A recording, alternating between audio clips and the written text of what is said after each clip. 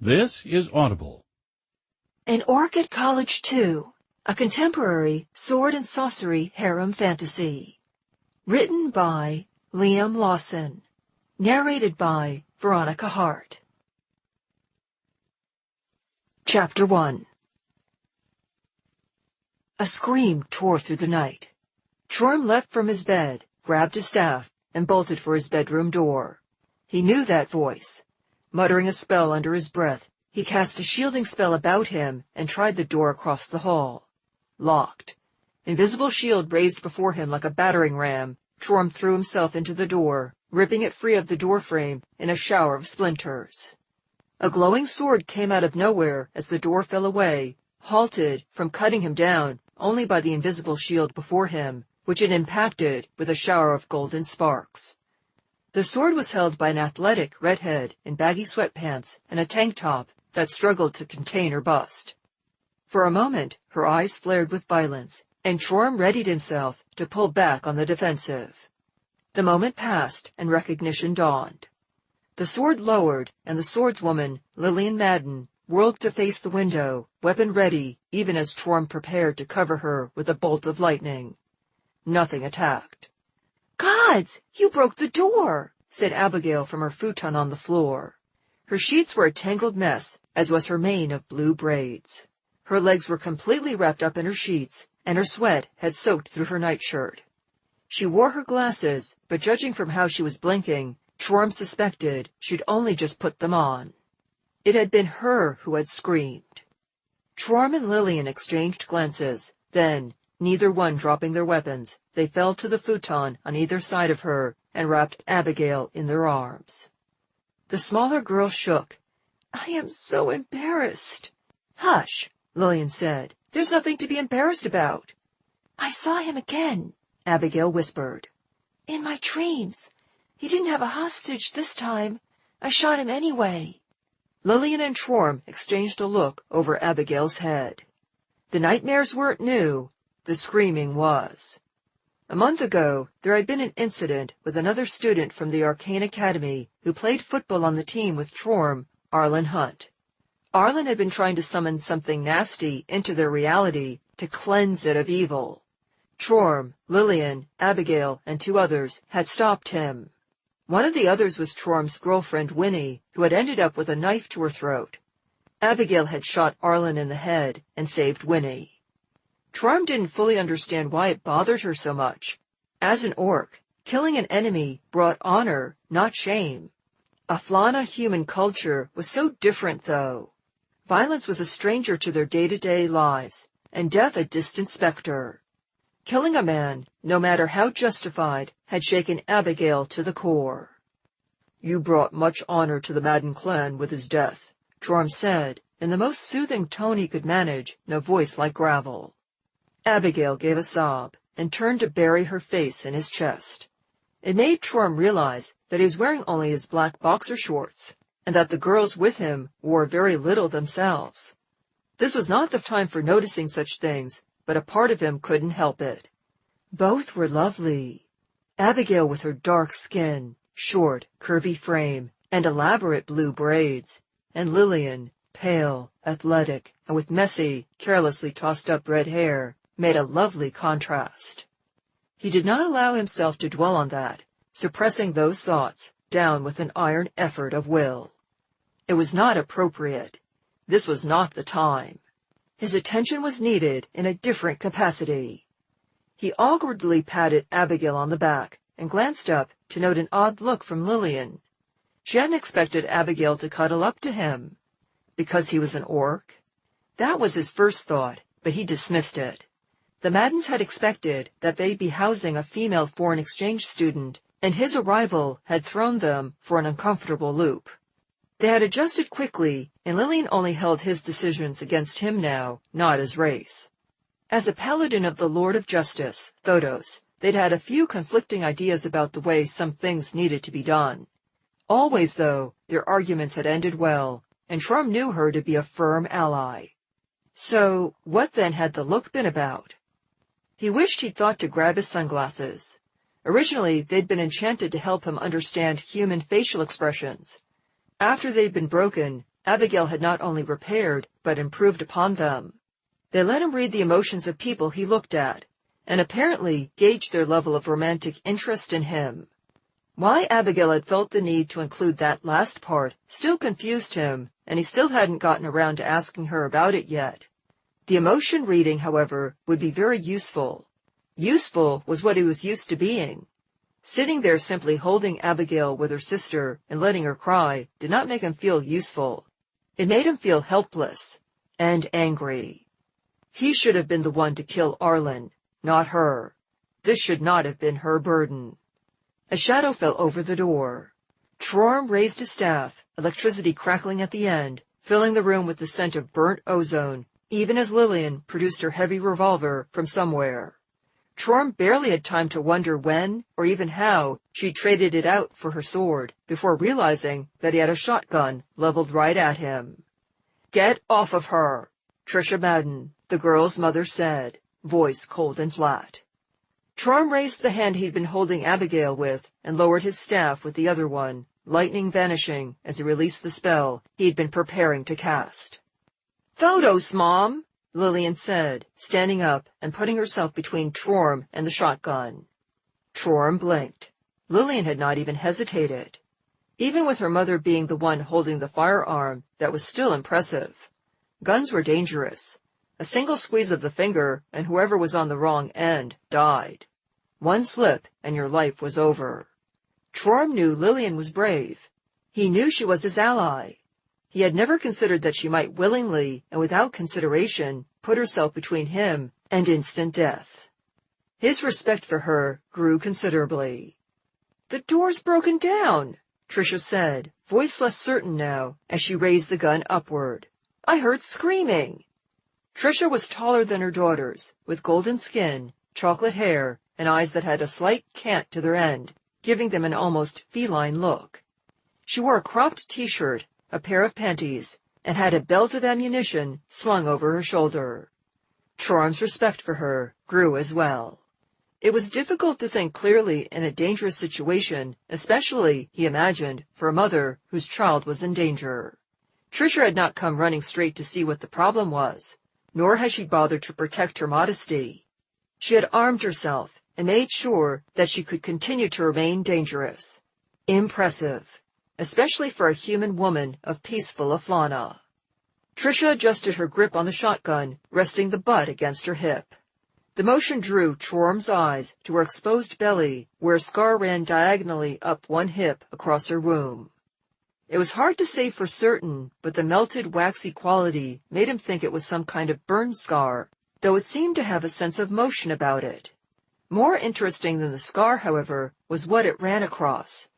Tricia had a tattoo on her lower belly. The scar neatly bisected it, but Trorm could still recognize the all-seeing star of Zosione, the goddess of secrets and magic. Her followers called her the Lady of Hidden Light, while some called her followers spell-eaters. Trorm wasn't sure how exactly that worked, but the name gave some inclination as to what her clerics were capable of. Or it could just be a metaphor for their perpetual hunger for forbidden knowledge, both magical and mundane. Trorm furrowed his heavy brow. Human religion was not a strong suit of his, though he had studied in an effort to become more culturally aware before coming to Aflana as a foreign exchange student. Perhaps he wasn't remembering correctly. Tricia was a single mom who ran a pub. One of her daughters was a paladin of Thodos. There was no way she could be involved with Zosione. "The scream came first," Lillian said. "Trorm broke down the door to make sure we were safe." Tricia blinked. "It's my fault," Abigail said, standing up. "Gods, I can't believe... It was just a nightmare, Mom. I'm sorry." "No, I'm sorry," Tricia said, sweeping into the room and pulling her youngest daughter into a hug. "It's okay, sweetie. Everything is okay. There's nothing to be embarrassed about." "I apologize for the door," Trorm said. The shotgun wasn't pointed at him anymore, but he wasn't going to move until they gave him permission. "I will replace it." And that would be another chunk of change down the drain. He was on a full-ride football scholarship, but money was still an issue. He'd thought he'd come over with plenty, and he still had enough to get by, but it wasn't growing, especially not since he enjoyed taking Winnie out. Trisha looked back at him, her face contorted in an expression Trom did not recognize. He really wished he had his sunglasses. Trisha dropped to her knees and threw her arms around him, casually minding the gun so it didn't point at anyone with the kind of ease only someone who spends time handling their weapon of choice would be familiar with. "You came in here to protect my baby girls," she said, hugging him tight. "Thank you." "Mom," Lillian said, in a tone of exasperated frustration Trom had become familiar with to recognize instantly. "We're not exactly helpless here." "I am so sorry," Trisha said.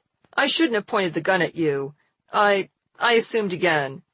Gods above, I am so sorry, Trom. We're lucky to have you here." She released him and pulled back. "Please forgive me." Trom shrugged. Forgiven. It wasn't as if there was much else he could do. His stay in the United Confederation of Aflana was entirely at the will of these women. If they decided that things weren't working out with him, they could send him back to the glorious horde, no questions asked, and his arcane aspirations would be shot to the frozen hells. "Okay, good," she said, slowly rising to her feet and apparently remembering for the first time that she was dressed only in an ammunition belt and a few scraps of cloth. "I'm going to go put something more appropriate on." Abigail giggled.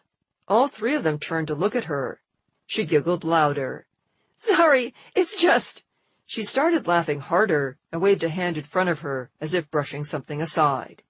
Trom caught Lillian and Trisha exchanging a look that clearly meant something. Whatever it was, the meaning was lost. A human thing or a woman thing, he wondered. Or perhaps a Madden thing.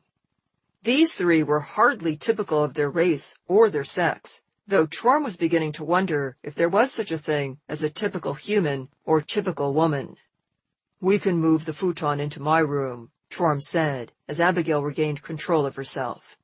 Whatever it was that had made her start laughing eluded him, so he focused on being useful. "The door's still on, and the two of you can have your privacy." For some reason, that made Abigail giggle harder. "Are you all right?" Trisha asked her daughter. "No," Abigail said, calming down. "No, I'm not, but I will be. You all are taking care of me. Thanks." She hugged Lillian, then Trisha, then finally Trom. As she pulled away, she planted a kiss on his cheek. Trom felt his face grow hot. A quick glance around revealed that neither Trisha nor Lillian had noticed in the shadows. Not for the first time, he was grateful the gods had seen fit to not bless humans with the same night vision they had orcs. Chapter 2. Trom Coldstorm had battled monsters and rogue mages. He had spent a lifetime fighting as the unlucky sixth son of his father, in a culture that prided itself on physical prowess and aggression. He was a wizard who unraveled the secrets of creation itself and bent them to his will. Standing before this dimly lit class of students, with a PowerPoint presentation glowing on the rollout screen behind him, next to Nimel and Tibbs, Trom Coldstorm had never been more terrified in his life. His knees felt as if they were ready to give out at any moment. The soles of his feet and palms of his hand tingled so that his footing felt unstable, and it seemed to him that he might lose his grip on his staff at any moment. His stomach was imploding, shriveling in on itself in an effort to wither away into nothing. Worse, though, was his tongue. It refused to obey him, becoming leaden in his mouth and sticking in place. Trom prided himself on his ability to speak clearly and precisely. It was a habit that he had deliberately cultivated and ingrained into his very being. It set him apart from his brothers and marked him as an intellectual, not just another meathead, enabling him to defy the expectations other races placed upon him. Standing there before his classmates, presenting their group project, his words utterly and completely failed him. All Trom could do was stand there, paralyzed, as Tibbs and Nimel spoke. Every time it was his turn, he'd open his mouth and a grunting sound would come out, making what few words he managed to string together into a sentence unintelligible gibberish. Nimel had to step in twice to clarify what he said, and one time none of them, not even Chorm himself, had any idea what he'd meant to say. This was particularly unfortunate, since he'd been the mastermind behind their original spell template project. The theory behind it was much too advanced for Tibbs, and the recombination of arcane energies was outside of Nymal's areas of expertise, since she specialized in the schools of transmutation, illusion, and divination. Their shared skill in the divination school of magic had been the original starting point, but energy had simply been so much easier to use to prove their theory than divination. When the presentation ended, the group received a sad smattering of applause. The two other elves in the class looked especially disdainful. None of them had been happy to have Chorm in the class to begin with, and since Nymal had come out, a metaphor Chorm wasn't sure he understood, as trans, after the incident a few weeks ago, they'd turned borderline hostile. Elves had slow reproductive cycles, and any of their number who might handicap that process by taking feminizing hormones, for example, was not met with warmth. Professor Lancaster cleared his throat and gave them a once-over. "Thank you, Nymal, for that presentation. I know you are eager to prove yourself, but perhaps next time select a subject that everyone in your group can understand." "Actually, Chorm selected the subject," Nymal said, far more hesitant now than when she'd been speaking before. Her transformation over the last weeks had been enormous. Chorm had come to the conclusion that she'd been using minor illusions to conceal the full extent of her hormone regimen. Looking at her now, in her miniskirt and long hair done up in an elaborate braid, there was no question that the gender icon presented next to her by his enchanted sunglasses was anything but correct. "Then perhaps next time you should choose," the professor said. "Remember, everyone, this is a group project. That means everyone pulls their own weight." Chorm winced. That was his sole concession to the crushing feeling pressing down on each of his internal organs. At the very least, the professor would have to read his paper, and it would become clear that Chorm did in fact understand the subject matter. Assuming that he didn't think Nymal had written it for him. They traded enough notes and looked over each other's work several times, so there could be enough similarity between them that he might think so. Chorm sat listless and stoic throughout the rest of the class's presentations. When class was over, Tibbs gave Chorm a pat on the shoulder. "Got to go, man. Got a recording session this afternoon." Tibbs was on the verge of becoming a very good friend. A half-elf bard, he was the star of a band called Bananas Eating Monkeys, and a YouTube sensation. The footage he'd gotten of them a few weeks ago had blown up his channel and driven up album and merchandise sales. Outside of class and their group project, Chorm hadn't gotten to see much of his friend, nor apparently had anyone else outside of his band.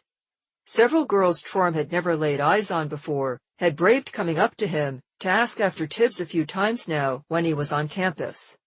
Chorm had never seen the half-elf with the same girl twice, and had been utterly perplexed about how to answer aside from what Tibbs had told him, though he'd passed on the word. "Take care," Chorm said, trying not to let his glumness seep into the words. "You too," Tibbs said, and was off. Chorm stood and collected his things. "You okay?" He glanced over to find Nymal standing just behind him. Her satchel was bulging with books, and she held two more that she apparently couldn't fit inside, close to her chest. Nymal Turquinel. Gender, female. Emotion, concerned, embarrassed. Interest level, 6. Well, he was embarrassed too, and he shared her concern. This project was a significant portion of their grade, and he'd essentially blown it. "I have no idea what happened," Chorm said, looking at a fixed point above her head. He couldn't bring himself to meet her gaze, but he would not allow himself to lower his eyes. She reached out and put a hand on his arm. The touch caught him off guard, and he glanced down. She was blushing. Nothing changed on the status window provided by his sunglasses. She was biting her lower lip. What was he missing? He glanced back at her status window. Her interest level had increased since he'd last checked. Not that he checked often. As useful as his sunglasses were, that particular aspect seemed slightly more invasive than necessary. Originally, the sunglasses were intended to help people who were on the spectrum recognize emotions. They'd been broken, then repaired by Abigail, who had included several upgrades. Why she felt the need to use the sunglasses to turn his life into a dating sim, he had no idea, and hadn't gotten around to asking Abigail about it. In light of her recent night terrors, it seemed unimportant. She withdrew her hand, blush deepening. He must have been supposed to say something. Need a hand with those books? She blinked, surprised. Okay. Pleased. What was she pleased about? He reached over and took her bulging satchel. Her entire posture shifted, and she stood up a little straighter. He supposed that to her, it must have been an incredibly heavy load. They strode from the classroom and made their way across campus toward her apartment. I owe you an apology, Chorm said, after several moments of walking in silence. You and Tibbs both. Oh, Nimel said. That had apparently not been what she'd been expecting him to say. I have no idea what happened up there, he admitted. I just froze. stage fright, Nimel said, nodding. it happens. Stage fright? Was that it? It seemed so pathetic compared to everything he'd faced and been through. It raised a terrifying question. As the arcane advisor to the leader of the glorious horde, the position he aspired to fill when his eldest brother claimed his position of leadership, Chorm would be expected to give the occasional speech, and more than the occasional presentation. If he could not manage a simple class exercise, how in the frozen hells was he supposed to do his job? I put both of your grades at risk, he said. I directed our project into an area neither of you were fully comfortable with, and then failed to provide the support you needed. You've been plenty supportive, Chorm, Nimel said, drawing his eye. She was looking at the ground, so he could not see her face, but the tips of her pointed ears were crimson. You know, I think I owe you an apology, too. She did. That was news to him. That day, when I was attacked and you rescued me, she said. I was so... I'd never had an outlet before. Not a real one. I mean, sure, online, but you know, it's always different in real life. He didn't know, actually. In point of fact, he had no idea what she was talking about. When you found me, I was beyond mortified. I was also relieved. And I definitely overshared, she said. I told you things that I've never told anyone, intimate stuff, because you were available. Because I felt like I was going to explode. We didn't know each other. I hadn't been nice to you, and I put you in an awkward position. Ah, Chorm said, suddenly comprehending. That had been the day he'd discovered Nimel's secret, after a doppelganger had broken into her apartment and taken her prisoner while dressed in her girl clothes. I keep expecting you to ask me questions or make something about it, she said. And you've been the most supportive person in my life, which is sweet, but also kind of sad. I'm sure you've had people more supportive than me around, Chorm said, trying to think of how he'd been supportive. As far as he knew, the only thing he'd done was go about business as usual. You gave me the courage to come out, Nimel said. And I've seen you with other girls. You don't treat me any different than you do them. That means a lot. Tibbs treats you like other girls, Chorm said. Nimel rolled her eyes. I make him uncomfortable. Besides, he doesn't do friendship with girls. He doesn't? Chorm asked. Please. You've seen the bevy of women he goes through. He doesn't do girlfriends or friends who are girls. He tolerates me, and that's because of you. Chorm had no idea what to say to that. They were almost to her apartment, making their way into the complex and navigating the various buildings. It was quaint and quiet, a place reserved for longtime residents who attended the university and wealthy students. How are things going with the cheerleader Lagathrope? Nimel asked suddenly. Winnie? Chorm asked. We're doing good. Better than good, truth be told. I'm going to need a part-time job, though, if I want to keep taking her out on dates. Not that Winnie was needy or expected him to spend money on her. Chorm simply refused to not properly demonstrate his appreciation for her. That's good, Nimel said. Disappointment. They rounded a building and reached Nimel's apartment building. Forgive me for saying, but that doesn't strike me as sincere. Every bit of Nimel's visible skin turned red. What the frozen hells? An elf girl had come away from the apartment. It seemed that she had been waiting at Nimel's door. She wore a long, flowing skirt and tight top, both embroidered with silken birds and flowers. Her brunette hair hung in a loose braid all the way down to her ankles and was woven through with flowers and feathers. She was lithe and beautiful, in the way of elfin women, smaller than Nimel, which made her positively diminutive before Trorm. From the fiery rage in her eyes, she didn't seem to notice. Soliana Miralee. Gender, female. Emotion, embarrassed, enraged, ashamed. Interest level, 0. Nimel? She said. Goddess above, that really is you. I didn't want to believe the rumors. Tears fell from her eyes. Soliana? Nimel said. Whereas she'd been red before, now she was an unhealthy pale. What are you doing here? What am I? Some orcs turned you into his concubine, and you want to know what I'm doing here? It's not like that. Nimel and Trorm said simultaneously.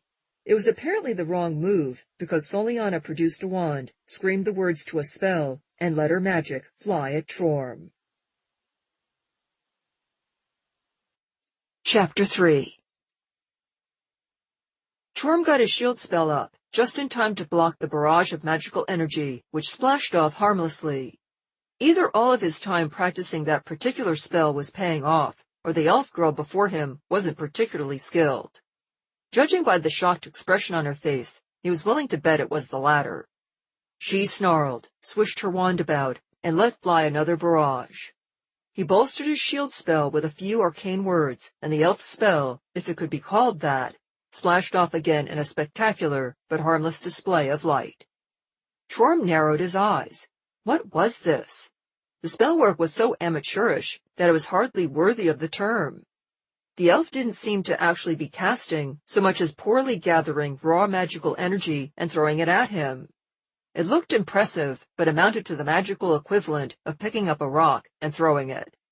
Honestly, the rock might have been more effective. Trorm adjusted his grip on his staff and made ready to counterattack. Rage surged through him, fueled by his failure in class. It roared through him like an oil fire, and sparks flew from his staff as he raised it. No! Nimel leapt in front of him. That's my sister! Trorm cut off the lightning spell, then dropped his staff to grab Nimel and yank her behind his shield spell as yet a third blast of magical energy was hurled at him. With a roar, Trorm cast a new spell he'd been working on. Inspired by their recent conflict with a horde of enemies and their group project, Trorm had been working on layering spells on top of spells, essentially allowing him to effectively cast a spell upon a spell to create a greater effect or an all-new one. His shield spell glowed bright, becoming visible for the first time as it absorbed all of the raw, magical, and kinetic energy that had been directed at it, and flung it back at his attacker. The elf girl was sent flying backward as the collected strength of her attacks was sent back into her. She hit the ground hard and tumbled over backward. Nimel cursed and ran past Trorm to the elf girl, Soliana, dropping to her knees and helping her up. Soliana was crying. No, not crying, weeping. Trorm stared. What the frozen hells? I didn't want to believe it! Soliana screamed. You really are an orc whore! Don't you finish that sentence! Nimel snapped. Soliana's mouth clapped shut, and she sniffled, tears and snot running freely down her pretty, if now reddened face. A quick once-over revealed that the worst that she would have was a bit of bruising. Was she really so weak that she thought she was seriously hurt? No, it seemed more likely that she was upset about something else entirely. Trorm consulted his sunglasses. Ashamed, embarrassed, angry, sad. Helpful, but not as much as he'd hoped. What he really needed was the root cause of those emotions. If Abigail had been able to enchant an item that could figure that out, though, she'd be rolling in money, and already graduated with a wizarding degree. Let's go inside, Nimel said, rising to her feet and helping Soliana up as well. We're making a scene out here. Chorm glanced around and found a small group of neighbors gawking. Great. He could just imagine what the Elf Watch and Orc Watch apps were making of this. He'd be vilified in no time for defending himself. I'll take my leave, he said. I seem to be a divisive subject. No! Nimel rushed from her sister's side, leaving Soliana gaping. She grabbed his hand in both of hers. Stay, please. This was a bad idea, Chorm knew. He glanced down at Nimel. Desperation. All right, he said. This was a really, really bad idea. Nimel attached herself to his arm. He could feel her breasts pressing into his bicep and tried to ignore that feeling. Come on, inside, Nimel said. Soliana went with them, eyeing the pair as if they were venomous serpents, stopping only to pick up a backpack that she dropped by Nimel's door. Chorm set Nimel's satchel down on the kitchen table that held onto his staff when he noticed that Soliana hadn't put away her wand. He was not about to let this third-rate wannabe wizard sucker punch him with a half-baked spell. It was hard to believe that this girl was related to Nimel, given their discrepancy in skill. Then again, he could hardly be one to judge, considering the family he came from. He and Nimel took a seat on the sofa, while Soliana sat on the love seat.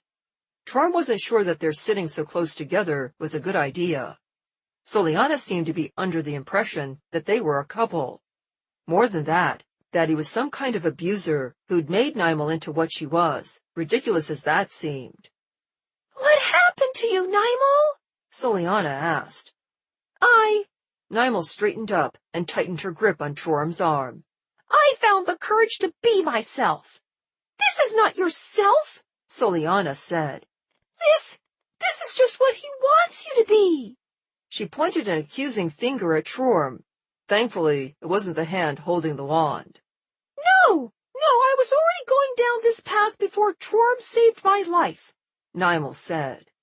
Soliana's hand fell limply to her side, and her mouth dropped open. She mouthed the words, saved my life, as if trying to process them. Chorm gave me the courage to come out, Nimel said. I'm just being honest about who I am now. Honest? Soliana said. So what? Everything before this was a lie? Chorm really thought that he should be somewhere else. He had absolutely no business being a part of this conversation. This was not his business. No, Nimel said. Don't be so overdramatic, but I was lying to myself. She shook her head. I wish you'd told me you were coming. This was not how I wanted to tell you. Were you ever going to tell me, brother? Soliana asked, sullenly. Chorm couldn't help but find her remarkably childish, compared to Nimel. It was hard to tell with elves, but he thought that they were about the same age. Of course, sister, Nimel replied. And I am your sister, not your brother. Soliana made a choking sound. I didn't want to believe the rumors. I thought you could help me. Chorm raised an eyebrow. This was how she went about asking for help? Elves have strange customs. He knew the instant that he spoke that he should have kept his mouth shut. Soliana glared at him, but Nimel began giggling. That only made Soliana glare harder at him. I needed that, Nimel said, after a moment, wiping away a tear from her eye. Thank you, Chorm. He shrugged and went back to doing his best impersonation of a great green boulder. It's Mom, Soliana said. She's not just sick, Nimel. She's dying. Nimel blanched. Aelry's dying? How? Aelry, not Mom. Weren't they sisters? Odd that Nimel would refer to her own mother by her first name. Chorm was better with human culture than elfin, but he thought that both, like orcs, referred to their parent as mother or father rather than the use of their name. There was something here he was missing. Cancer, Soliana said. They just found it. It's in the final stages. She's got a few weeks left at best. Chorm clenched his teeth and felt Nimel squeeze his arm for all she was worth. Cancer was an insidious illness, and one of the few that was a serious problem for elves. It was notoriously difficult to detect in them until the last stages, when it was usually too late to do anything about it. Soliana, I am so sorry, Nimel said. Your mother was a kind and powerful woman. Soliana leapt to her feet. Don't talk about her like she's already dead. Nimel nodded. I apologize. That was thoughtless. You can make it up to me by helping me to save her, Soliana said, opening her backpack and emptying out several notebooks and tomes upon Nimel's coffee table. I don't know of anything but divine intervention and the most powerful of transmutation and healing spells that might be able to help at this point. Nimel said sympathetically as Soliana fell to her knees and set about opening her various books and notes, spreading them out in no particular order that Chorm could discern. That's just it, she said, speaking quickly. That's just it, at this point. She picked up a heavy book and passed it over to Nimel. Chorm glanced at the chapter heading. It was written in Elfish, but he was able to translate a single word. Temporal. You want to time travel? Chorm said skeptically. Don't be absurd, Soliana snapped. I think I found a way to create a localized liquid temporal field, capable of resetting a place, object, or even a person back to a certain state that they previously were in. Nimel nodded. You think that you can reset your mother, put her back to a point before the cancer grew beyond being treatable, and catch it in time? Exactly. Soliana nodded vigorously, her long braid bouncing behind her head. I don't think it can be done, Nimel said. Believe me, pharmaceutical companies have been trying for years to find a way to restore people to their youth, and they've got teams of highly skilled wizards working on it. But they're limited, Soliana said, leaning forward, eyes burning feverishly. They've had short-sighted government oversight. I'm talking about true temporal magic here, not just reversing biology. You're talking about magic that's forbidden by every known nation, Chorm said flatly, and for good reason. Manipulating time was one of those few areas of study that everyone collectively agreed upon was too dangerous to be allowed, primarily because the effects were so profound. The effects of tampering rippled outward in unpredictable ways that altered things on a global scale. Small changes led to massive ones. There were all kinds of theories about early temporal wizards conducting all manner of experiments before the great nations of the world collectively put their foot down. There were always rumors, of course, of various nations secretly working on their own temporal manipulation spells, just as there were always rumors about aliens and nuclear programs. While Chorm had no doubt that it was an area of significant study, there was no way to actually practice it without some very powerful people finding out and coming to chop your head off. I'm talking about magic that could save my mother's life, Soliana said through clenched teeth. I found a way to contain it through conjuration, see?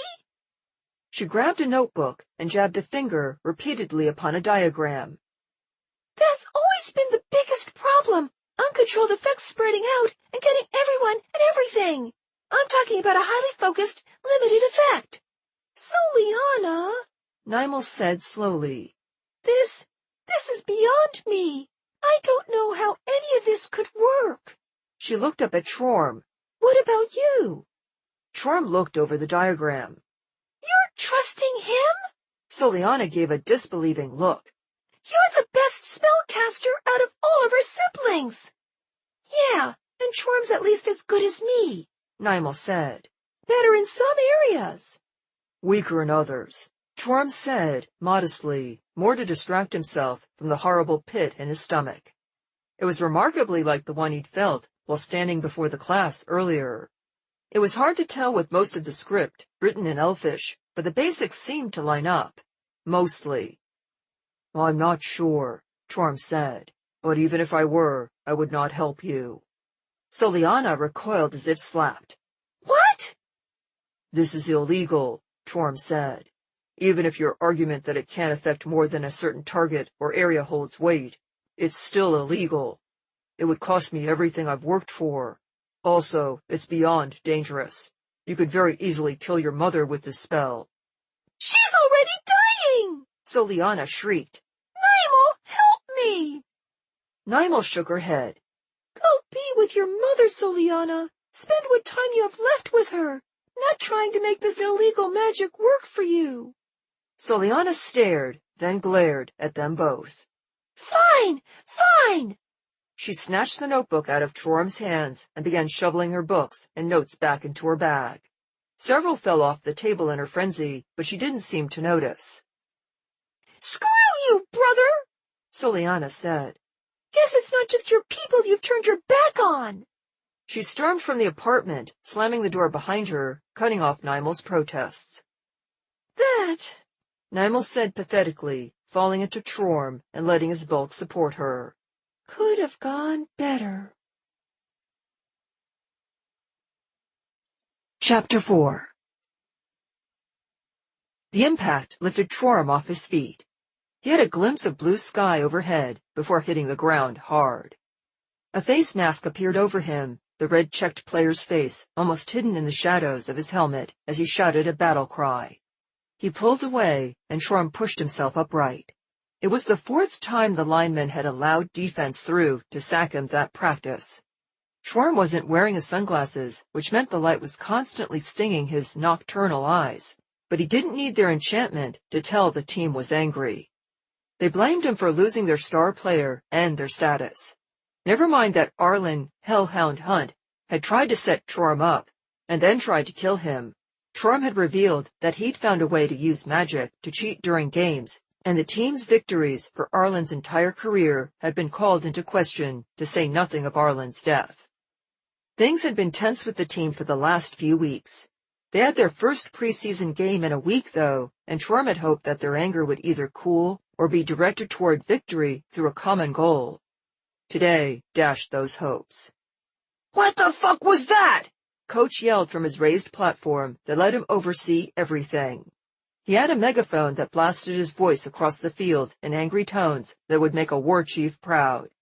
"What the God's damned fuck was that, Watkins? You let one more asshole past you, and your ass is benched for the next game because I'm going to send you to the fucking infirmary with my boot up your fucking fairy ass! Again!" They lined up. Offense knew the plan. Trorum wasn't the starting quarterback, but it was still his job to call the plays. He tried when they'd first taken the field and had been summarily ignored, so he'd adapted to his teammates as best he could. It hadn't been hard. The problem was, it wasn't hard for the defense either. This time, it was Morse who let them through, and Trorum found himself sacked again, almost as soon as the ball touched his fingers. "Fuck you, Spinach!" Scott, the player who'd sacked him, screamed down into his face. All the players had nicknames. War names, Trorum had thought of them. Things that they were to be known by when the media interviewed them. He'd been supposed to earn one with Arlen, but that had all been a setup that had exploded spectacularly. Literally. The magical augmentations that had protected the stadium from magical cheating, in theory, had been completely destroyed. Spinach had been the name that the team had saddled him with. Trorum didn't protest. There was no point in arguing with anger. He'd learned that lesson from his brothers back in the glorious Horde. And truth be told, he didn't hate the nickname, no matter how racist it was. Spinach was rich in iron. It made one strong. Perhaps it was time to demonstrate just how strong he was. The coach blew his whistle, calling their practice to a halt.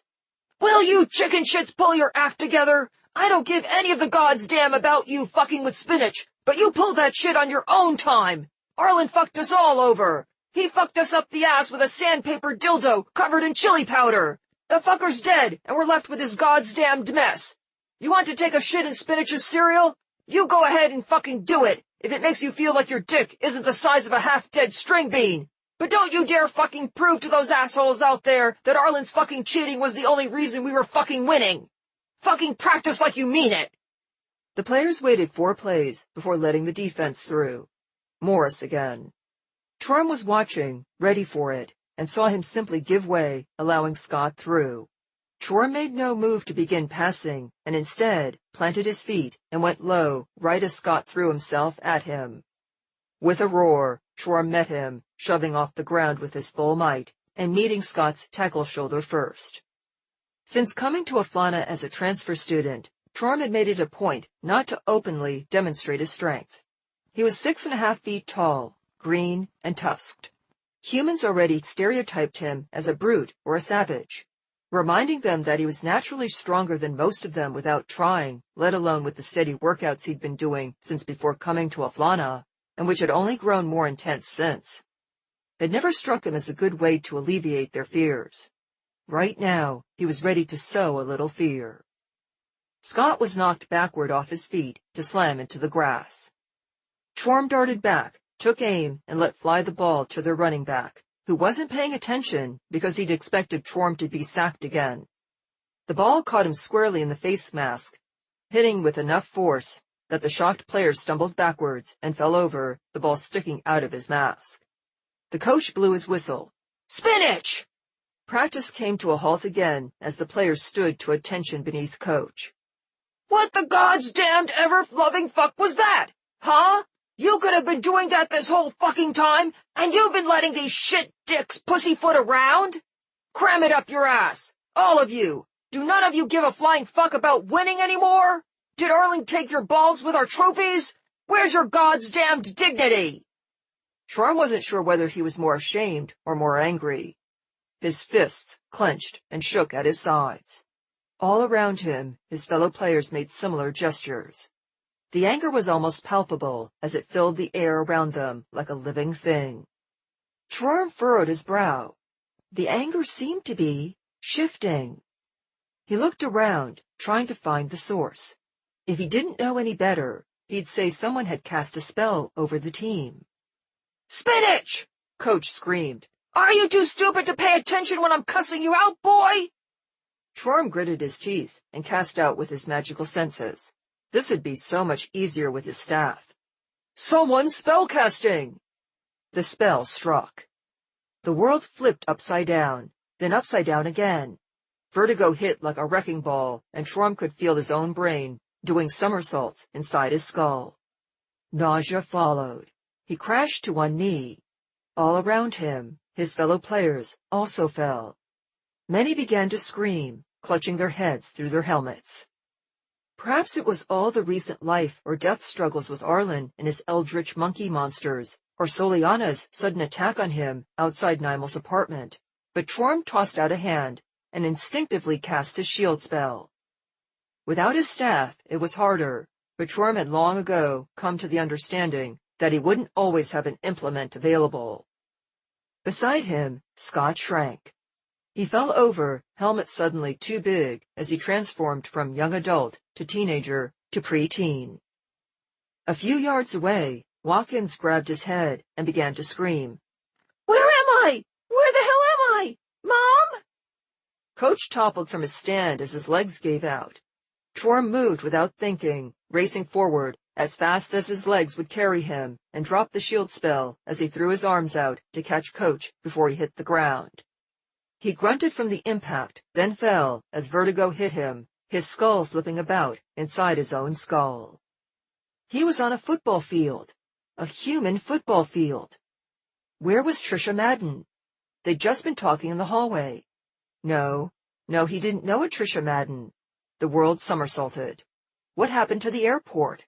He'd just gotten off the plane to Aflana and had only seen a single other orc hurrying by to a connecting flight. How had he gotten here? Where was he? What was wrong with all these humans? A scream drew his attention to the ground beside him, where a human man in his mid-20s was bleeding from what appeared to be 2 bullet wounds to the chest and a massive laceration across the belly.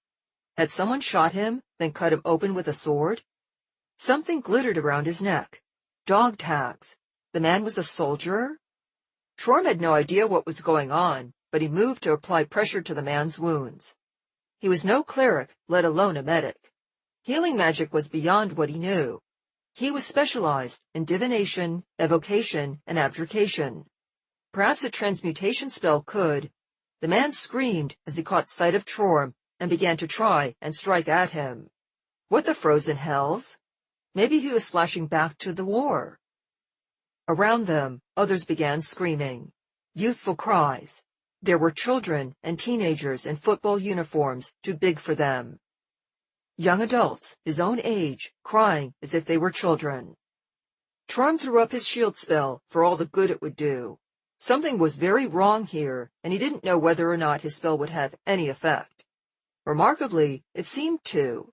A faint dizziness he hadn't been aware of seemed to be pushed back. He looked at his spell. Was it his spell? He'd cast it differently. Some kind of modification that he couldn't remember ever learning. That was almost as scary as the screaming, dying man on the ground beside him. The shield spell began to glow. Something was pressing against it. Something he couldn't see. Charm hadn't had much cause to use his divination magic recently, but he called upon that knowledge now. Seer Sight was a basic spell, one that just about every wizard interested in divination started out with. It enabled the caster to see magic as if it were a physical substance. It was an amateurish spell, the kind that was only useful until you developed your sixth sense and overcame the need to use your eyes. Only in this case, Chorum's sixth sense was all kinds of messed up. The spell went off, and Chorum could see it.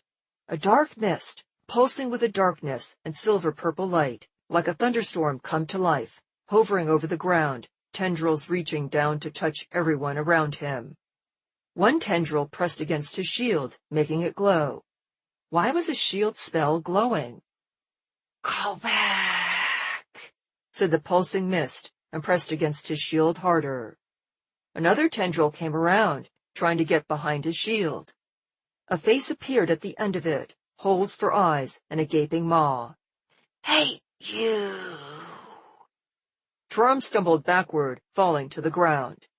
This turned out to be an advantage. He was able to get the dome of his shield spell up over him completely. It glowed brighter as the spell that was talking to him, pressed against it. What did it do? "Go back," the spell said. He was at the St. Scrollweird Stadium. Everyone was in St. Scrollweird's uniforms. They were turning into children or acting like children. Go back, it had said. Whatever this thing was, it seemed to be trying to transform them back into children or something. Was that why he couldn't remember getting here, and why he'd cast a spell with a modification he couldn't remember? Had this thing already set him back? Wait, they were at St. Scrollweird Stadium. It was supposed to have impervious magical defenses. Spells couldn't be cast here. Yet he was casting, and whatever this thing was, it seemed to be working magic. That didn't make any sense. His arms began to shake with the effort of maintaining his shield, which had become painful to look at. "Go back!" the mist screamed. "Go back to nothing! Be unmade! I hate you!" "It's mutual!" Chorum snarled. If he'd made a modification to his shield spell, it had to provide some means of counterattack. It was all he had without his staff. And no better idea of what was happening. He screamed and pushed with all his will into his shield. The counterspell exploded in a shower of light. The mist caught it, swirling about it like a hurricane of light and shadow. The mist screamed and cast the light down. Something shifted. Magic, unlike anything Chorum had felt, washed up from the ground. He found it impossible to cast spells, like his magical muscles were immobilized in molasses. The mist shrieked and flew upwards into the air, pushed away by the stadium's magical defenses, which had suddenly been restored. Chorum's memories came flooding back. He knew where he was. He understood what had happened. Somehow that thing, whatever it was, had caught his redirected spell energies and cast them into the stadium, which had restored its previous defenses which had then cast it out. Whatever that thing was, it was pure magic. All around him, players groaned and got up, finding themselves back in their normal bodies. Coach sat up, clutching at his body where his wounds had been. Sweat drenched his face. All eyes fell on Chorum. What energy his muscles had left gave out, and he collapsed backward onto the turf. "Practice is fucking over!" Coach called out. Chapter 5. Troim leaned back in his chair and breathed a sigh of relief. It had been 2 days since the incident at the stadium. There had been no further practices, though counseling was being offered to the players. The preseason game was still on, and an investigation was underway. It seemed to Troim that the investigators were looking more into the restoration of the stadium's wards than they were the attack itself. They seemed to think that what had happened was some kind of precursor to the wards reestablishing themselves. No one had so much as mentioned a magical creature or temporal magic, both of which were fine by Troim. It was too much of a coincidence for his liking that so soon after meeting Nimel's sister, who came demanding help for a temporal manipulation spell, that a creature of some sort with temporal manipulation powers attacked him and his teammates at the stadium. Only, if it was a creature, how could it have been repelled by the stadium's wards? They only protected against spells and spell casting, not summoned or interdimensional life forms. He supposed it didn't matter. If that was some kind of spell, it would be dissipated by now. So Liana, if she'd been the caster, would doubtless have learned her lesson, and that was the end of it. No one would be asking pointed questions about why a foreign exchange student was involved in illegal magic. Life went on, which was why he'd done his best to go about business as usual and applied for a position at the university's tutoring center. He'd just gotten word back, much faster than he'd expected, that they'd been ecstatic to have him. Apparently, there was a shortage of arcane-focused tutors. Troim supposed that wasn't really surprising. Talking to non-spellcasters about magic, or even magical theory, could be tedious. It wasn't that he particularly enjoyed the idea of teaching non-wizards about magic. There simply weren't a lot of employment options for football players. It turned out there were a lot of restrictions placed upon them that he hadn't fully understood until arriving in Aflana. It was his understanding that a few players did jobs that paid cash under the table, but for the most part, the Collegiate Football League frowned upon its players being employed, which seemed stupid to Troim. Tutoring, however, they had no problem with. They were part of an education system after all. He allowed himself a grin. Finally, something was going right. He had enough money from his scholarship to get by, but not to thrive.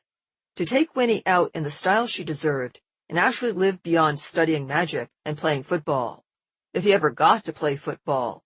The way things were going, the team was destined to hate him, and he'd spend his entire collegiate career on the bench, the token non-human on the team. The grin slipped away. There were worse ways to spend his time at college, he supposed. After all, whether he played or not, he was having his education paid for by the school. And as much as he enjoyed the sport, it wasn't like he intended to go pro. He was going to be the arcane advisor to the great chief of the glorious horde, if he could survive. First, Arlen Hunt, and now Nimel's crazy sister. Because who the frozen hells else was going to pull a crazed stunt like that? It wasn't late, but he was ready to fall over into bed and collapse. A knock sounded on his door, or rather, the door frame. He'd taken the broken door down and repaired the door frame since breaking it down, but hadn't gotten around to actually replacing the door itself. In part because he didn't have the money. Neither did the Maddens. Another reason for his new part-time job. For the moment, a strung-up curtain served as the barrier between his borrowed room and the rest of the house.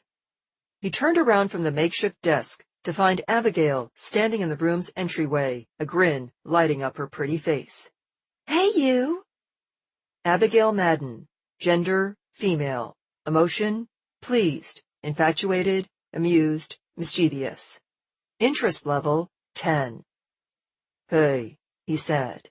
She'd been doing better in the last few days. Your girlfriend's here, she said in a sing-song voice. He blinked, and Winnie bounced into the room in her cheerleader uniform. The bunny girl hopped into his lap, wrapped her legs around him, and pulled his mouth to hers in a searing kiss. Her tongue slid over his, and she ground herself into his lap, pressing as much of her soft body into his as their positions allowed. She broke the kiss and beamed down into his face. Hey, boyfriend! Winnie Zamora. Gender, female. Emotion, pleased, playful, infatuated, mischievous. Interest level, 10. Winnie was an athletic, busty lagothrop, covered in a soft, light brown fur, offset by darker brunette hair cut into a wavy bob. Long bunny ears stuck up from her hair, and a cute cottontail poked out from her tight little skirt.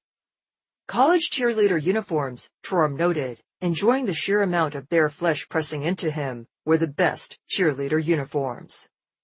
Trorum looked from Winnie to Abigail. "What are you two up to?" "What do you mean?" Winnie asked, all feigned innocence. "The sunglasses say you two are feeling almost exactly the same," he said flatly. "They're using the word mischievous to describe your emotional states." "Cheater," Winnie said, snatching the sunglasses from his face. "I thought you didn't have a problem with them," Trorum asked. "Tonight I do," Winnie said, and tossed the sunglasses to Abigail, who caught them with a laugh. "A girl's allowed to change her mind." Trorum looked to Abigail, who grinned, pulling the sunglasses behind her back with a shrug. "Don't look at me. I don't make the rules." "What are you two up to?" Trorum asked. His girlfriend and the girl who had given him sunglasses that could read emotions, including hers, and which gave her an interest level to rival Winnie's in him, were teaming up. This was either something really good or really, really bad. "Who says we're up to anything?" Abigail asked. "I think I'm getting better at detecting feigned innocence in your voices," Trorum said. "We're always innocent," Winnie said, slapping him playfully on the chest.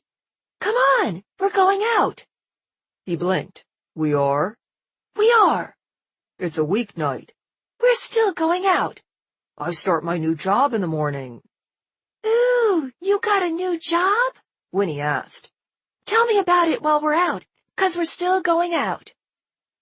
Trorum opened his mouth to protest further, but Abigail cut him off. "Trorum, you have a half-naked bunny girl cheerleader on your lap. Shut up and do what she says." Trorum closed his mouth and nodded.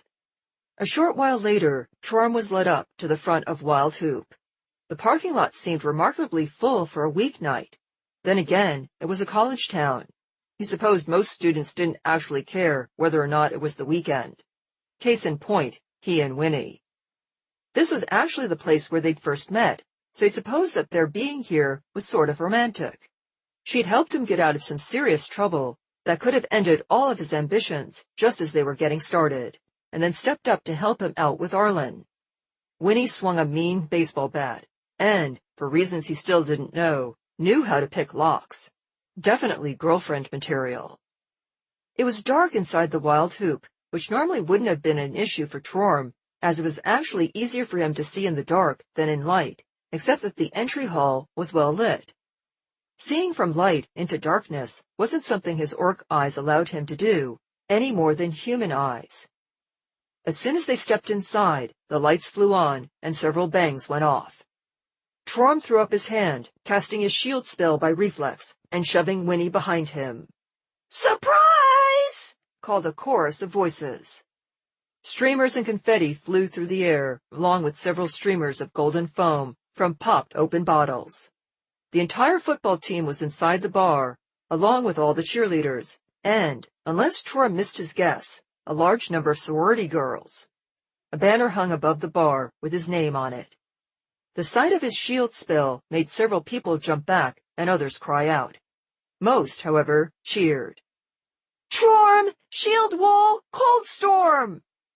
Blinking, he glanced down at Winnie, who beamed up at him and bounced up and down. That her body was still pressed tightly against his arm as she did this was not lost on him. "Surprise!" she said giddily. "That it is," he said, half in a daze as he looked around. "What's all this?" "This," said Scott, one of the most vocal players who'd spoken against him, "is an apology." He rubbed the back of his head, cheeks and neck flushing. Jeremy Morios and William Watkins joined him a second later. "And a thank you," William said. "I saw what was happening with Coach. You tried to help him, even dropped your magical shield thingy." Troy felt his own cheeks start to heat up. "Look," Jeremy said. I'm sorry. The thing with Arlen, that was a big blow, you know, and it wasn't right to hold it against you." "And sorry it took your saving our asses to see it," Scott added. Winnie giggled.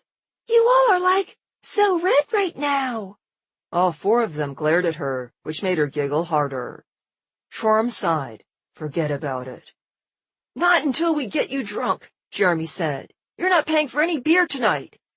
Shorm gave a nod and a tentative grin that revealed his tusks. "Yeah, okay." He glanced up at the banner. "Shield wall?" "It was this thing these ancient warriors used to do," William said. "They fought side by side with these big old shields in a line and covered each other. They always fought knowing that their brothers had their back, and they always had their brothers' backs. And that seemed appropriate." "You gave this a lot of thought," Shorm said. "Also," Jeremy said, "you do that glowy shield magic." "We could always go back to spinach if you prefer," Scott said. Shorm laughed. "I'll take it." "Good," Winnie said, bouncing up against his arm. "'Cause next, you're going to get us beers and take me dancing." The last was said in a shout, loud enough that a number of others began to cheer. Several drinks later, she and Shorm were in the dance floor and moving. Shorm wasn't in her league when it came to dance skills, but he was definitely better than most of the guys there, who didn't dance so much as wildly thrash about. Winnie and he made circles around them. Occasionally, they'd break away for a different dance partner, and Shorm learned that there were a few girls who didn't care what the race or relationship status of the quarterback was. He pulled away from an enthusiastic blonde with an impressive bust, who hadn't been dancing so much as gyrating against him. She wore school colors, and she could feel her lipstick still smearing his mouth. Her friends cheered her on. Shorm blinked stupidly. He didn't know how much beer he'd had, but he did know kissing other girls when you were in a committed relationship was not considered appropriate in Aflana. Humans really didn't like it. They were big on the whole monogamy thing. Granted, Winnie wasn't human, and neither was he, but this seemed an important point. It was one that suddenly seemed very important that this girl didn't understand. "My girlfriend's a lagothrop." She blinked, then smirked. "Girlfriend, huh?" She came in closer, pressing herself into him. Shorm tried to back away, but the dance floor was too crowded. The girl came on. "What your little bunny doesn't know won't hurt her. But it might hurt you," Winnie said, appearing behind the girl, who went completely still. "Hey, Winnie," Shorm said, relief sweeping through him.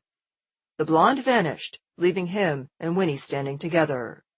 Winnie tapped her lips with a single finger, looking pointedly at his mouth. "You still got some of her on you." Heat suffused Shorm's cheeks. He reached up and wiped the lipstick off on the back of his arm. He had no idea what he was supposed to do. Did he apologize? But she'd kissed him. He hadn't done anything wrong. Winnie took his hand. "Come on." He followed her through the crowd and down a hallway. There were 3 doors.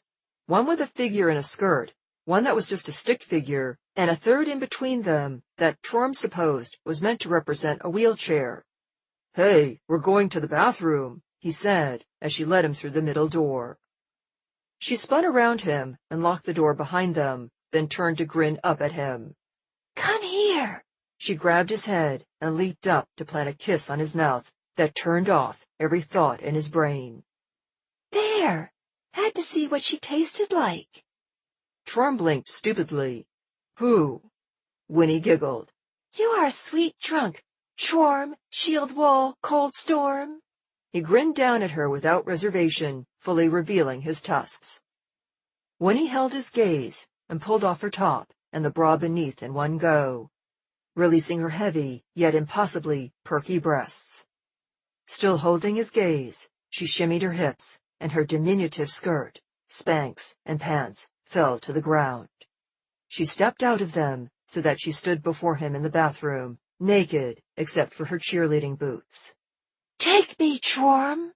Definitely girlfriend material. Chapter 6. Jorm closed the distance between them in an instant, drunken hesitation giving way to the clear focus of desire. His mouth crashed into hers as his arms wrapped around her, their tongues dueling, as he effortlessly lifted her naked body into the air. Winnie squealed delightedly into their kiss as he carried her forward and pressed her against the wall. Her legs wrapped around his waist, and she pressed her groin into his hard belly, pushing off the wall and moaning into his mouth. He dropped one hand to her firm, full bottom to support her. The globe filled his hand, and he squeezed it, earning another squeal that he swallowed down. His other hand went to his belt. He fumbled for a moment with the buckle, then got it, and his trousers undone. A moment later, and his thick erection sprang free. He shifted Winnie, positioning his head at her entrance, finally breaking their kiss. Her eyes met his, and they were aglow with desire. "I want it rough," she said, panting. "We're in a bathroom at a bar. I'm your dirty girl tonight." He thrust upward, pushing into her several inches. She was hot, incredibly hot, and tight. She wasn't as wet as she'd been other times they'd had sex, but she was clearly enjoying the feel of him as she gasped, throwing her head back. Winnie let out a little whimper and bit her lower lip, her slight overbite an adorable contrast to the otherwise wanton look about her. She nodded eagerly, understanding that he didn't want to hurt her and urging him to continue anyway. He shifted his grip so that he was holding her by his hips. Her breasts pressed into his chest, nipples hard. They rubbed against him as he slowly pressed her downward while thrusting forwards, slowly filling her, parting her tight folds. The heat was immense, and the deeper he pushed, the more her wetness rushed to meet him, lubricating his passage. Winnie whimpered and dragged her nails over his shoulder, hard enough to make Jorm gasp in surprise. "Harder, Jorm! You don't need to be gentle tonight." Jorm bared his teeth and yanked her down, shoving upward at the same time and burying his thick length into her. Winnie threw her head back and gasped. "Oh!" Jorm gave her no time to recover, lifting her up and slamming himself back into her. She let out another shocked gasp. "Oh, yes!" He bit one of her long ears. One of her legs lost its grip on his waist as it shot out, going completely stiff. Her body seized up, though Jorm didn't think she was having an orgasm. Winnie made a series of sounds in her throat, and he responded by thrusting up into her. She shifted, wiggling in his grip, shifting him around inside of her as she got her legs wrapped around him again, locking her ankles together behind his back. Winnie squeezed, pulling him further inside of her, pressing their pubic bones together. "Fucktus, you're so big," she whimpered. "I can't believe I've got all of you inside me." He pressed her into the wall, using it to help brace her as he withdrew. She tightened her grip with her legs, while simultaneously clenching down with her passage as he slid out. Her legs going taut and quivering was the only indicator he had that she was straining with all she had to keep him inside of her. For all that he seemed to notice, she might as well not have. Jorm withdrew until he was fully halfway out, and then slammed back into her hard enough to make the sheetrock shake and groan. Winnie moaned loud enough that even through his lust-fueled haze, Jorm wondered if the rest of the party might hear her over the music. He didn't care. Nor did he give her a chance to recover. He slammed into her again, and again. She threw her head back into the wall and screamed. Jorm slammed into her again, and her entire body seized up. She clenched down on his member, fluids splashing over him as his flesh slapped into hers, burying him to the hilt inside of her. She raked her nails over him again, breaking the skin down his back. He didn't let up as she came. He ignored all her efforts to pull him tight to her and withdrew, only to give it to her just as hard, over and over again. Her scream turned silent.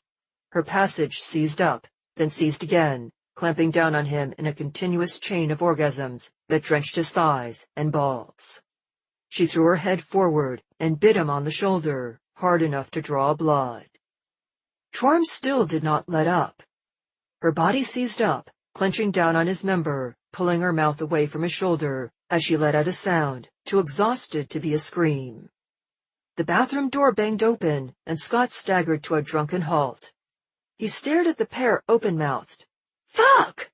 Chorm pulled away from Winnie, sliding free of her and letting her slide to the ground as he whirled on Scott without bothering to fix his clothes. Teeth bared, he advanced. Scott's eyes dropped down to between Chorm's legs, widened, then went up to his face. The combination of Chorm's erection and furious expression sent Scott staggering back. "Oh shit! My bad, bro!" The door slammed shut behind him. Chorm made sure to lock it this time, then whirled around. Winnie had made her way over to the wall and gathered up her clothes and phone into a small pile. She grinned over at Chorm and pulled herself upright on shaky legs. She licked her lips, eyeing his erection, then met his gaze. She returned to the wall they'd just been using and turned around. Bending over, she braced her hands against it and spread her legs, exposing her sex to him, cottontail perked up over her tight bottom. One ear cocked, she grinned back at him, her overbite adorable and sexy. "Winnie," Chorm groaned. "You know." "Yeah," she said breathlessly. "I know what this position means to you. It's okay. I want it." Chorm surged forward, grabbed her hips, and buried himself inside of her tight channel in a single brutal stroke that almost broke her hold against the wall. Winnie cried out, only to be cut off as Chorm pulled free and slammed back into her, shaking her entire body. She shook with the impact, and her legs all but gave out. Chorm pressed her into the wall from behind and pounded into her. The impacts of his thrusts shoved her inches up the wall each time. Winnie could only mewl, her every cry cut off by Chorm's assault on her body. Unlike before, he no longer had to hold her up. Instead, he put that strength into pulling her hips back into his thrusts, making each thrust slam into her that much harder. Winnie gasped, mewled, and moaned. She couldn't properly writhe in this position, and that suited Chorm just fine. She was his, to take and to use, her submission to his power total and absolute. That's what this position meant to orcs. It was meant for orc women to only take this position with their husbands, a sign of their acknowledgement of his might. It ignited something instinctive in Chorm, a primal urge he couldn't deny himself. One that shattered all traces of alcohol-induced fugue, like a burning 2x4 through a glass window. The world fell away. All that mattered was that Winnie was in his hands, that he was inside of her, that he was pleasing her beyond anything he knew any other male would ever give her. He was power incarnate, made so by her acceptance of him, and that transformed the simple sexual act into one of transcendence, ecstasy, suffusing him, body and soul. He took her hard, harder. Her orgasms racked her body, and soaked his thighs, and testicles, and shaft. Eventually, there came a time when her body went nearly limp. Her passage ceased to clamp down on him as he slid into her, simply accepting his entry as if he belonged there. No more resisting. They were one. He was inside of her, where he belonged, and a part of her was now inside of him. He'd broken down the barriers between them. Chorm sank himself to the root inside of her one last time and stayed there, throwing back his head to bellow his orgasm. The roar echoed through the bathroom, rattling the mirror beside them. Winnie screamed, the sound hoarse and ragged as he filled her. Her hands weakly tried to climb the wall, but she didn't have the strength or focus to gain traction. She slid, and he caught her, pulling her upright and into him. His members slid free of her, spilling their combined fluids down their thighs. Neither cared. He took her by the chin and turned her head back, leaning down to capture his mouth with hers. One weak arm wrapped around him, and she met his kiss with an exhausted but welcoming one of her own.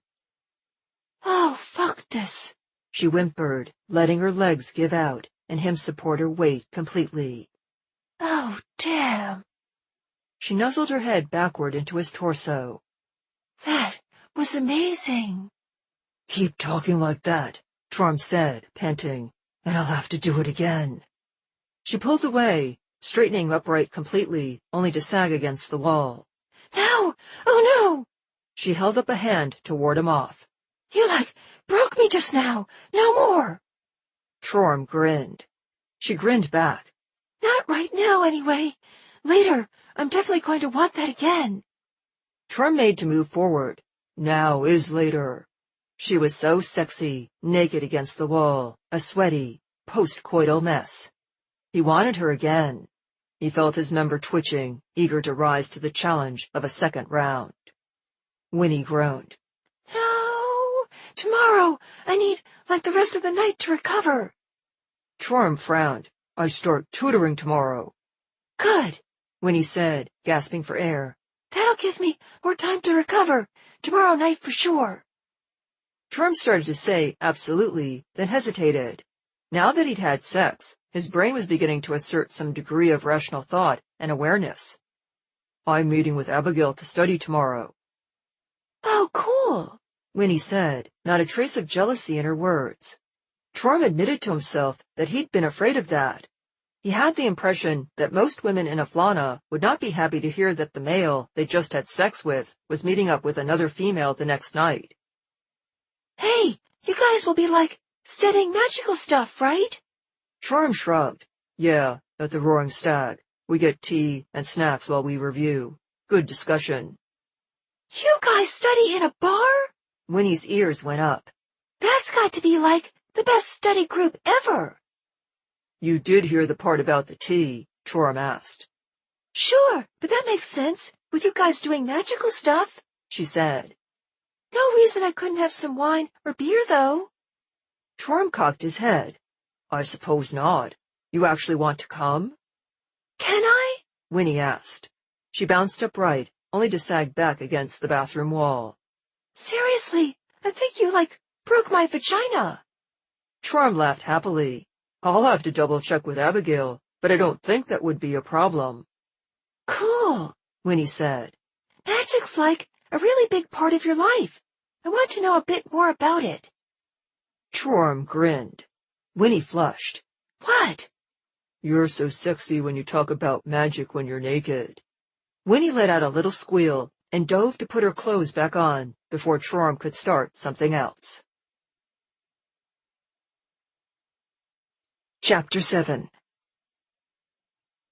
It took Trorm a while to find the tutoring center, longer perhaps than it otherwise would have had he not been mildly hungover.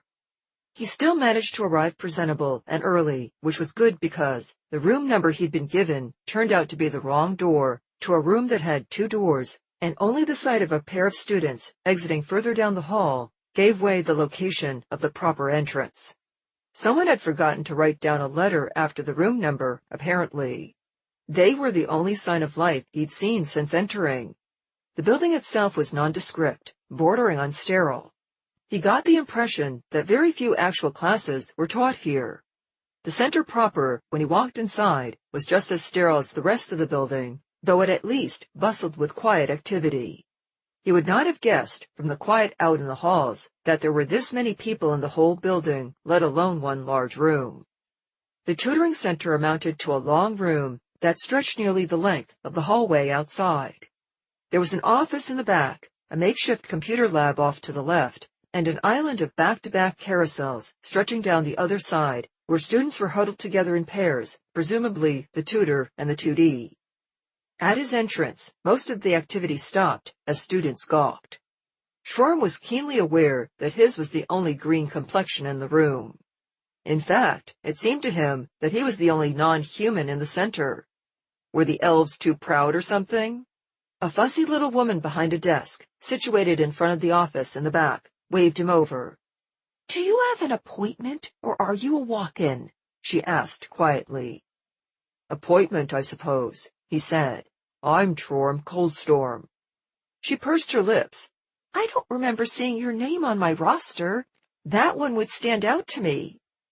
That might be because I'm not here to be tutored, Trorm said patiently. He'd expected something like this might happen, though he chose to give the woman the benefit of the doubt. The semester had already started, and the center wasn't technically open to new tutors at this point. An exception had been made because of his arcane focus and their need for students who could tutor in that area. Shorm glanced down at his note card, where he'd written both the room number for the center and the name of the woman he was supposed to be meeting with. He didn't actually need to look, but he found that little things, like appearing slightly uncertain or flustered, could help ease the tension around him. He idly wondered if he shouldn't take up a drama elective to get better at acting, then thought about the requirement of having to be in front of a large group of people to perform, and immediately shut down that train of thought. "I'm here to see Miss Tanner. She's supposed to put me through training today." The woman behind the counter blinked at him in a stupor for a moment. "Training?" Shorm hefted his staff and gave it a gentle shake. "She told me you could use more magically inclined tutors." The woman blinked again. "You're studying magic?"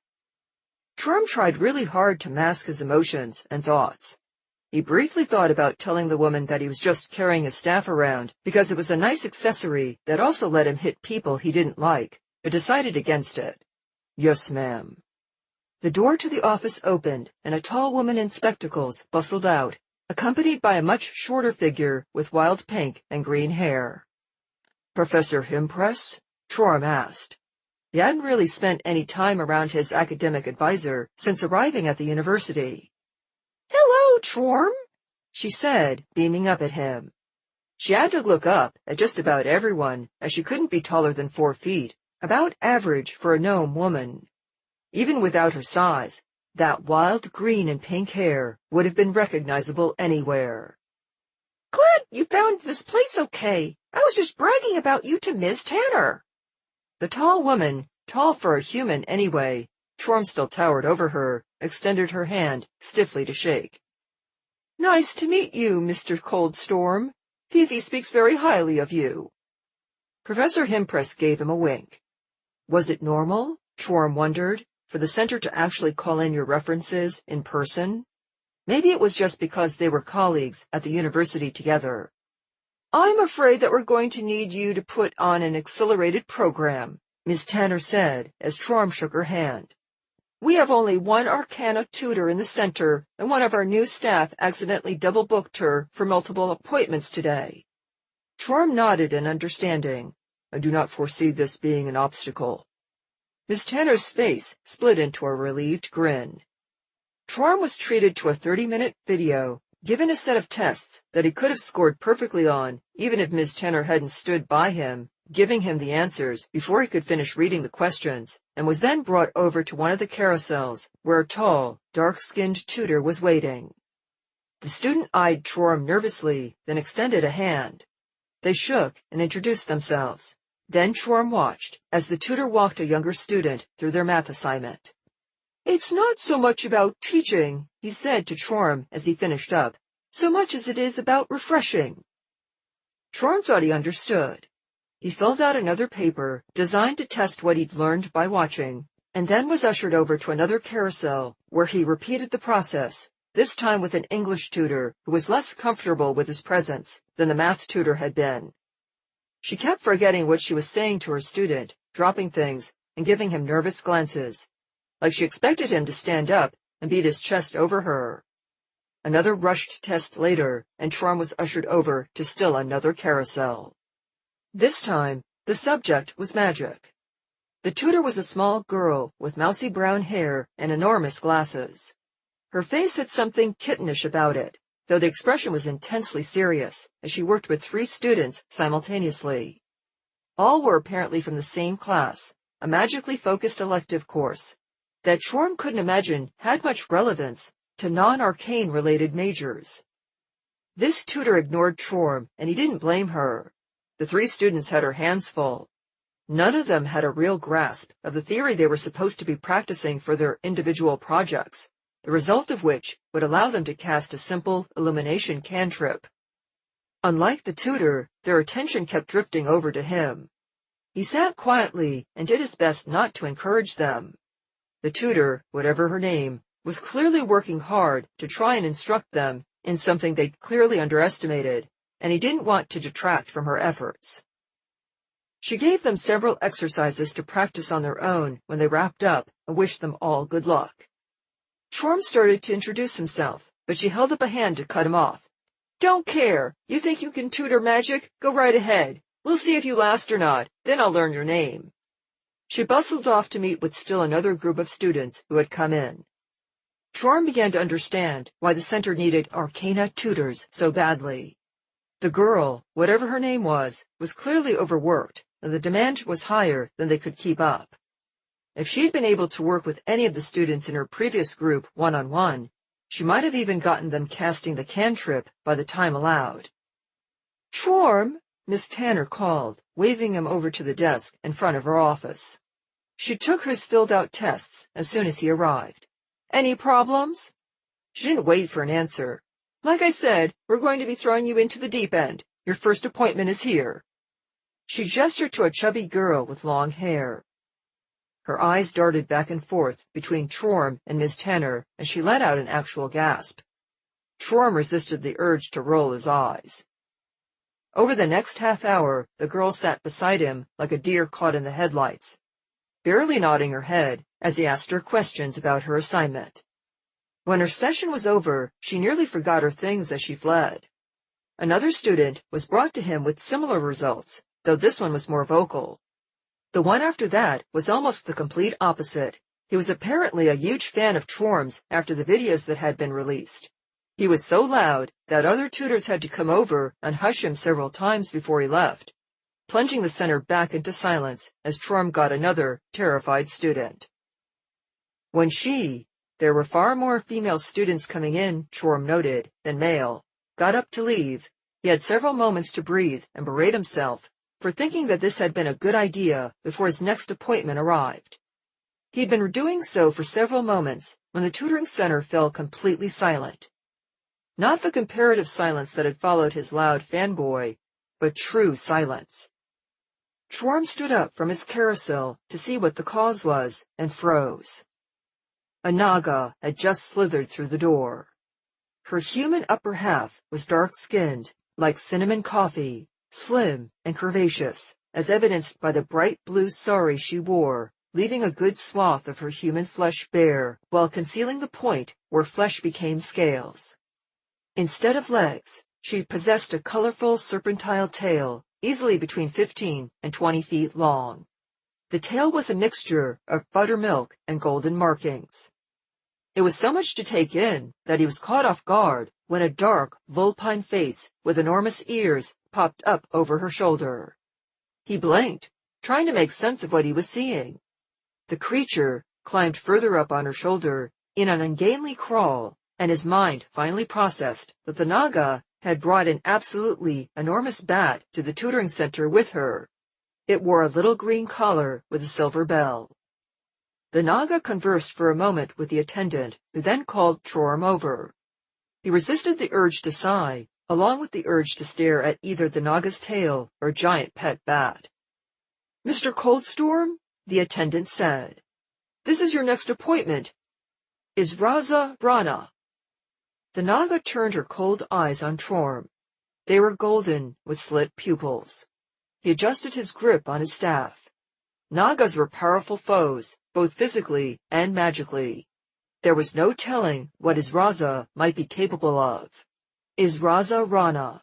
Gender, female. Emotion, terrified. Interest level, 3. Chorm blinked. Is Raza did not. She met his eyes levelly, everything about her cool and controlled. Were his sunglasses malfunctioning?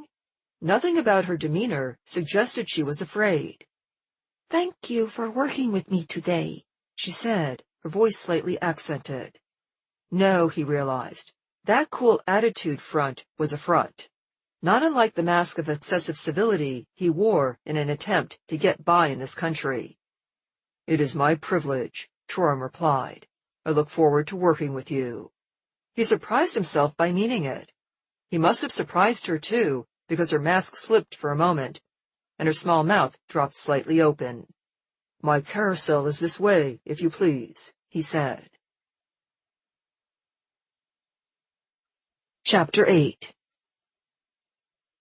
You are not what I was expecting, Irzaza said, as they wrapped up from what had been a highly productive session.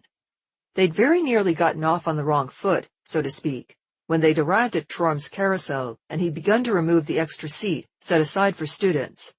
It made sense for him to remove it for a student with no legs, but that was an assumption. If he was going to do this right, then he was going to do this right. Instead, he asked what she would prefer and was surprised to learn that she did, in fact, prefer sitting, such as it was, resting her human upper half in the chair. It turned out that holding herself aloft was an effort. He suspected that it was, in fact, an affectation done to make non-Nagas feel more comfortable. She'd taken up the seat beside him and proved a very dedicated student. They hadn't really spoken a lot beyond her assignment, but she was a dedicated student and an eager learner. She was majoring in arcane biology, studying magical creatures. While not a spellcasting major, it required a working understanding of magical theory, and she was, in fact, a spellcaster. Irzaza was a druid, practicing nature magic, which was utterly alien to Trorm's way of thinking. He didn't know much about it, about as much as he did about Nagas actually, which was neither a lot nor pleasant. I can honestly say the same about you, he admitted, and I am very pleasantly surprised. Orc and Naga culture were very close to being mirror versions of each other. Orcs were patriarchal, while Nagas were matriarchal. Orcs valued strength of arms and ferocity. Nagas valued magic and cunning. Neither had ever particularly gotten along with the other as a result of these two things. Or so it seemed at the surface level. Trorm suspected their differences ran much deeper. At the moment, however, he was far more interested in what he and Irzaza had in common. He found himself impressed with her, knowing what he did about her now. The terrified marker had slowly faded from her status window, which was a relief. Less relieving was that her interest level had increased to 4. To be afraid and take action regardless, that was courage. That he admired. She absently reached up to scratch her bat under the chin. A flying fox it was called, and Trorm could see the resemblance. In fact, when the thing wasn't crawling around like a drunk rodent, it was actually kind of cute. I suppose we both misjudged each other at first, she admitted. Trorm shrugged. He wasn't sure what she'd thought of him. The terrified marker could have been caused from anything. Truth be told, he found the idea that he could have been the cause of her fear somewhat hard to believe. If she got that powerful tail of hers wrapped around him, she could probably pop him like a grape. Do you know, Irzaza asked, you are the first tutor who hasn't gaped at me the whole time or acted like I was about to strangle them. Trorm offered a smile and hoped she never found out how close he'd been to doing just that. I can believe it. She extended her hand. You know, I don't normally do this, but... She tucked a loose strand of hair behind her ear. Hopeful. Would you care to get drinks together later tonight? I'd be honored, Trorm said, but I have a study group tonight. She raised an eyebrow. A male willing to ask for help when he needs it? You, Mr. Coldstorm, are a rarity. I'll choose to take that as a compliment, Trorm said. Her face was cool, displaying no emotion. Embarrassed. Was that expression her equivalent of blushing? It was intended to be. I'm sorry, that was speciest of me. Speciest, not sexist. Interesting. Until we meet again, Trorm said. I look forward to it. Hours later, Trorm entered the Roaring Stag with Winnie at his side. I'm surprised you asked to come, he said, holding open the door for her to go through and then giving a courteous nod to the hostess. Her name was Jill, and he'd once seen her fight off an eldritch horror with a barstool. He got a nod in return. Respect. That felt good. You and Abigail spend a lot of time together, Winnie said. I want to get to know her better. Also, magically's totally a huge part of your life, so I think I kind of want to see what all goes into it. Trorm felt his lips quirk into a small smile. You realize we won't be casting any spells at the table? Sure, that makes sense, Winnie said. Disappointment. If you want to help me practice my spells sometime, you are welcome to, Chorm said. Winnie frowned, and he didn't need the sunglasses to read her confusion. Isn't that like what you're doing tonight? He shook her head. This really is just a study session. We'll be reading and discussing theory from our classes. Winnie's ears drooped. Oh. They perked back up. Well, maybe I'll finally understand half those fancy words you use when you cast. The Roaring Stag was Trisha Madden's tavern. She had unofficially given Abigail a quiet corner in the back where she could study, which Abigail had happily begun to share with Chorm. The wait staff and bartenders had initially been wary of him, as had Trisha herself, but he'd proven himself in their eyes and had since become a welcome regular addition.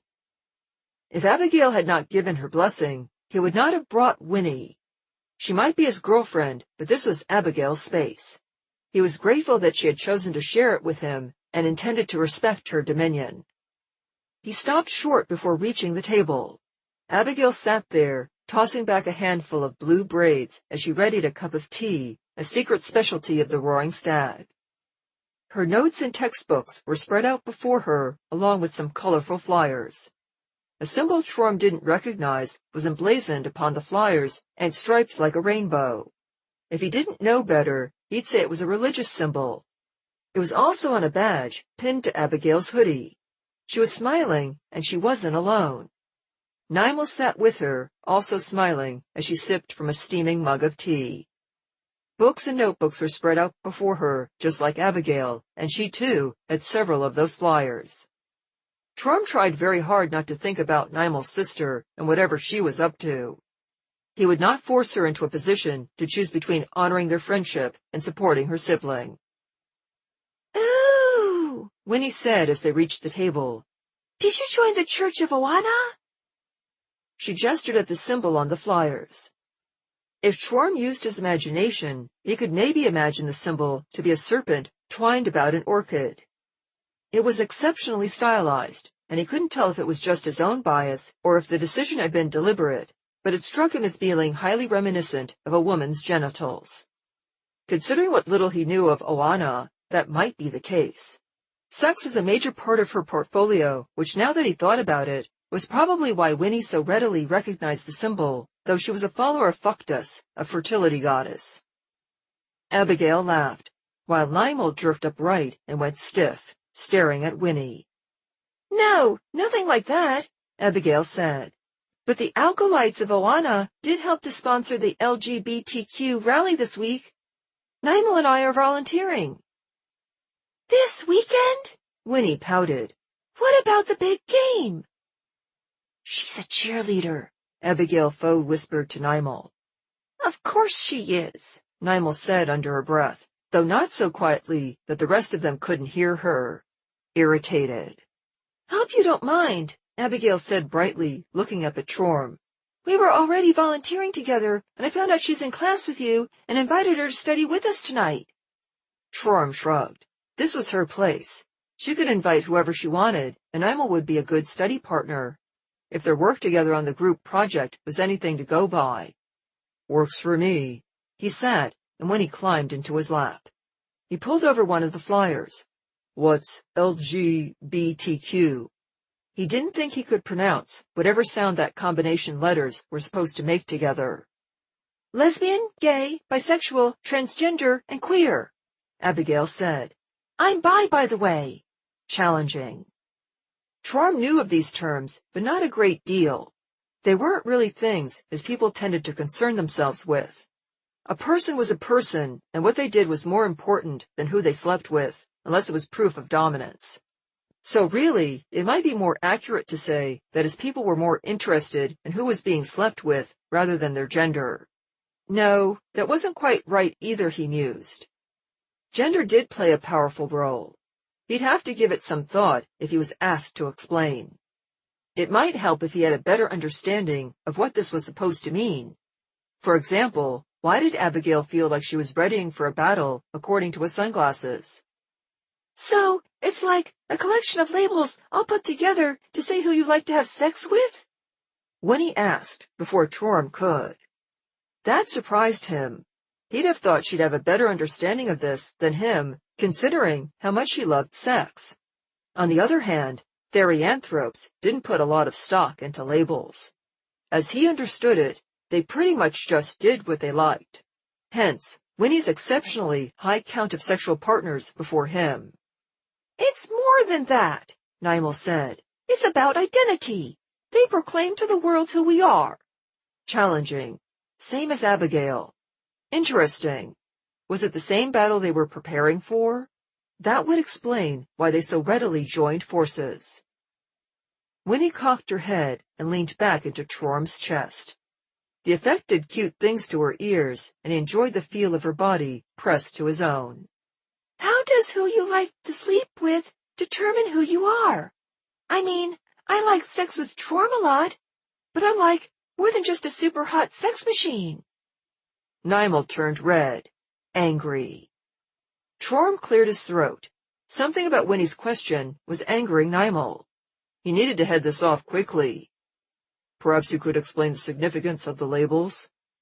He asked Abigail. For example, I thought that gay and lesbian were synonymous. Not exactly, Abigail said, glancing at Nimel and Winnie, nervous. A gay person can be male or female, but only a female can be a lesbian. Is the distinction significant? Trorum asked. Abigail thought for a moment.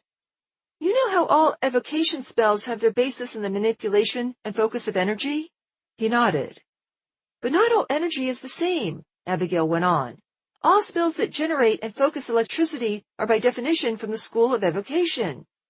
At least before spell layering and the application of casting templates. That might make it a bit more complicated, but I'm trying to simplify this.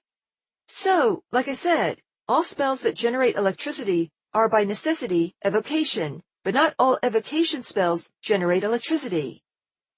Trorum nodded again. There actually were other types of spells that could generate electricity, but he took her meaning. I suppose that makes sense, though I wonder if it can be simplified so much. Forgive me, but it seems like a lot more than just an energy type is put into these labels. Abigail smiled. That's fair, I suppose. People, like spellcasting, are always a little more complicated than we like to think. Proud. What did she have to feel proud about? Had she won some kind of argument that he didn't know about? Winnie shrugged and leaned forward off of Trorum, resting her elbows on the table. I still don't get it. Are you guys saying that, like, lesbians make electricity? Because those aren't the kind of sparks I see fly when girls kiss. Why is she here? Nimel demanded, crossing her arms to glare at Winnie, whose ears shot straight up. If she can't understand a simple metaphor using basic magical definitions, how is the cheerleader supposed to help us study? Angry. Winnie's ears drooped. You know, maybe she's right. She twisted around in Trorum's lap, and their lips met. She kissed him harder, sliding her tongue into his mouth, pressing her body fully into his. It was all Trorum could do not to pick her up, throw her atop the table, and take her right there. I'll see you later, she said, pulling away to stand up. Wouldn't want to be a distraction. By the time Trorum had enough of his senses back to protest, she was out the door, and Abigail was glaring at Nimel. Angry. Nimel's face burned red, embarrassed. That was my friend, and Trorum's girlfriend you just insulted, Abigail said. Trorum was suddenly reminded just how tiny the elf was. It was easy to forget, because everyone seemed small to him in Athlana, and Abigail was not a tall human. Only compared to the diminutive, willowy elf, her human curves and muscle made her significantly bigger. This was a mistake, Nimel said, shoving her things haphazardly into her book bag and fleeing the tavern. Abigail shook her head and blew air through her lips. That could have gone better. Chapter 9. Lancaster's class dragged on the next morning. Usually Trorum enjoyed the professor's lectures. This day wasn't one of them. It was a remedial lesson, reviewing everything that they'd gone through while doing their group projects. The professor had not been impressed by their theories, helped in no small part, Trump suspected, to his own terrible performance, and his paper's similarity to Nimel's. Tibbs hadn't shown up. "I confess myself disappointed," Lancaster said as class began to wrap up. "I expected more out of you all. Consider this next assignment your chance at redemption as we move forward. You will take what you know and apply it. Next week, you will present me with a functional spell template. If not, the one designed in your group project, then at least a variation. The key here is that it must work. That's all." He stared them all down. "A functional spell template. Show me what you are now capable of as individuals." His gaze fell on Trorm and lingered there for a moment. "Class dismissed." Trorm gathered up his belongings and left. He pulled out his phone in the hallway and texted Tibbs, letting him know the details of the assignment. Where was he? He shook his head. It was probably nothing. Tibbs didn't take these classes nearly as seriously as Trorm did, and he'd been incredibly busy lately. When he looked up from his phone, he found Nimel hurrying down the hall to his side. "Hey," she said. "Hey," he said back. "So, that's a hell of an assignment," she said, tucking a lock of blonde hair back behind a delicately pointed ear. "Pretty advanced stuff." Nervous. He nodded. "So, I was thinking maybe you'd want to come by my place to work on it tonight? Share notes, since we're working from the same materials, you know?" Her cheeks flushed pink. "No, thank you," he said. Her mouth fell open into a tiny O. "Okay. Yeah, you're right. It's probably not a good idea, since he's wanting to test us on our individual prowess." "I think it's a good idea. It would be advantageous to share our resources, and your apartment would be optimal. He wouldn't have to worry about his absent door or the comings and goings of his host family." Nimel shifted from foot to foot, confused. "So, you want to, then?" "Allow me to clarify," Trorm said. "I am mad at you." "Oh," Nimel said. He hadn't realized elf ears could droop. "You put me in an awkward position with you and your sister. I supported you. We are allies," he said. "Or I thought we were. Last night, you were rude to my girlfriend." I wasn't that rude," Nimel said, cheeks pink as she tried to straighten herself up. Embarrassed. "You were angry with her," he said. "You were looking to pick a fight. Allies don't challenge one another's." He trailed off. He'd almost said wise. That would not have gone over well. Not only was polygamy strongly frowned on in Athlana, but that was not the relationship that he had with Winnie. She took up the position of true submission, a voice whispered in the back of his mind. He crushed it flat. It didn't mean the same thing to her that it did to him or an orc woman. She had not yielded to his conquest of her. She had simply taken up a position that she enjoyed. "You were rude to my girlfriend," Trorm said instead. "By extension, you were rude to me and attacked my honor." "It wasn't. I didn't." Nimel shrank in on herself. "Good." Trorm departed without another word. It wasn't a long walk back to the Madden residence, which was fortunate. He wanted to get a head start on that assignment. It would have been good had he been able to honorably take Nimel up on her offer. He'd only have a limited window during which everyone would be out of the house. Having access to her notes also would have been nice. Supposing her crazy sister didn't show up again.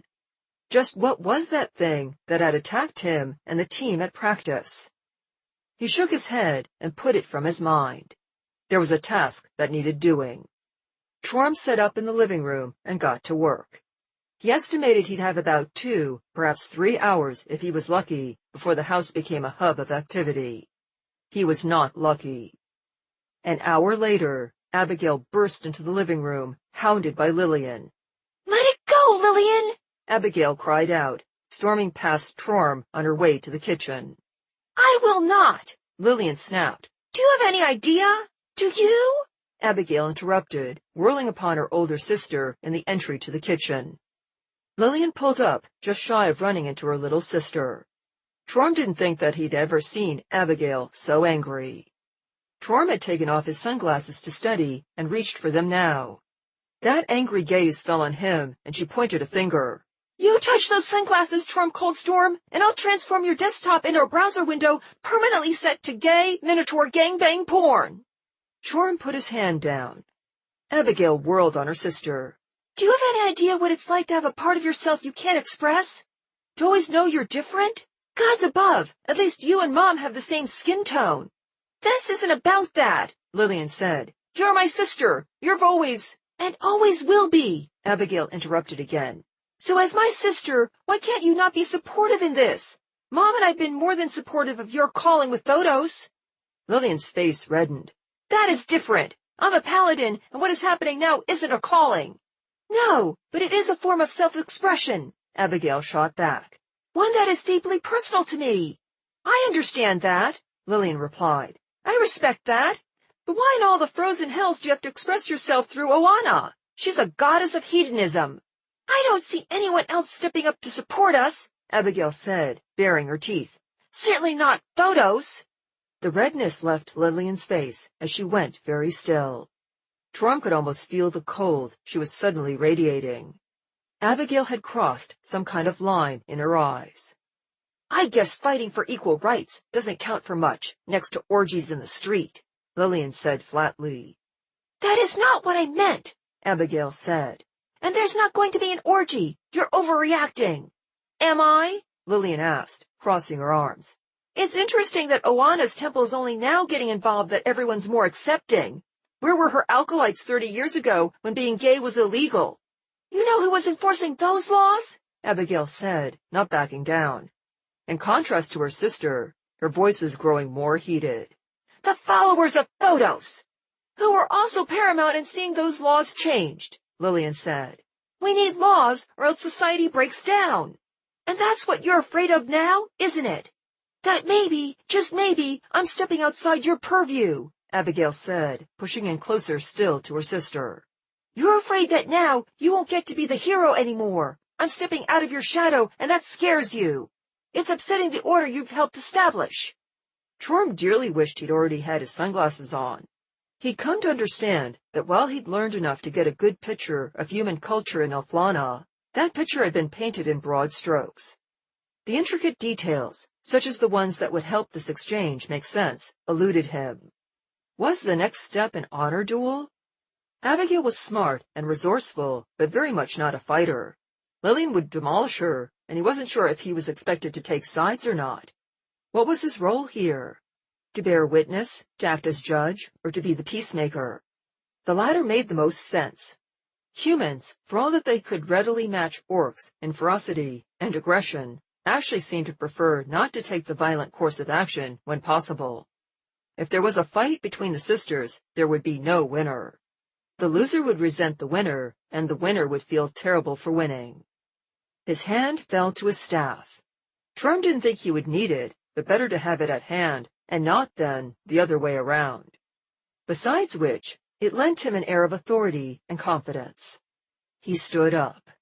Both girls whirled on him, eyes blazing.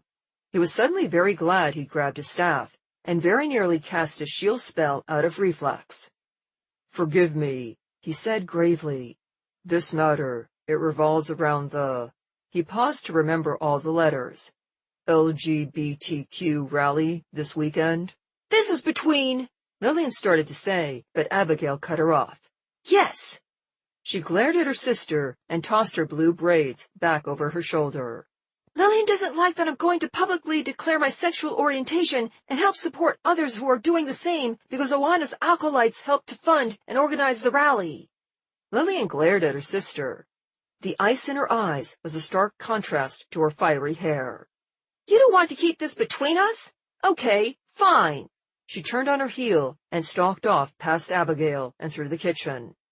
A moment later, he heard the sound of the door opening and then closing. Abigail's whole body seemed to bleed out tension all at once. She looked at Torm with tears in her eyes. Why does she have to be so difficult? Because she is your sibling, Torm said. Siblings were never meant to be easy. My father once said, that my brothers' role with each other was to be like the blades of— I suppose the closest you have are scissors. The blades close together on the tool, and they sharpen each other.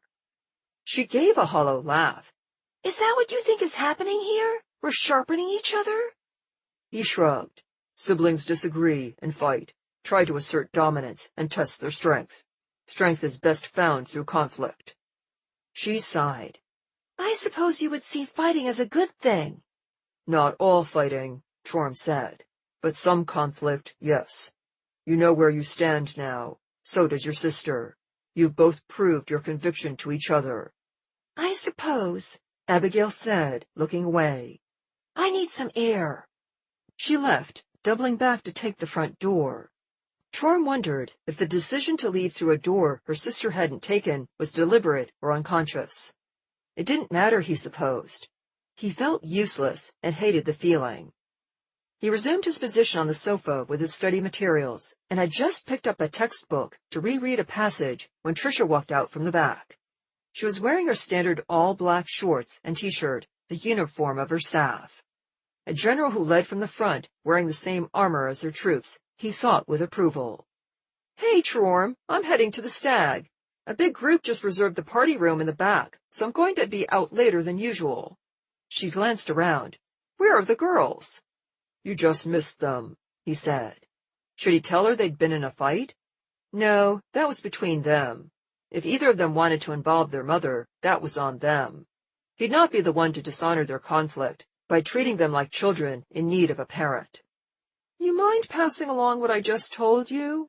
she asked, clearly distracted as she grabbed her purse from the counter. "No problem," Chorm assured her. Then she was out the door, and he was alone. Perhaps he'd been lucky after all. The house was the quietest it had ever been since his arrival. He set to work. It was hard. Too hard. The girls' conflict kept surfacing in his mind's eye, interrupting his focus time after time. He muscled through, but found himself having to triple-check his work. His concentration was shot, and he kept making sloppy mistakes. What was it about their argument that troubled him? Conflict was healthy. Conflict awoke passion, dominance, and power. It was healthy. Only, he'd never seen any of the people he'd come to know in Aflana fight before. Not like that. The thought struck him as odd. How had he failed to notice such a critical cultural difference? If this had been an orc family, there would have been 3 fights a day easily, and he'd settled into things so easily without even noticing. What did that say about him? Was he getting weaker by being here instead of stronger? He sighed and set aside his study materials. He'd been at it for several hours, and dark was just beginning to settle. All that was left for his work was to actually apply the spell template and cast, something he was clearly in no frame of mind to do safely. He needed to think, or to stop thinking for a while. A run would do him some good. With dark coming on, he'd be able to see clearly and not need his sunglasses. He changed into pale sweats and a hoodie. The pale colors, a deliberate choice to help him stand out in the dark to humans who could not see without light. He stretched, jotted down a note for Abigail and Lillian in case they came back while he was out, and went for the door. When he was standing on the other side in a pair of tiny shorts and cropped tank top. She wore very high heels and carried a huge purse over one arm. Her other arm was wrapped around a blushing Nymel, who was refusing to meet Chorm's gaze. "Look who I ran into outside your place," Winnie said, beaming up at him. Chapter 10. Chorm stared for a moment, then stepped out of the doorway to allow his girlfriend and the mortified Nymel into the house. According to his sunglasses, Winnie was happy. He had no idea why, but he had a sneaking suspicion that it had to do with Nymel's mortification. "What brings you here?" he asked, as Winnie guided Nymel into the living room. Winnie Zamora. Gender, female. Emotion, mischievous, amorous, excited. Interest level, 10. "I was coming to surprise my boyfriend. When I saw that there isn't anyone else here, I thought we could, Netflix and chill." Winnie winked over her shoulder, positioning Nimel right in the center of the room. That's when I found this one pacing in front of your house and thought we totally needed to talk. Winnie was certainly dressed like she'd been coming for seduction. She wore a halter-neck mini-dress with a plunging neck that left the insides of her impressive breasts bare and didn't allow a bra. Her heels were the sort that Chorm had once heard Tricia refer to as hooker heels. Nimel wore a mini-skirt and a tank top with strappy heeled sandals. Sexy, but more casual. There was no way she had her wand on her in that outfit, which was probably how Winnie had so easily corralled her. Casting was never as easy without an implement, and some wizards struggled to do so at all without their tool of choice. Nimel Turquinel. Gender, female. Emotion, terrified, embarrassed. Interest level, 7. Nimel quivered in place as Winnie pulled away, took Chorm's hand, and guided him to the sofa, where she proceeded to climb sideways into his lap, wiggling her butt into his groin. At the phrase, Netflix and chill, he had been growing hard, and she deliberately rubbed herself into him. She wrapped her arms around Chorm's neck and pressed herself to him, provocative and possessive at once. Chorm didn't mind. He recognized a dominance display when he saw one. That said, this wasn't the sort of dominance display he'd expected. This seemed to suggest that he was at the center of the argument between Winnie and Nimel.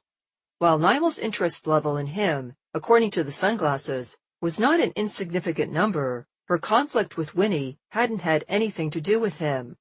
Or had it? When orcs argued, what they were arguing about was generally front and center.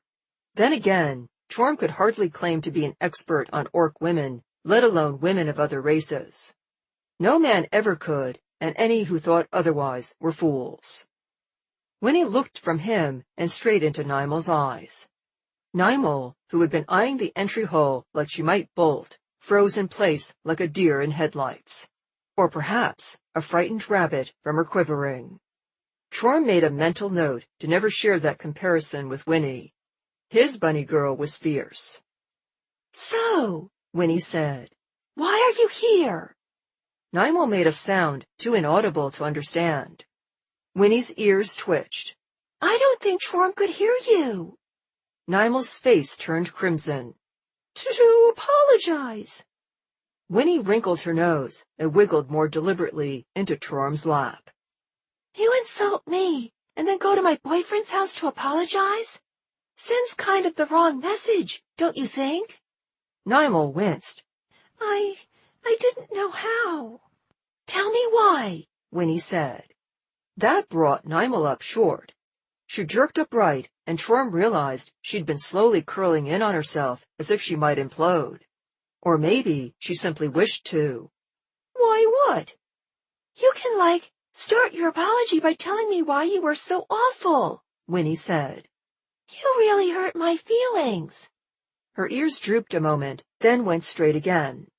I want to know why you were so mean to me. Nimel's mouth opened and closed again. Then she burst into tears. Because you're everything I want to be. Chorm blinked. That he hadn't been expecting.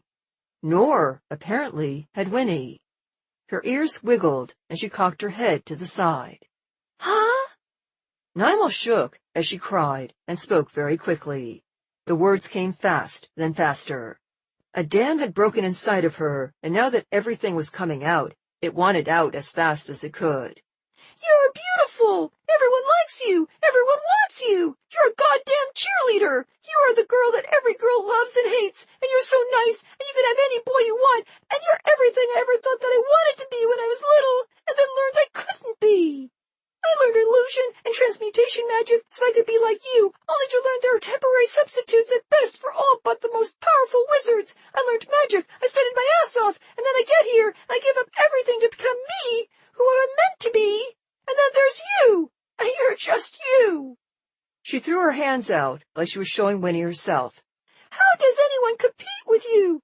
You're like the perfect girl, and I'm just a second-rate wizard who everybody hates, and you're dating the boy I like. It doesn't matter that I'm trans, because he's an orc, and I'm an elf, and he already has the perfect girl. Nymal slapped her hands over her mouth and closed her eyes. Her tears made her mascara run. It put Chorm in mind of the war paint orc women sometimes wore into battle. His erection pressed into Winnie's bottom. Nymal's confession probably hadn't meant to arouse him, but between her war paint admission to being attracted to him and Winnie's bottom constantly applying just the right amount of pressure while she pressed herself into him, he couldn't help it. His state of arousal became obvious when Winnie leapt from his lap, leaving him tenting his sweatpants. She wrapped her arms around Nymal and pulled her into a hug. Nymal hugged her back, burying her face in Winnie's breasts. Winnie stroked her hair. "There, there," she said soothingly. Chorm cocked his head. Was this still a display of dominance? If it was a conflict, Winnie was the clear winner, but she wasn't acting like a winner. When orc women fought, the winner did not offer comfort to the loser. Was this an elf thing? Or a therianthrope thing? Maybe it was just a Winnie thing. Winnie smiled down at Nymal, who looked up to meet her eyes. Totally wasn't expecting all that." Nymal let out a small laugh that was still half a sob. Winnie reached down and stroked a lock of blonde hair behind Nymal's pointed ear, caressing it, and sending a visible shiver through Nymal as she did. "So, you were mean to me because you like me," Winnie said, smile turning soft. Nymal blushed. That hadn't quite been Chorm's takeaway from the conversation. Then again, Winnie seemed to have a gift with people. "Also," Winnie said, smile turning mischievous, "you're totally hot for my boyfriend." Nymal's blush deepened and her eyes widened, afraid. Winnie looked to Chorm and gestured for him to come over with a head gesture that made her long ears bob. He obeyed, and Nymal's eyes became riveted to his groin. Winnie leaned down and whispered into Nymal's ear, just loud enough for Chorm to hear. "You did that." Not entirely true. It had been the both of them that had gotten him aroused.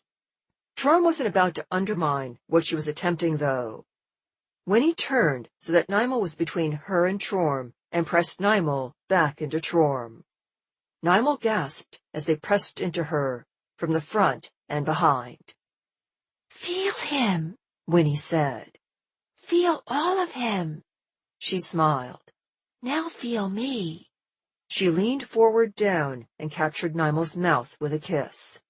It started light and gentle, then became hungry. Nymal made a sound, low in her throat, that put Chorm in mind of a hungry kitten and went up on her toes, trying to press her mouth more into Winnie's. They broke apart, panting hard. Winnie looked up into Chorm's eyes. "Take us to your room?" She was asking permission. She'd taken the lead for everything that had happened thus far, but she hadn't usurped his agency. Chorm appreciated that. It would have been easy, and probably correct, to assume that he was okay with everything that was happening. The fact that in the midst of it all, Winnie still deferred to him, though, and made certain that all was well with him, meant a lot. Gods above, this woman was sexy. With a grunt, Chorm dropped down, then hefted each of them up, hooking an arm beneath each of their bottoms, and carried them up the stairs. Winnie laughed as Nymal squealed and grabbed hold of his neck. He took the stairs 2 at a time. He had 2 beautiful women who wanted to be with him alone in his room, with strong implications that more than just kissing was about to happen. A solid brick wall wouldn't have been able to stand in his way. He tore through the curtain that had been hung up over his empty doorway, which earned an inquisitive glance from Nymal.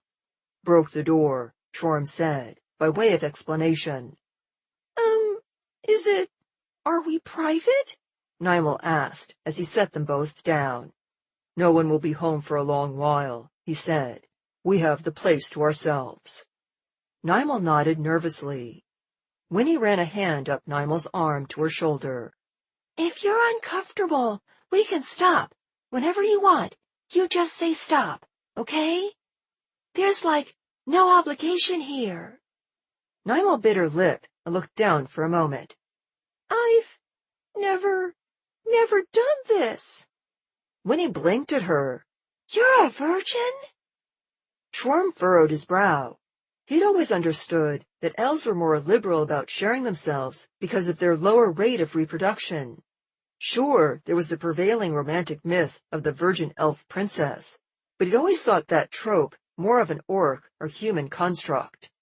Elves tend to start sexual experimentation at a relatively young age.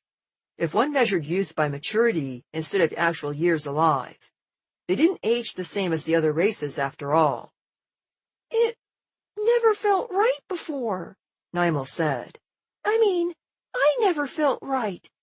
If that makes sense?" Winnie nodded. "It totally does." Schwarm wasn't entirely certain that he understood. He was more certain that he didn't need to. Nimel hadn't been comfortable with some element involved, probably deeply personal, and so hadn't pursued sexual activities. That was all he needed to know. Winnie kissed Nimel and then pulled away. "Does this feel right?" Nimel held Winnie's gaze, then looked up to Schwarm. A small smile played across her lips.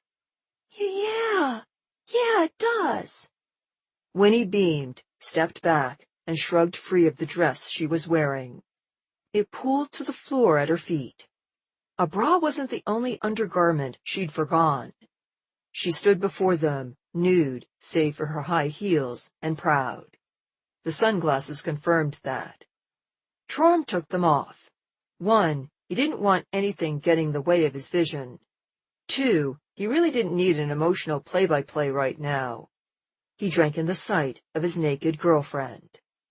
She closed the distance between them, stepping heel to toe, hips swaying as she in turn absorbed his admiration. Winnie wrapped her arms around his neck, and Schwarm leaned down to kiss her, devouring her lips. His tongue conquered hers, and she moaned into his mouth as one of his hands slid up her side to cup her breast, while the other pulled her bottom close to him. She reached between them and rubbed his erection through his sweatpants, then broke away, eyes turning to Nimel. She smiled a look of pure desire and seduction. "Your turn." Chapter 11. "Right," Nimel said, looking at Winnie's naked form up and down pointedly. "No pressure." She gave a soft, embarrassed laugh. "How am I supposed to follow that up?" Winnie pulled away from Schwarm and wrapped her arms around Nimel, pulling her close, their breasts pressing together as she looked into the elf's eyes. It was interesting, Schwarm thought, that despite being the one without clothing, it was obvious that Winnie was the dominant figure there. He'd always associated being the one clothed with being the one in control. Winnie completely subverted that expectation, owning her sexuality and nudity completely and wielding them with the expertise of a weapon master. She kissed Nimel, a passionate kiss, but an inversion of the kiss that she had just shared with Schwarm. Despite being the instigator with him, he had been the aggressor. Here it was the opposite, and she conquered Nimel's lips, making her body go limp. Her hands found Nimel's hips and pulled them into her, making Nimel whimper into her mouth. When she broke the kiss, Nimel was panting, and her eyes were unfocused. Winnie spun her around and backed her into Schwarm, who caught her. "It's not a competition, sweetie," Winnie said, going to her knees. "It's about sharing ourselves. Here, we'll help you." She lifted Nimel's feet, one at a time, and freed them of the sandals while Nimel stared. Schwarm could feel her heart pounding in her tiny chest as she pressed back into him. He slid his hands over her hips as Winnie looked up with fire in her eyes. Nimel's breath caught in her throat, and Schwarm couldn't blame her. Winnie was spectacular as she slid her hands slowly up Nimel's bare thighs, over her knees, up underneath the miniskirt. The skirt began to lift upward, and Schwarm dragged his own hands up, catching the hem of Nimel's t-shirt, and pulling it up as his hands slowly went over her waist, then her ribs. She allowed him to lift her arms, and his vision was momentarily obscured as he removed her skirt and pulled it free of her. When he could see again, Winnie had Nimel's miniskirt down around her ankles, and was helping her to step out of it, leaving Nimel standing between them in a lacy bra, encasing breasts that were about average size for an elf, and a mismatched pair of thick, shiny panties that looked like something a woman might go to work out in. Winnie experimentally probed at a leg hole. "These are so tight. Is this how you hide it?" Nimel nodded. "Yeah, you can leave them on if you want." "I don't want," Winnie said, hooking her fingers into the waistband. Torm unclasped her bra. At the same time, Winnie pulled down the suppressing panties. The bra fell away, revealing bright pink nipples, capping off Nimel's perk breasts. Her mons were completely devoid of hair, and Torm realized she was hiding her genitals between her legs. He reached around and cupped her breasts in each hand, making Nimel gasp. In his immense hands, they felt tiny. Her nipples hardened, pressing into his palms. She arched her back, pressing her breasts more firmly into his hands. Another gasp escaped her, this one of surprise and fear. Both she and Torm looked down to find that Winnie had spread Nimel's legs and was reaching between them. Nimel trailed off, and Winnie paused. "Do you not want me to touch you here?" Winnie asked, caressing Nimel's inner thigh with a finger. "I don't know," Nimel admitted. I think so, but my parts. Goddess, I'm talking about my—" She looked away from Winnie, face burning. "You're beautiful, Nimel," Winnie said, from between her legs.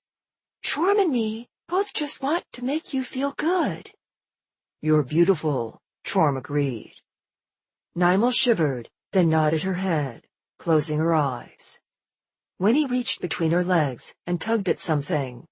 Torm heard a peeling sound a moment later. Nimel gasped, and Winnie's hand came free, holding what looked like tape. "There," Winnie said. "I bet that feels better." Nimel started to nod, then let out another mewling gasp as Winnie's hand reached back between her legs and pulled her member free. She was flaccid, pale, and uncut. Torm supposed she might be about average size when erect by elfin standards, so a little on the small side for therianthropes and humans, though it was hard to say. Winnie gave her a few gentle strokes as Torm continued to massage Nimel's breasts. Nimel didn't grow hard so much as swell.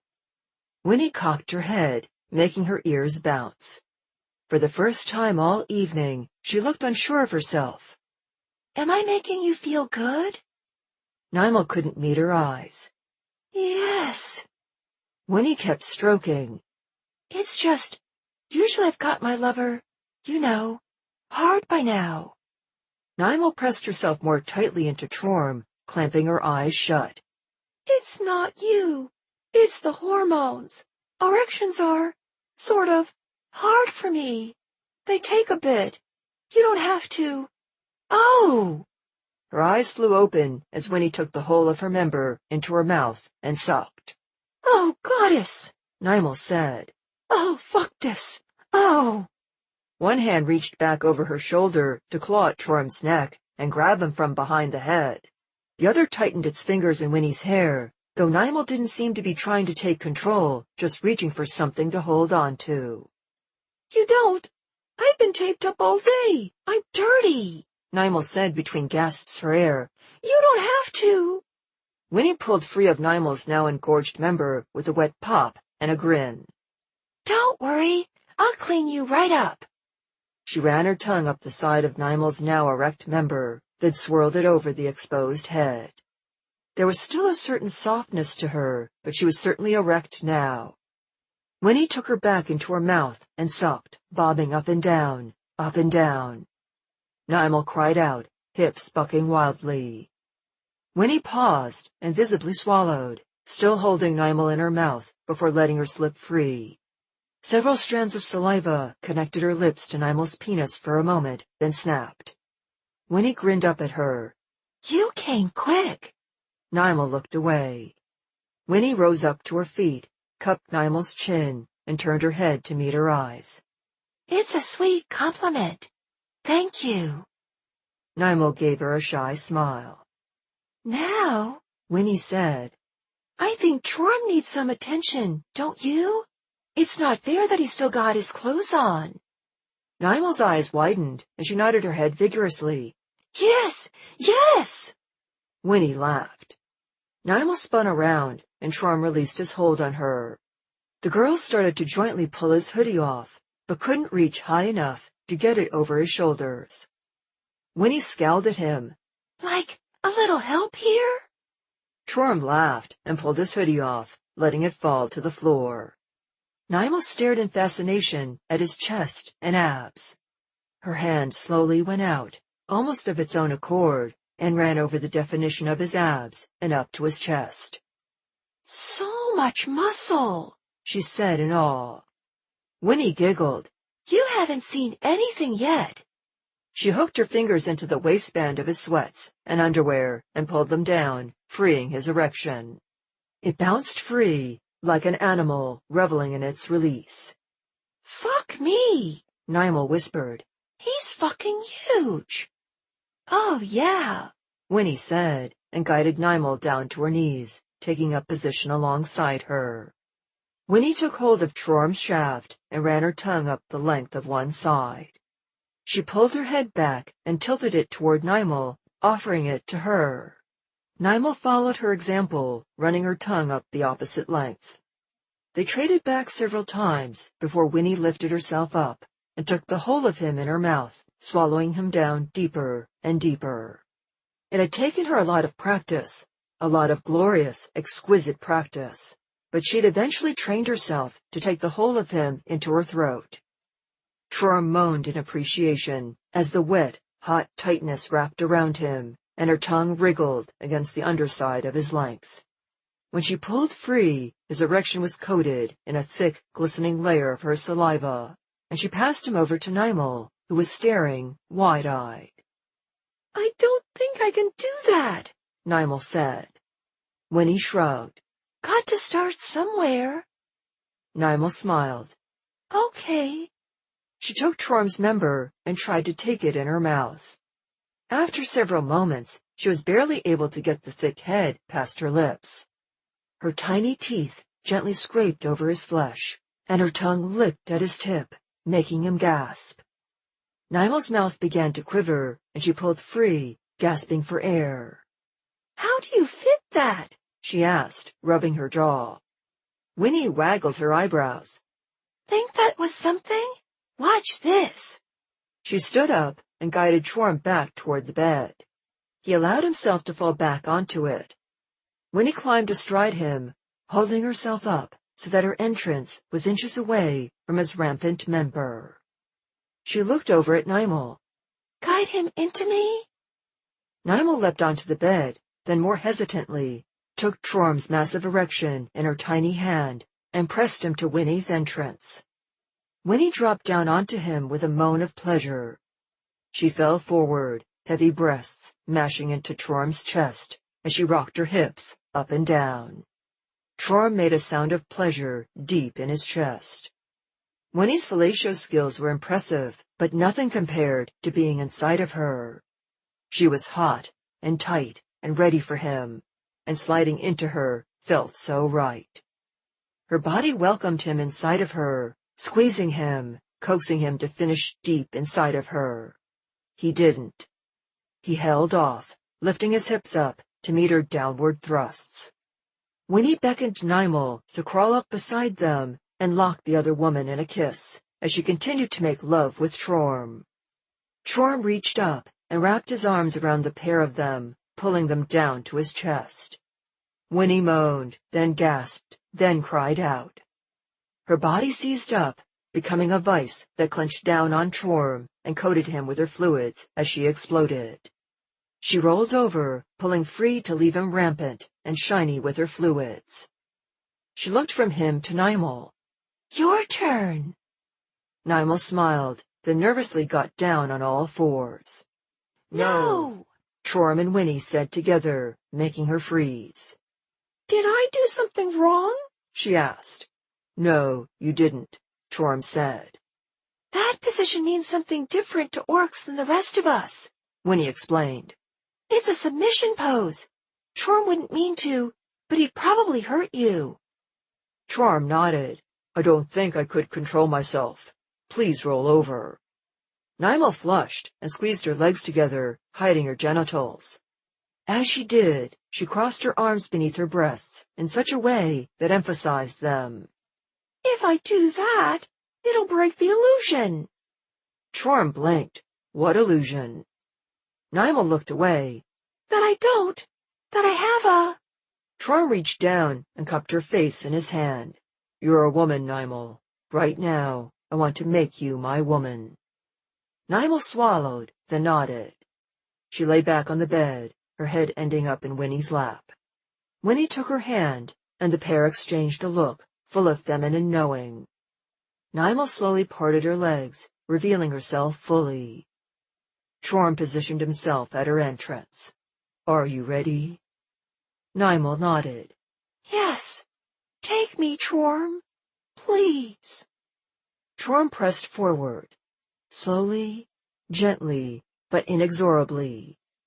A hydraulic piston set to the slowest setting. Gentle and unstoppable. Nymal gasped, stiffened, gasped again. Her grip on Winnie's hand went white. Her penis jumped. Ouch! Ouch! Ouch! Ouch! She squeezed her eyes shut. Do you want me to stop? Chorm asked. Her eyes flew open, and she glared up at him.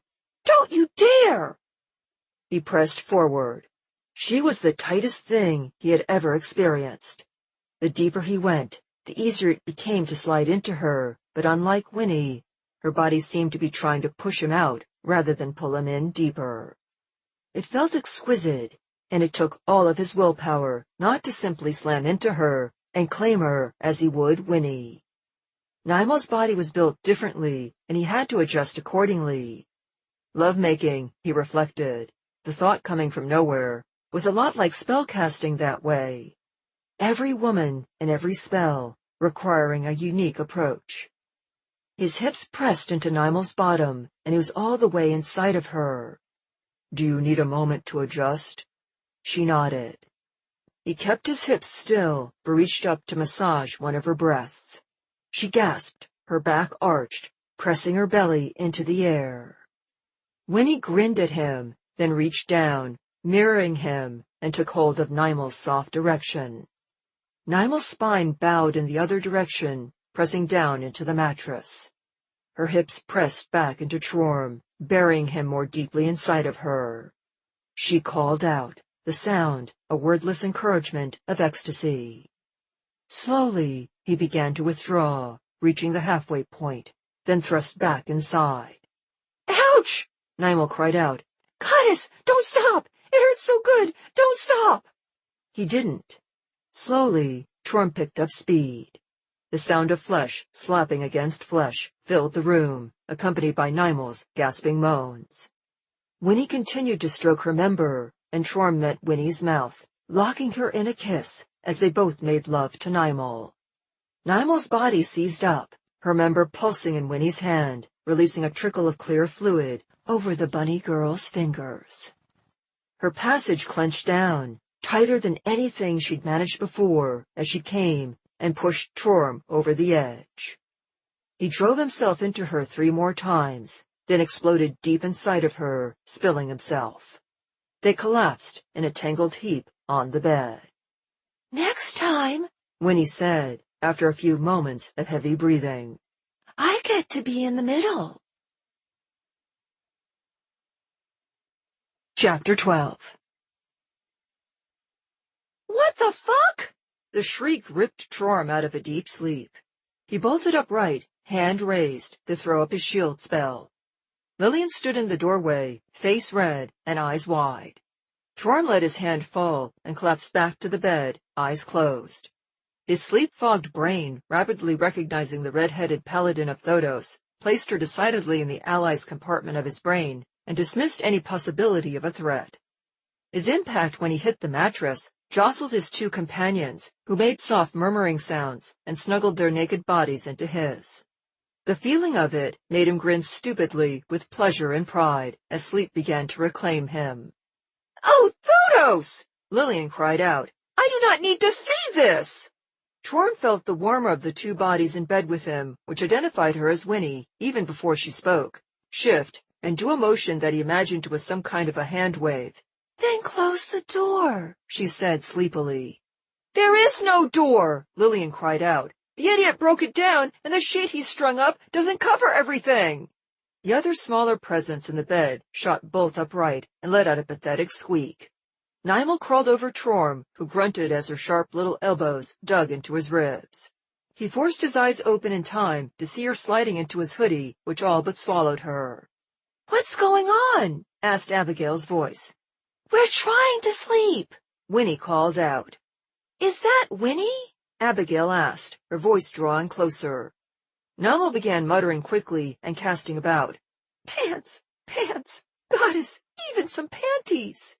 Torm gave up on going back to sleep.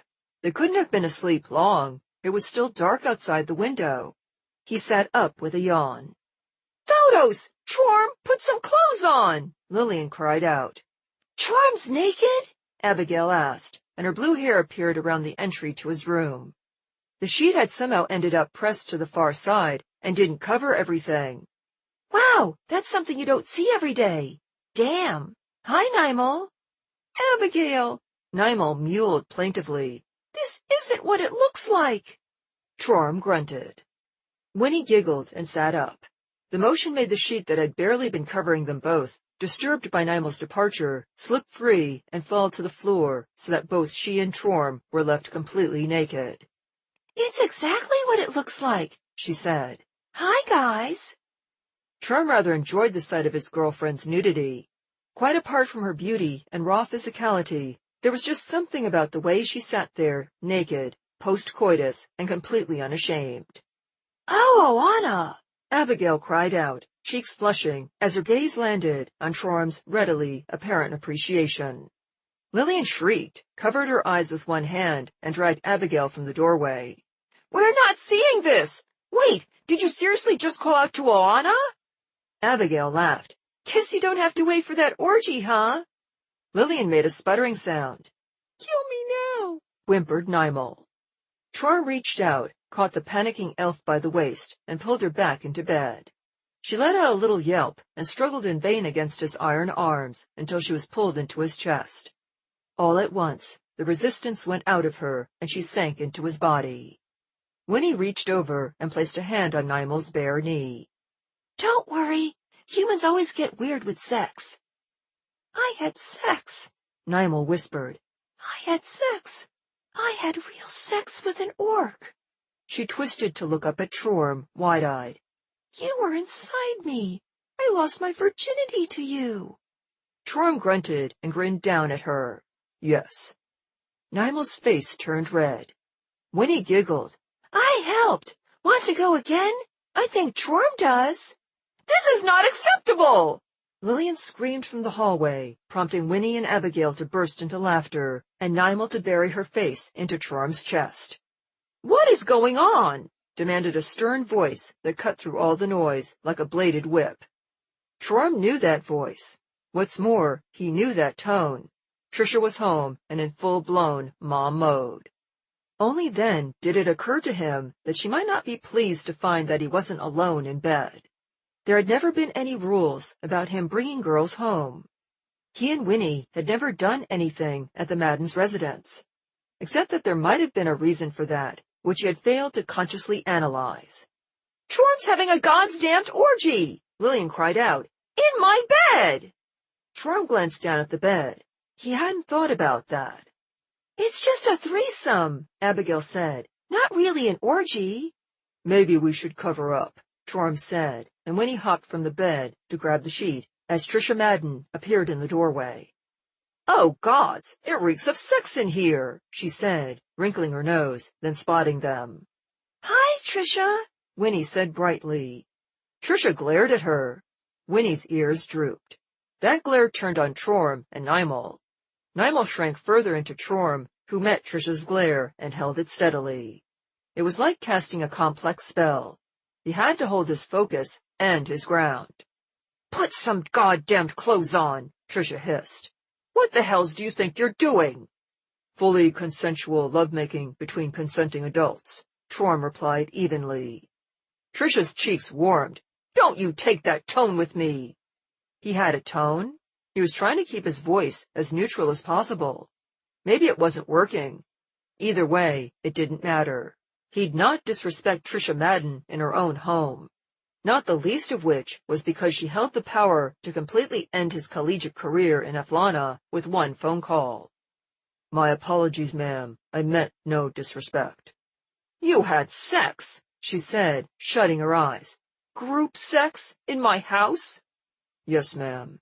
"In my bed!" Lillian shrieked again. "Oh, lighten up, Lillian," Abigail said. "Just because you've never gotten laid doesn't mean the rest of us are total prudes." Trorm could practically hear the blush in Lillian's voice. "I am not a prude, and my bed has been defiled by an orcish orgy." "Should I have gone to the room originally designated for me?" Trorm asked. "You shouldn't be having sex orgies in my house," Trisha shrieked. "No sex for you. Put some clothes on. Do you have any idea the consequences of what you were doing?" Trorm got up, which made Trisha spin around and force Nimel to release him. He found his discarded sweatpants and pulled them on. Winnie slid on Nimel's skirt and top. She didn't bother with underwear, and her cotton tail lifted up the back of the skirt, while her nipples poked through the tank top, which failed spectacularly to hide anything. If circumstances were just a little bit different, Trorm would have thrown her back on the bed and taken her again right then. She grinned at him, apparently sensing his train of thought. "What the hell do you two think you're smiling about?" Trisha screamed. "Do you realize you could have gotten her pregnant?" Trorm shook his head. "Orcs and therianthropes cannot reproduce, nor can orcs and elves." He left out the other reasons why having children with Nimel wouldn't be possible. "What about diseases?" Trisha demanded. "Did you think of that?" "We did," Trorm said, still trying to keep his voice neutral. "All of us are clean. Winnie and I both got tested a few weeks ago to be safe, and Nimel was a virgin." Nimel and Lillian made almost identical, strangled sounds. "Oh, Oana," Abigail said from the hallway. "Stop calling out to that hedonistic pervert," Lillian demanded. "Stop coming to me all logical and reasonable," Trisha demanded in much the same tone. "No sex in my house." "It's because they're participating in a rite that honors Oana," Lillian hissed. "Abigail wants to become one of her alkalites." Trisha whirled on Abigail. "What?" "There is nothing wrong with wanting to be an alkalite of Oana," Abigail said, and Trorm could hear the resolve in her voice. Did she want to be an acolyte of Oana? That would explain why she and her sister were fighting earlier, but he thought that Abigail's interests had always been more inclined toward the arcane than the divine. Then again, he hadn't known anything about her interest in the upcoming rally until just the other night, so what did he really know? "Devotion to a deity is not something to be taken lightly," Trisha said, and if Trorm had heard resolve in Abigail's voice, Trisha's voice had turned to steel. "I guess you would know," Abigail said coldly. The silence that followed was even colder. "I am not going to stand here and take this from any of you," Trisha said, tongue like a sword. That was when a familiar sensation came upon Trorm. He cast arcane sight quickly and saw the living mist of glowing darkness pressing in through the bedroom window. "We're under attack!" he cried out, leaping for his staff even as he cast his shield spell. He hit the ground. His hand found his staff. The shield spell snapped into place between himself and the mist. When he was close enough to duck behind him, and the dome shape of the shield created a bubble around them and the bedroom wall, completely cutting them off from the spell. Nimel was not so lucky. She was caught up in a tendril of the pulsing mist and fell from the bed, writhing and contorting as she cried out. She was so small and the hoodie so large that she slipped out right through the neck. Her hair changed several times, shrinking and lengthening, changing styles, the locks twisting about like snakes. Her breasts shrank away to nothing. The invisible mist washed through the room and spilled out into the hall where it captured the Maddens. All three of them cried out. "Hate you," the mist said, a face with a gaping maw full of fangs and light appearing pressed against Trorm's shield. "I hate you so much." Chorm, what's going on? Winnie called out. He pushed her more firmly behind him. I'm not sure. It's some kind of creature. Only that didn't seem quite right. Trisha fell to the floor. Abigail followed, her hair turning from blue to green, then coming undone from the braids entirely and becoming a cloud of black curls around her head as she shrank. She was regressing, Chorm realized, aging backwards. So was Trisha, only it was less obvious with her because her hair wasn't nearly so dramatic. He glanced over at Nimel. She was weeping and clutching her flat chest. She didn't look any younger. As an elf, that didn't surprise him, but there was a subtle masculinity about her features.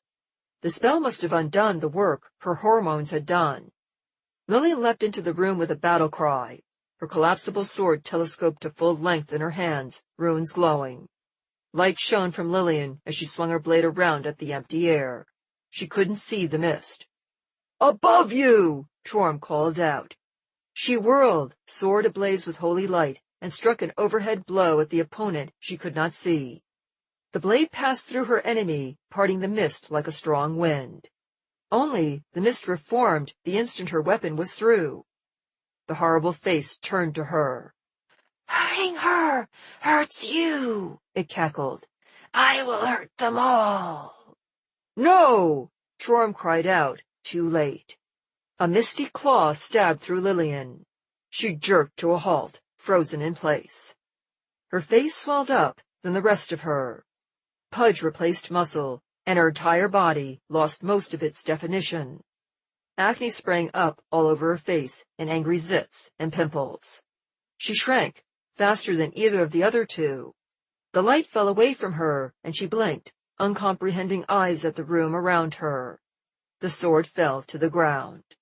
Where am I? Preteen Lillian cried out. Mom, what's happening? As if the words were a summon, Trisha Madden rose to her feet. Only it wasn't Trisha as Chorm had ever known her. Gone was the mother, replaced by a teenager whose eyes glowed with purple light that crackled with lightning, leaping from her eyes to her hands. More purple light shone through her shirt, burning away the cloth over her lower belly. The scar from before was gone, and the symbol of Zocione was fully restored. Whatever you are, said teenage Trisha, you picked the wrong spell eater to fuck with. Chapter 13. Trisha Madden was exultant with power. It crackled about her in a violent corona of energy and created a wind that whipped her hair about behind her. She was stunning. Trisha had always been a beautiful woman. She'd also been all business and somewhat matronly in demeanor, so that her natural beauty was overshadowed by her spirit. There'd also been the age difference. While Nimel might have been significantly older than any of them, relatively speaking, she was still in their age range. Trisha Madden had always been the matron of the Madden residence to Chorm. The person before him now was a stranger, someone younger than him and rife with power. Trisha's features, beneath the energy, positively glowed. It was as if she'd been given a full makeover along with her age reduction. And that was before touching on her demeanor. There was something almost gleeful about this person that he had a hard time associating with the Trisha he knew. This person was powerful, used to getting their way, taking what they wanted, and blasting aside all who dared oppose her.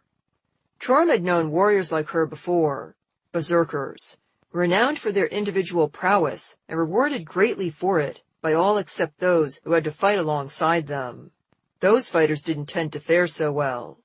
In the long run, neither did the berserkers.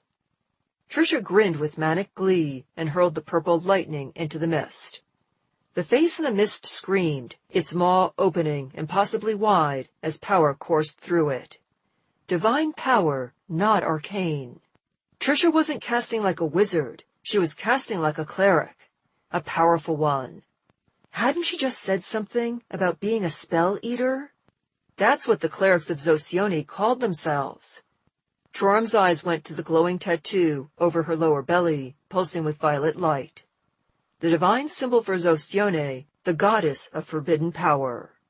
The keeper of secrets and devourer of spells. Trisha Madden opened her mouth, and the lightning began pulling the mist into it. The mist screamed.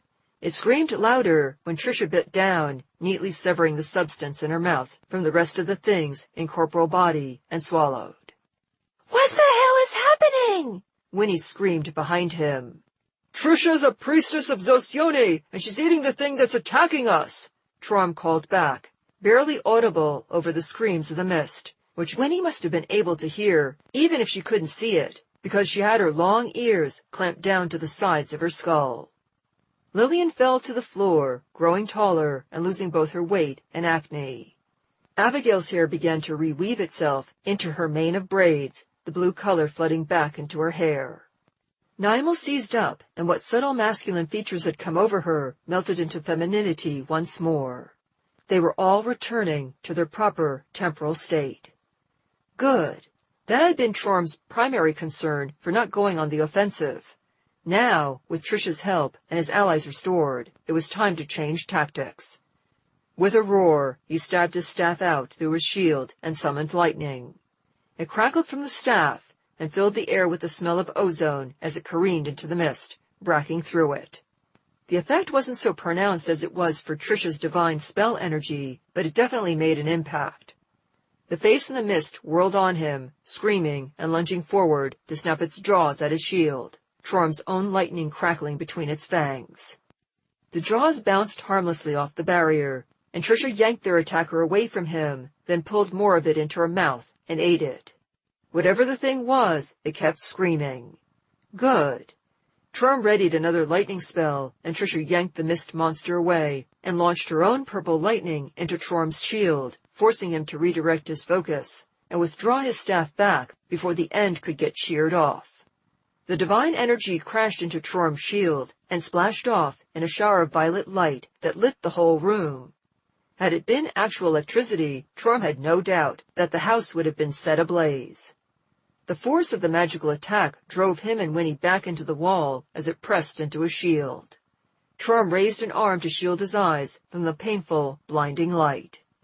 When it died away, the creature was gone, and Trisha was glaring at the now broken window it must have fled through. She turned her glare on Trom. "You let it escape!" Trom straightened. "I did no such thing." "You distracted me!" Trisha said, then gave him a more thorough once-over. She licked her lips. Trom blinked and wished he had his sunglasses. He must be misinterpreting what that expression meant. "I was trying to kill it," Trom said. "You attacked me." "Of course I attacked you," Trisha said, slowly, like it was the most obvious thing in the world. "You were trying to kill it. I wanted to eat it. If you killed it, then it would have dissipated, and I couldn't have done finishing eating its power." Energy continued to crackle around her, but her eyes and the tattoo still glowed. It added a menace Trom would not have believed possible to her petulant tone. "Evidence suggests that killing that thing would restore you to the state you were in prior to the attack," Trom said. Trisha looked around, taking in the trashed room and the girls sprawled across the floor. She glanced out the window. "Am I living in a suburban neighborhood?" "Yes," Trom said. "Those are your daughters." He gestured at Lillian and Abigail. Trisha wrinkled her nose in what Trom thought might be disgust. "Seriously? I grew up to be a fucking soccer mom?" She looked around. "Where the hell are my acolytes? Please tell me I've got at least some kind of servants around here to clean this mess up." Trom thought for a moment. "You have some employees," he ventured cautiously. "You own a tavern called the Roaring Stag." Trisha gave him a flat look. Purple lightning sparked from her eyes. "No, really?" Trom didn't answer. He also didn't lower his shield spell. Trisha glanced at the girls on the floor again, who were beginning to come around. "Okay, they're clearly adults now, so fuck this." "Excuse me?" Trom asked. "Fuck this," Trisha, enunciating each word. "I've got a second chance. Clearly something went wrong last time around. I'm not going to pass this by." "You're going to abandon your daughters?" Trom asked. Lillian pushed herself up on her hands and knees, then stared wide-eyed at her mother. Trisha barely gave her a glance. "I don't know these girls, and that one's clearly a paladin of Thodos. I don't owe them anything." She made to leave. Lillian got to her feet shakily, picking up her sword in a weak grip as she did. Mom? Tricia recoiled. Ew! Please don't call me that. We need to restore you to who you really are, Torm said. You made the decisions you did for a reason. And I'm sure they seemed like good ones at the time, Tricia said, holding her hands out to indicate the trashed room. Clearly something went wrong. So, like I said, I'm taking my second chance. Torm swallowed. He really did not want to do this. But he had to. I can't let you do that. We don't know how long those effects on you will last. Or what kind of damage she might cause to the life she'd built for herself and her daughters before those effects came undone. If they ever did. She eyed him up and down, then shook her head, making her still whirling hair bob and weave as if caught up in an underwater current. Magic and muscle. If you didn't have that huge stick up your ass, you'd be the whole package. I can't let you leave, Torm said, stepping away from the wall. Winnie gave him a tap lower on his back. He didn't glance back, but felt her duck low and pull away. Here was hoping whatever she was planning would work out. Lillian stepped up beside him, sword held up, but shaking. Tricia barely spared her a glance. Instead, she cocked her head and her hip, simultaneously inquisitive and provocative as she looked Torm over. That's an impressive shield, by the way. Thanks. Too bad you've clearly forgotten something. Torm furrowed his brow. What's that? Tricia jerked her head at the broken window behind him. We're on the second floor. Purple lightning leapt from her in a raging torrent, not to strike at Torm's shield, but the floor around him. In moments, it shattered into splinters and insulation. He and Lillian both fell, crashing into the dining room table below, which collapsed beneath their weight.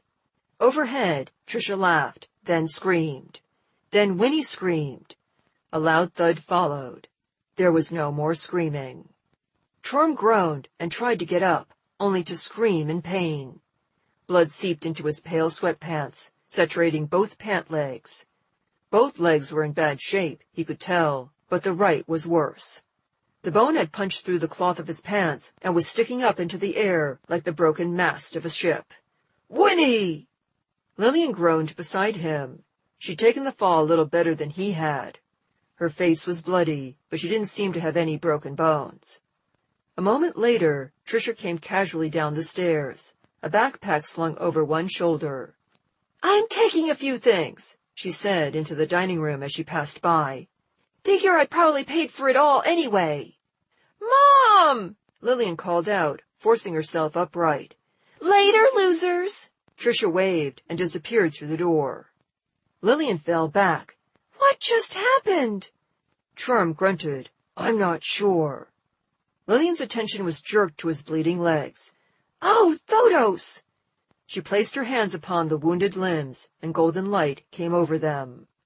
"Thodos, Lord of Justice, I beg thee, hear my plea, and restore my ally, who was wounded defending my home, which is also your temple, that justice may be done, and the wrongs done to him, our ally, be set right." The bone slid back beneath the torn fabric and into Torm's leg. Flesh painlessly pulled itself back together as Lillian continued to pray, and her hands continued to glow. Each moment stretched on for an eternity before his legs were fully restored. Once they were, both of them leapt upright and raced up the stairs. Neither was fast or steady, but they pushed through as hard and quickly as able. They found Nimel and Abigail kneeling in the entrance to the room over an unconscious Winnie. Smoke was curling from her, though there was no visible wound. "I don't know what to do," Abigail cried out. "I don't know what to do." "I've got her stabilized," Nimel said. "But transmutation really isn't good for healing. Long term, anything I try could do more harm than good." Lillian brushed them both aside and fell to Winnie's side, hands glowing. Once again she prayed to Thodos, and the light suffused Winnie's body. The smoking stopped. The light faded, and Lillian fell backward onto her butt, breathing heavily, sweat cutting paths through the blood, drying on her face. I'm sorry," she whispered, barely audible. "What do you mean you're sorry?" Nimel demanded, voice rising in pitch with her panic. She looked back and forth between Lillian and Torm. What does she mean she's sorry? Trorm went to his knee beside her, numb inside. You did all you could? Lillian nodded. What does she mean she's sorry? Nimel demanded again. She's a paladin! Trisha's a powerful cleric, Trorm said. It's some kind of curse? He made the statement into a question, looking to Lillian, who nodded again. It's too powerful for Lillian to break. He forced himself upright and gathered Winnie in his arms. We're taking her to the hospital, where there'd be doctors with access to medicine and healing magic that could do Winnie much more good than anything they could do. Where's Mom? Abigail asked. We don't know, Trorm said. Lillian closed her eyes, took a deep breath, and let it out slowly. She's a cleric of Zocione again. I have to stop her. Winnie is hurt, Abigail snapped. And there's nothing more I can do for her right now, she said. You and Trorm will have to look after her. I need to go after Mom and make sure she doesn't hurt anyone else. Abigail stared at her, then at the sword Lillian still held. You're going to kill Mom? Dodos, help me, Lillian said, voice hoarse. I hope not. Chapter 14. Winnie was comatose. The doctors had hooked her up to all kinds of machines, but none of their medicine or spells had been able to make a dent. They had contacted the Church of Zoladir, a deity of restoration, and a high-ranking member of the clergy would be flying out that weekend to see about breaking the curse. In the meantime, Winnie slept fitfully upon her hospital bed, hooked up to an IV drip that was supposed to put her into a deeper sleep. Comatose wasn't quite the right term, one of the alkalites who had volunteered for the hospital had explained. Medically, it was accurate. Magically, it didn't begin to cover the extent of it. Trisha had plunged Winnie into a nightmare. The medication was meant to plunge her into a state where the bad dreams would no longer keep her restless. Trorm held her hand whenever he was able. A snarl at the hospital staff had been enough to prevent them from attempting to remove him, Abigail, or Nimel. It played into the stereotype he tried so hard to avoid, and Trorm didn't give a damn as long as it let him stay with her. When they were finally alone, Abigail finally broke the silence. Do you two have any idea what the frozen hells happened back at the house? Trorm tore his gaze away from Winnie's unconscious form to look at Nimel. That thing attacked me before, at football practice. It uses some kind of time magic. He let the meaning of that sink in. Nimel hung her head. You think Soliana? I do, Trorm said firmly. It's too much of a coincidence. Who's Soliana? Abigail asked. Her hand drifted to the small backpack she'd brought with her, where Trorm knew her tablet was stored. If anyone could find where Soliana was, it would be Abigail. When Nimel didn't answer, Trorm did. She's Nimel's sister. Abigail blinked, surprised. I thought elves reproduced really slowly. That's got to be not sister in the human sense of the word, Nimel interrupted without heat. Shame. She didn't meet either of their eyes, looking to the floor as she spoke. We consider all the children born in the same year to be siblings, regardless of parents. Abigail nodded. I guess that makes sense for elves. Nimel made a sound in her sinuses, too delicate to be called a snort. Her mother's dying. She came to me wanting help to work temporal magic. I told her no. Then this started happening. Trorm nodded. That's about the gist of it. Abigail swallowed. I'm sorry about her mom, but this is bullshit. Time magic's illegal for a reason. Look what it's done to Mom. Trorm looked at her. She stood, breathing very hard, clenched fists shaking. Embarrassed. A moment later, that changed to afraid. I understand that it may be difficult, he said, trying to be as diplomatic as he could. It was hard. He wanted to roar, beat his chest, and demand answers. Only his grip on Winnie's limp hand kept him from doing just that. But could you please explain what just happened with your mother? Abigail's cheeks colored. Mom's had a tough life. She grew up on the streets and was eventually taken in by the followers of Zocione. She became an alkalite, then a cleric. I don't know all the details. Mom doesn't like to talk about it. Abigail hugged her arms to herself, as if cold. Maybe she was. Not all cold was physical. She met Dad, who was another spell eater and already had Lillian. They adopted me, and... Her grip on her arms tightened. I grew breasts, and he grew interested. Nimel's head jerked up, and she stared at Abigail. I didn't. It was so normal. It seemed normal anyway. Wrong, but like, I didn't get how or why, if that makes sense, she said. Shame. Anyway, Mom found out. Turns out not a lot of mothers do what she did when they found out their husbands. She left him. Left the church because they supported him since he was the elder cleric. Trom nodded. That was very brave of her. Tears fell down Abigail's cheeks. Yeah, and now she's gone. She started shaking. Trom stood up and crossed the room to take her in his arms. She fell into his torso and began to weep. I don't know who she is now. She gave up everything for us, and... She pulled away just far enough to look up into his face, tears streaming down her cheeks. A part of me thinks that maybe we should just let her go. Let her go? Trom asked. Abigail nodded, closing her eyes. She gave up everything for me. I stole her life, ruined her marriage. She's free now. She's got a second chance. She does not! Nimel pushed up from her seat to stand like she was ready to go to blows with Abigail. What's happening to her right now? That's wrong. It's wrong on so many levels. She met Trom's gaze. I felt myself being unmade. My body, it was going backwards, but my mind wasn't. She looked back into Abigail's eyes, tears of her own beginning to pool and stream down her high cheekbones to drip from her delicate chin. We are the sum of our experiences and our choices. Whatever that thing was, it ripped away my agency. It stole the consequences of every choice I made that made me who I am. Whoever that woman out there is, she isn't your mother. Not really. Trom gave a slow nod. Whatever happened, it stole you and your sister from Trisha. She's not free, Abigail. She's imprisoned in the shell of who she used to be. Abigail shook in earnest and began to weep into Trom's chest. Gratitude. Thank you. I needed to hear that. Nimel hesitated, then joined them, wrapping her arms around both Trom and Abigail as far as they could go.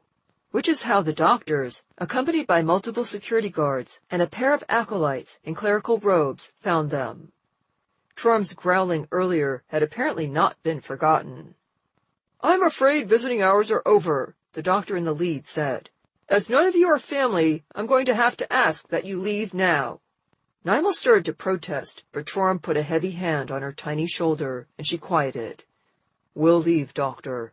When will she be available for visitors again? You can leave your contact information with the nurse on your way out, the doctor said. Protective. She'll let you know. She wouldn't. Trom knew it, and so did the doctor. The hospital would want to keep him as far away from the recovering patient as possible. They left without further incident. Why didn't you let me speak up?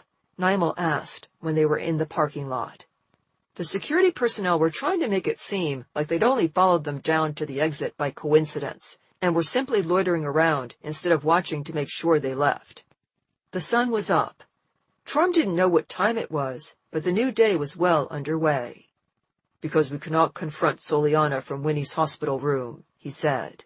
Lillian's pursuing Trisha now, but she doesn't know about this. We need to find out exactly what we're dealing with. Then maybe we can use it to make Trisha undo what she's done. Or at the very least, restore Trisha to who she was supposed to be. Trom was right. It only took Abigail a few minutes to find out that Soliana had booked a hotel room at the most upscale establishment in town. She'd rented it out for the week and had it through the rest of the weekend. According to hotel security, she'd locked herself in her room and hadn't come out for several days. Trom decided not to ask how exactly Abigail had acquired the information. For one thing, if asked in a court of law, he wouldn't have to lie. For another, he wasn't sure that he'd understand her explanation anyhow. What proved more difficult was getting to the hotel room itself. The staff at the front took one look at the motley crew when they walked in, 2 looks at Trorm, and moved to intercept. "Can we help you, sir?" asked a woman in a neat uniform, accompanied by a pair of bellhops in red coats. One of them kept looking at Trorm's biceps and subtly flexing his own muscles. "We're here to see my sister," Nimel said. "Soliana." She gave the room number. "And your name is?" the woman asked. Nimel told her. The woman pursed her lips, then shook her head. "I'm afraid Miss Merrily left instructions that she not be disturbed. Your name was mentioned specifically." She glanced over at Trorm, as if thinking that he might be the cause of whatever disagreement the sisters were having. At Trorm's quiet insistence, they exited the building, stopping in the parking lot. "That's bullshit!" Abigail hissed through clenched teeth. "Agreed," Trorm said. "We're not just going to—" She gesticulated wildly back toward the hotel. "No," Trorm said, "we're not. I thought perhaps there might be some sort of incident that would call the staff's attention away from the doors and elevator." Abigail looked up at him over her glasses. Nimel looked back and forth between them. "Trorm, I think you might be asking a lot of her." "Yeah, what makes you think I can just, I don't know, break into the hotel's security and cause some kind of distraction?" Abigail asked pointedly. "You are cunning, skilled, and determined," Trorm said. "Damn right I am," Abigail said, pulling out her tablet. A few minutes later, the hotel was alive with the screaming sound of the fire alarm going off. "Okay, distracted," she said, then looked up at Trorm. "I don't mean to be an ass, but you kind of stand out." "I got this," Nimel said, drawing out her wand. She gave Trorm a sheepish smile. "Trust me?" Trorm thought about it. "I do." "Here's hoping it's deserved," Nimel said, and the end of her wand glowed with green light. The light leapt from the wand and suffused Trorm's entire body. He shrank, felt himself growing weaker. Weaker. Smaller. He couldn't see right. He had to take off the sunglasses, which caught awkwardly on his ears, which felt weird too. Once off, he still couldn't see well. His mouth, his teeth didn't feel right. He swept his tongue over them, so smooth. "What's wrong with my mouth and eyes?" he asked, in a much higher voice than he was used to, then realized that he was eye level with Nimel and looking up at Abigail. "What happened?" "You're a very pretty elf, Trorm," Abigail said, putting a hand over her mouth to hide her grin. He looked over at Nimel, whose face had gone bright red. "No time to waste," she said, and hurried toward the building. "I'm an elf?" Trorm grunted, in a voice that was much too lyrical to grunt. "It makes sense," Abigail offered. "An elf going to an elf's room in a hotel is much less suspicious than a 300-pound orc wizard." "I'm an elf." Trorm pseudo-grunted again. This was wrong, on so many, many levels. Once inside the building, they easily avoided notice and made their way up the stairs to Soliana's room. They were almost to the door when Trorm was suddenly much taller. He blinked rapidly, the light in the hotel hallway suddenly so bright it was painful. "What the—" "Sorry," Nimel said, embarrassment tinging her voice. "That's a really hard spell for me, and it only lasts a few minutes. We're just lucky we made it to the room before it gave out on us. That would have been really awkward to explain on our way in." Trorm decided to keep his agreement and his relief to himself. He liked who and what he was. If he never had to be turned into an elf again, it would be too soon. It simply wasn't him. He readied to kick down Soliana's door, but Abigail stopped him with a hand on his arm. "Hold up, big guy." She gave his muscles an extra squeeze before pulling away and drawing out her tablet. She typed furiously for a moment, then blue glowing runes lifted from the screen. The light on the electronic door light changed color. "There we are." Nimel didn't hesitate, throwing open the door and darting in, wand raised. Trorm followed, keeping Abigail behind him. Her family had been through enough in the last 24 hours to risk letting her be hurt. He nearly ran over Nimel, who had come to a complete standstill just down the entry hallway. "Nimel, what?" She pointed. There, in the middle of the room, was an elfin toddler, passed out and barely breathing. "Damn it, call an ambulance," Trorm said. He had no doubt that the toddler was Soliana, but there was no way to know for sure how long she'd been like this. All things considered, it was a miracle she was still alive. The emergency personnel arrived, took baby Soliana away, and with her, Trorm's hope to solve this quietly and without incident, because the police showed up next. Chapter 15. It was almost evening by the time Lillian pulled them out of the police station. Specifically, by the time she was able to pull Trorm out of the police station. Abigail had been released fairly early, being only a mage rite in training rather than a true spellcaster. Also, she was not an elf or related to the victim, which was why they'd kept Nymel for several hours longer. Trorm, being both an orc and a wizard, though one of the officers continued to call him an apprentice, as if trying to deny that Trorm was already capable of casting anything of worth, was held the longest and questioned at length. Trorm appreciated the officers' abrupt professionalism and would have appreciated their suspicion of him as well. What warrior did not want others to be wary of him?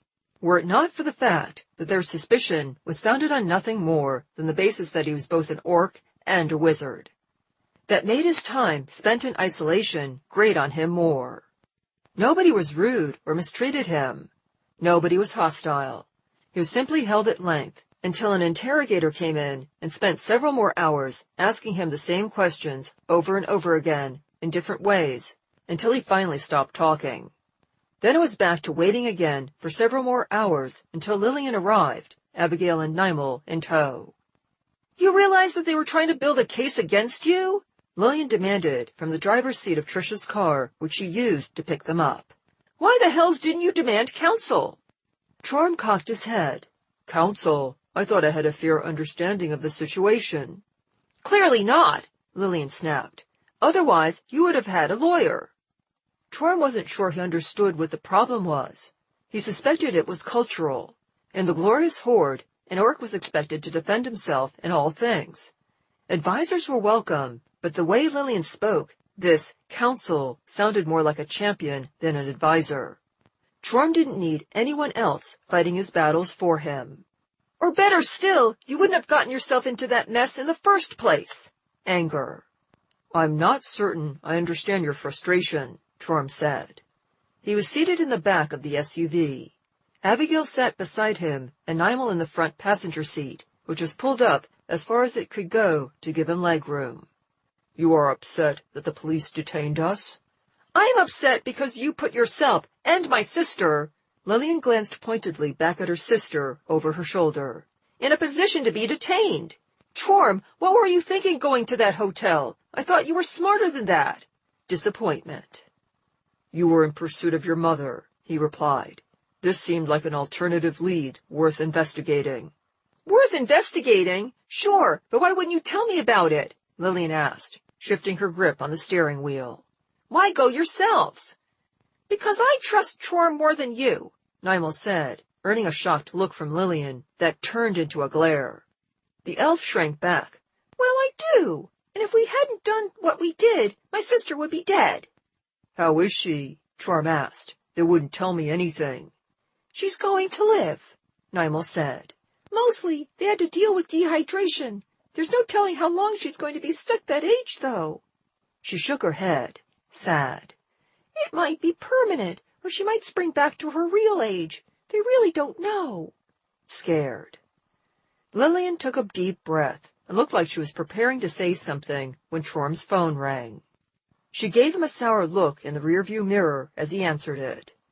"What have you gotten yourself into, Mr. Coldstorm?" asked Professor Hunt from the other end. Trorm's relationship with the professor was an awkward one. That couldn't be helped. Trorm had helped kill his son, Arlen. Arlen had tricked Trorm into robbing his father and then tried to kill Trorm, so Trorm didn't feel badly about the death itself. He did regret the pain it had brought upon the conjuration professor, who had become something of a mentor over the last few weeks. "Could you be more specific, sir?" Trorm asked. "A living spell showed up at my house. Then a young lady who I believe was a cleric of Zosione showed up and ate it, then vanished," Professor Hunt said. "We'll be right over," Trorm said, earning odd looks from everyone in the car. A brief explanation and directions later, and they were parking in front of Professor Hunt's lawn. He met them at the front door. "You saw Mom?" Abigail asked as soon as she saw him. Trump didn't need the hope that flashed across his lenses to hear it in her voice. That earned a startled blink. Surprise. "I don't think so. This was a young lady around your age," Professor Hunt said, appraising their group. "Good to see you're making friends, Trorm." Trorm grunted. "It is." They were invited into the living room. Trorm, Nimel, and Professor Hunt sat down. Abigail and Lillian did not. Lillian began pacing. "A young lady? You said she called herself Trixio?" "Indeed she did." Professor Ishmael Hunt steepled his fingers and leaned back in his seat.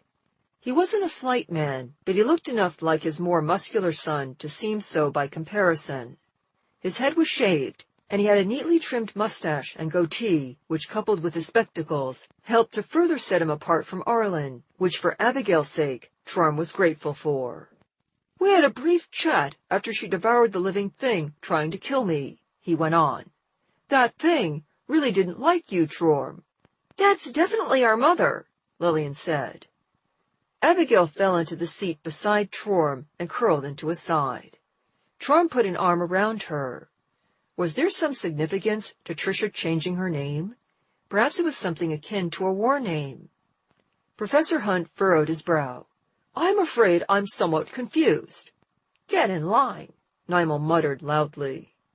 "You said that you were attacked by a living spell," Trorm said. "What exactly is that?" The professor gave him a pointed look over his spectacles. "I'm going to tell you that, with the understanding that you will make this whole affair make sense very shortly thereafter. Are we understood?" Trorm looked to Lillian. "I don't care about the living spell. I care about our mother." Trorm wasn't entirely sure what she meant by that.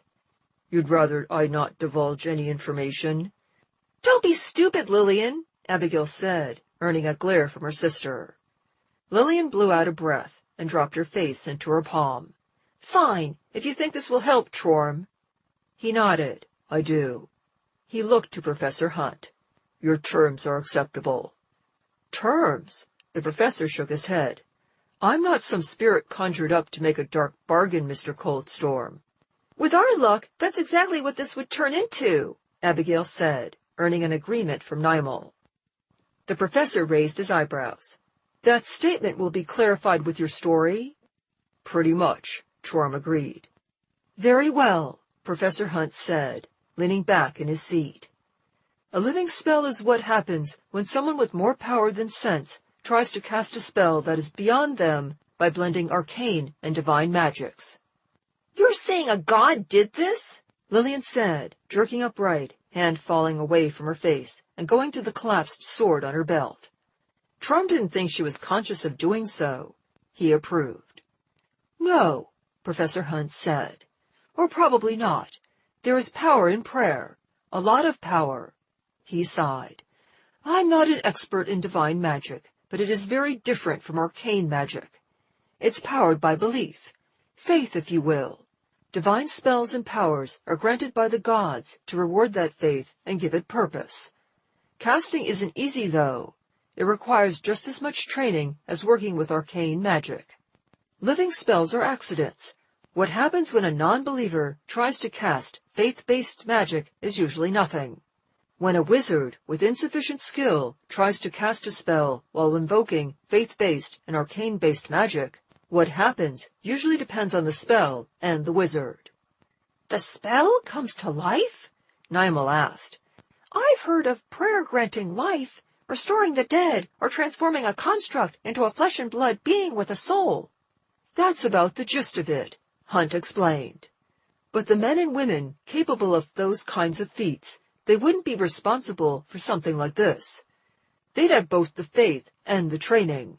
A living spell, well, there's some speculation as to how they occur." "The short version, please," Lillian said, trying to be polite. She managed remarkably well for someone who seemed incapable of unclenching her teeth. "Short version. The unfocused energy that was intended to be directed by the caster's faith and deity interacted with the spell he or she was attempting to cast and gave it sentience. The professor adjusted his spectacles.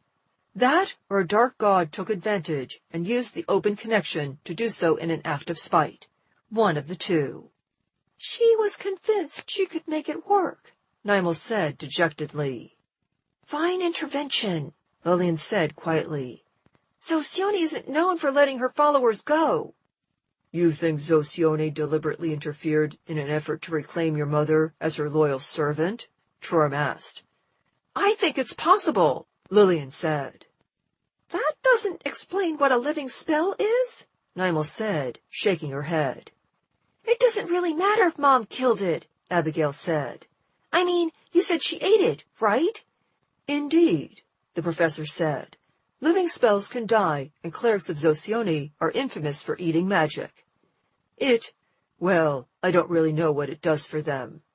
That's one secret Zosione's clergy have kept well guarded. But the living spell is dead, yes. He gave Trorum another pointed look. It really didn't like you. No, Trorum admitted, remembering the angry face in the mist. It did not. Was the thing really dead? That was hard to believe. He thought back to how Trixel, had used that purple lighting to trap the thing and bitten off a piece of it. The scream the living spell had made would be difficult to forget. Perhaps it was easier to believe than he'd thought. Trixel was clearly someone to be feared. Trorum explained to Professor Hunt and to Lillian, who hadn't heard the full story yet, what had happened since Soliana arrived, how she'd wanted help with illegal temporal magic, and both he and Nimel had firmly rejected her offer. Then he told them about the attack on the football team. And you said nothing about this? Lillian demanded. Trorum shrugged. It was resolved. The campus police were investigating, and it had never occurred to him to share it with Lillian. Perhaps that had been a mistake. Gods above! Nimel swore. Trorum, I am so sorry. Why didn't you say anything to me? I mean, time magic right after Soliana showed up. You had to know. I suspected, Trorum clarified. I did not know, and that would have put you in a very awkward position. Nimel's face burned crimson, and a multitude of emotions flashed over the lenses of his sunglasses so that he had to stop looking at them, or else get a headache. I don't know that there was much else you could have done, Professor Hunt said. Putting as much distance between yourself and the caster was the wisest course of action available to you. So, what do we do now? Abigail asked, looking around expectantly. Nothing, Professor Hunt said. At the same time, Lillian said, Not a damn thing. The pair exchanged glances. Professor Hunt gestured for her to take the lead.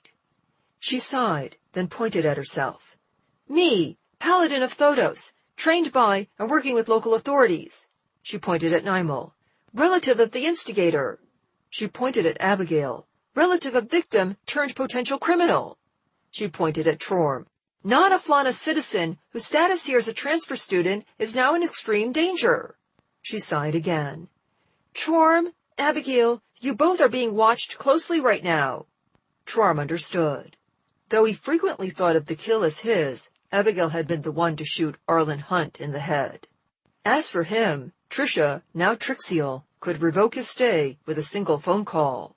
It seemed unlikely to happen, if only because he didn't think she remembered that she could.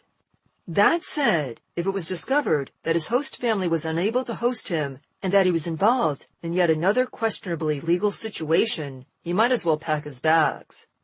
It sucked, but what else could he do? Let the Paladin do her job, Professor Hunt said.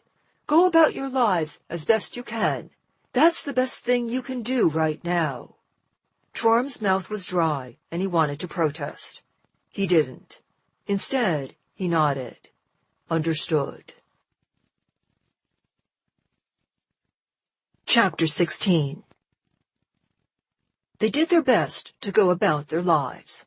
Abigail and Nimel went to their LGBTQ rally, which it turned out was only a block east from the stadium, which was where Trorum was, warming the bench, watching the scroll-weird stallions steadily lose yards to the whole dream hippogriffs and grinding his teeth.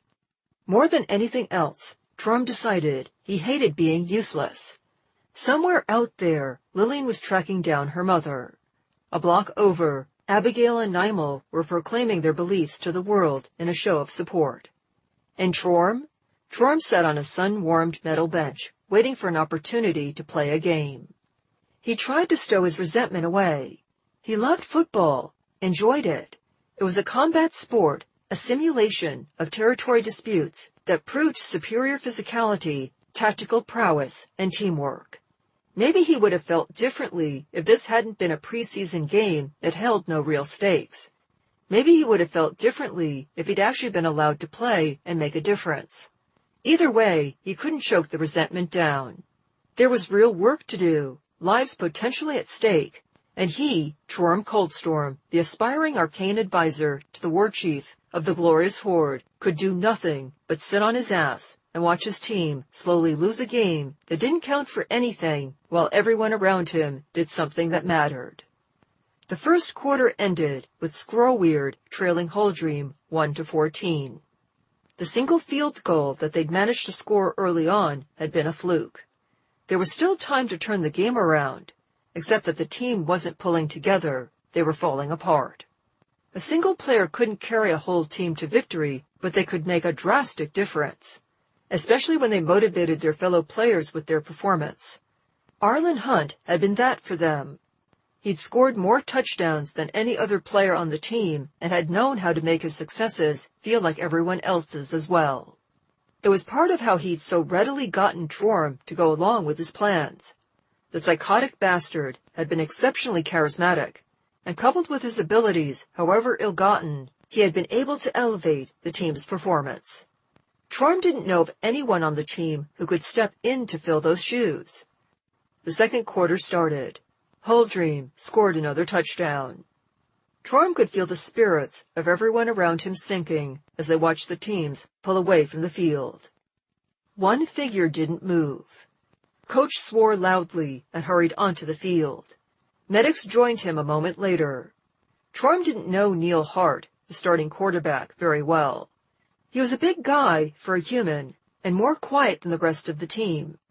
They hadn't spent a lot of time around each other, and Trom hadn't made an effort to change that. He wished he had now, as stretchers were brought out and Neil was carried off the green. Whatever was wrong with him, a cleric would put it right, but he'd be out for the rest of the game. Trom cursed. The game didn't matter, but the team did.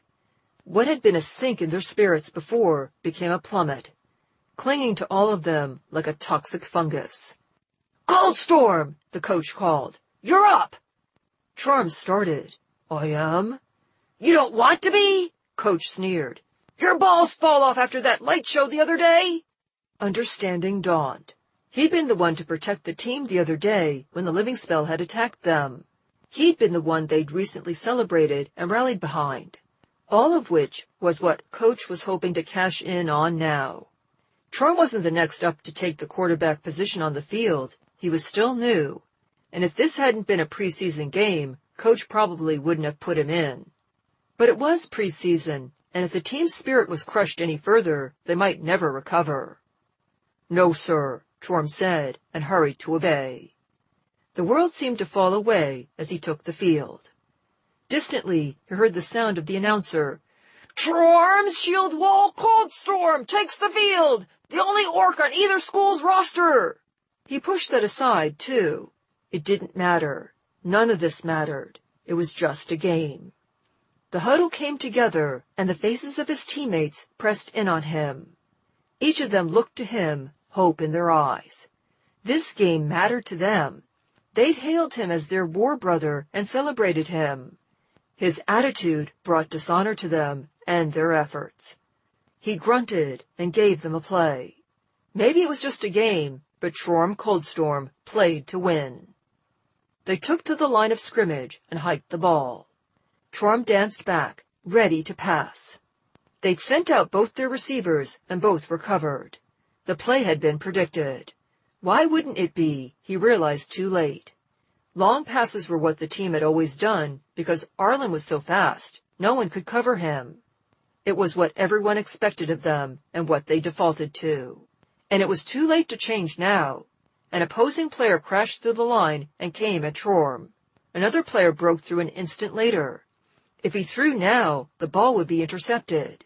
If he held on to the ball, he risked losing it when not one but two players sacked him. Beyond the players, the Scroll-Weird Stallion cheerleaders performed a move that sent one of their members spiraling into the air. For a brief moment, Trorm thought it was Winnie, and his heart soared. Then he remembered. Winnie couldn't be there, supporting the game she loved, because Winnie was in a coma in the hospital, racked by nightmares. She'd want to be here. The realization struck Trorm like a lightning bolt. It was followed by the opposition's defense. He braced himself and didn't drop when the opposing player tackled him.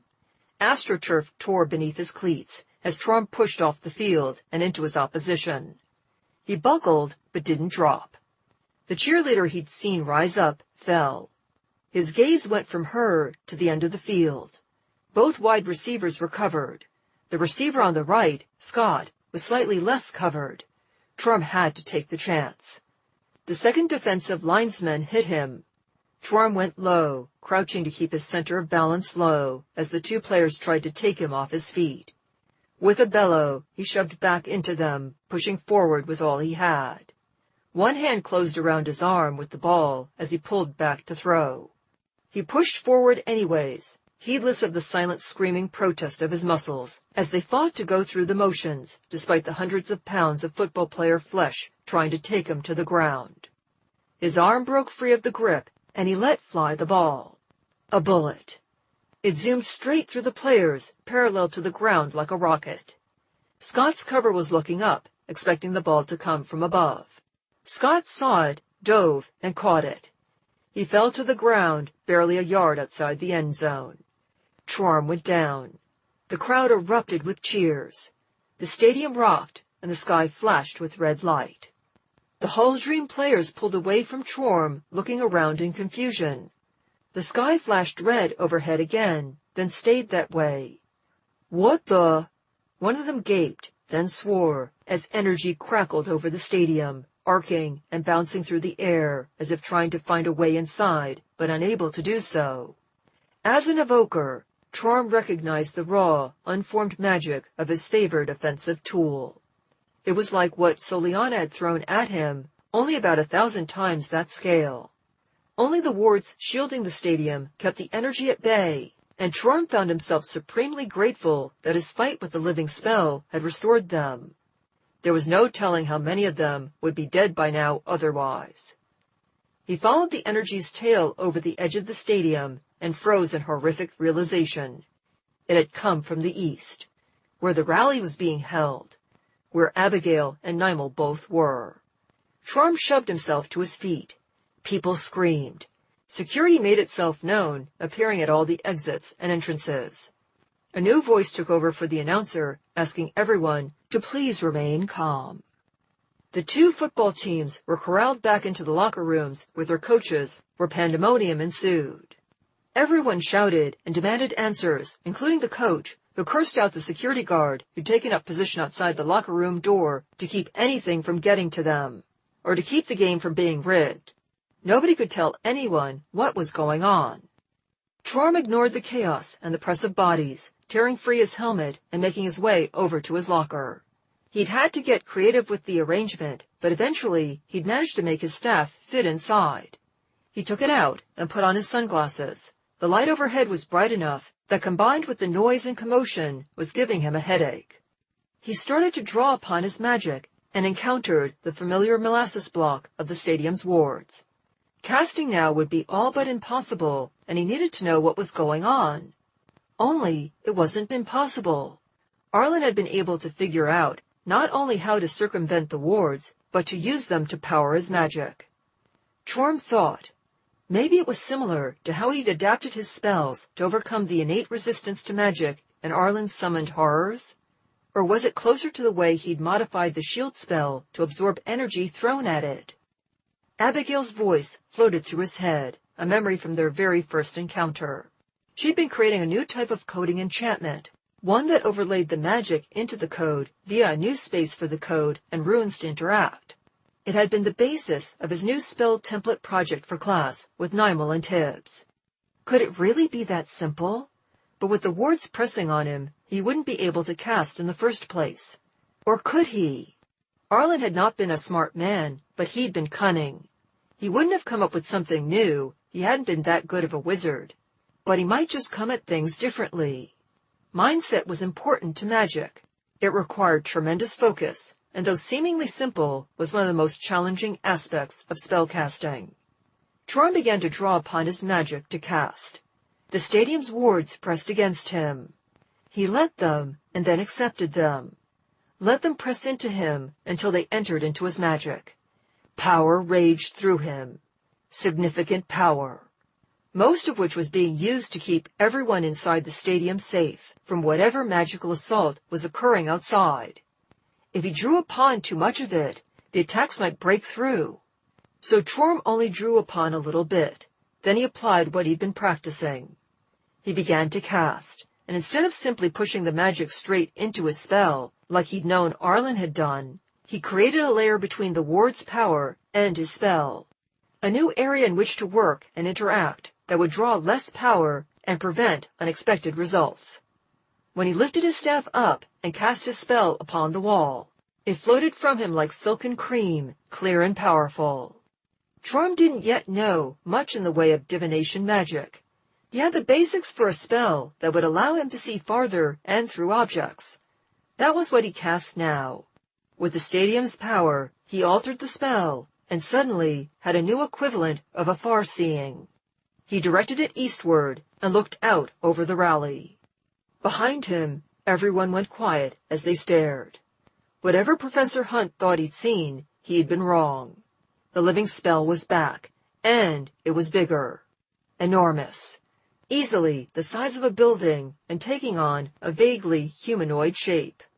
Red light played within it, crackling out from it, saturating the area all around. Children screamed on the streets and sidewalks. Children that were shrinking, becoming younger and younger. Spells were cast at the living spell from a distance and unraveled before they could reach it, set back in time to before their existence. Somewhere among those children was Nimel and Abigail. Troy caught himself trying to search for them, then realized the futility. He wouldn't even know what they looked like. Something caught his eye. In the center of a cleared-out parking lot was a circle glowing with runes. The rainbow orchid and serpent symbol of Oana had been painted upon the ground there at first, but someone had taken a can of purple spray paint and laid over it with the all-seeing star of Zosione. Lillian and Tricia floated several feet above the ground there, limp and unconscious, as the living spell wreaked havoc about them. Chapter 17. You can fucking cast fucking spells in the stadium? Troy turned around. Every eye was on him, and Coach was glaring at him from across the locker room. His knees turned to jelly and his stomach clenched. An answer was expected. His throat closed up and his tongue turned to lead. His forearms and palms tingled. Is that what you just did out there on the field? Coach demanded. Because if you fucking did, after every fucking shit thing we've been through— I have not! Rage roared through Troy, so hot and furious that it melted through his fear, and he stepped forward, the world falling away, except for him and the coach. I puzzled this out now because I need to know my allies are safe. I would never dishonor my teammates. He bared his tusks. The coach looked only mildly mollified, and the rest of the locker room came back into focus. With it came the fear, the paralysis. Abigail, Nimel, Lillian, and even Tricia, they all needed him. They were out there, trapped by that thing. No one had been able to get into the red-lit area, and all spells cast into it were clearly failing. It was only a matter of time before all those people inside aged backwards into nothing. All those people were eventually going to regress to a point where they couldn't sustain themselves and die, and that was just the start of whatever this thing might do. It needed to be stopped. Lillian had told him that he was just a college student, that she was the paladin and that it was her job to stop things like this. She couldn't do that now. Apparently nobody else could either. But Chorm thought he might just have a way to help. Only he couldn't do it alone, and to get the aid he needed to speak. So he forced his mouth open and made himself speak. He went slow, forcing out each word and enunciating it carefully, as if casting a spell for the first time. He couldn't afford to misspeak now, any more than he could under those circumstances. I am going out there. He gestured at the viewing behind him on the wall. They need help. Those people are turning into kids, Scott called out. Look, Coldstorm, Coach said. You're a clever wizard, but you think you can go out there where emergency responders can't and not get turned into a bloody fetus on the ground? I do, Chorm said. My shield spell protected us before. With a little modification, I can make it into a kind of magical armor that will protect me from the effects of that living spell. With the stadium powering it, it should last indefinitely.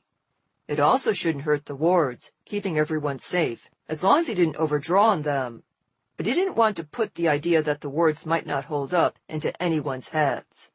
He pointed at the people, at the children growing younger behind him. I'm going out there.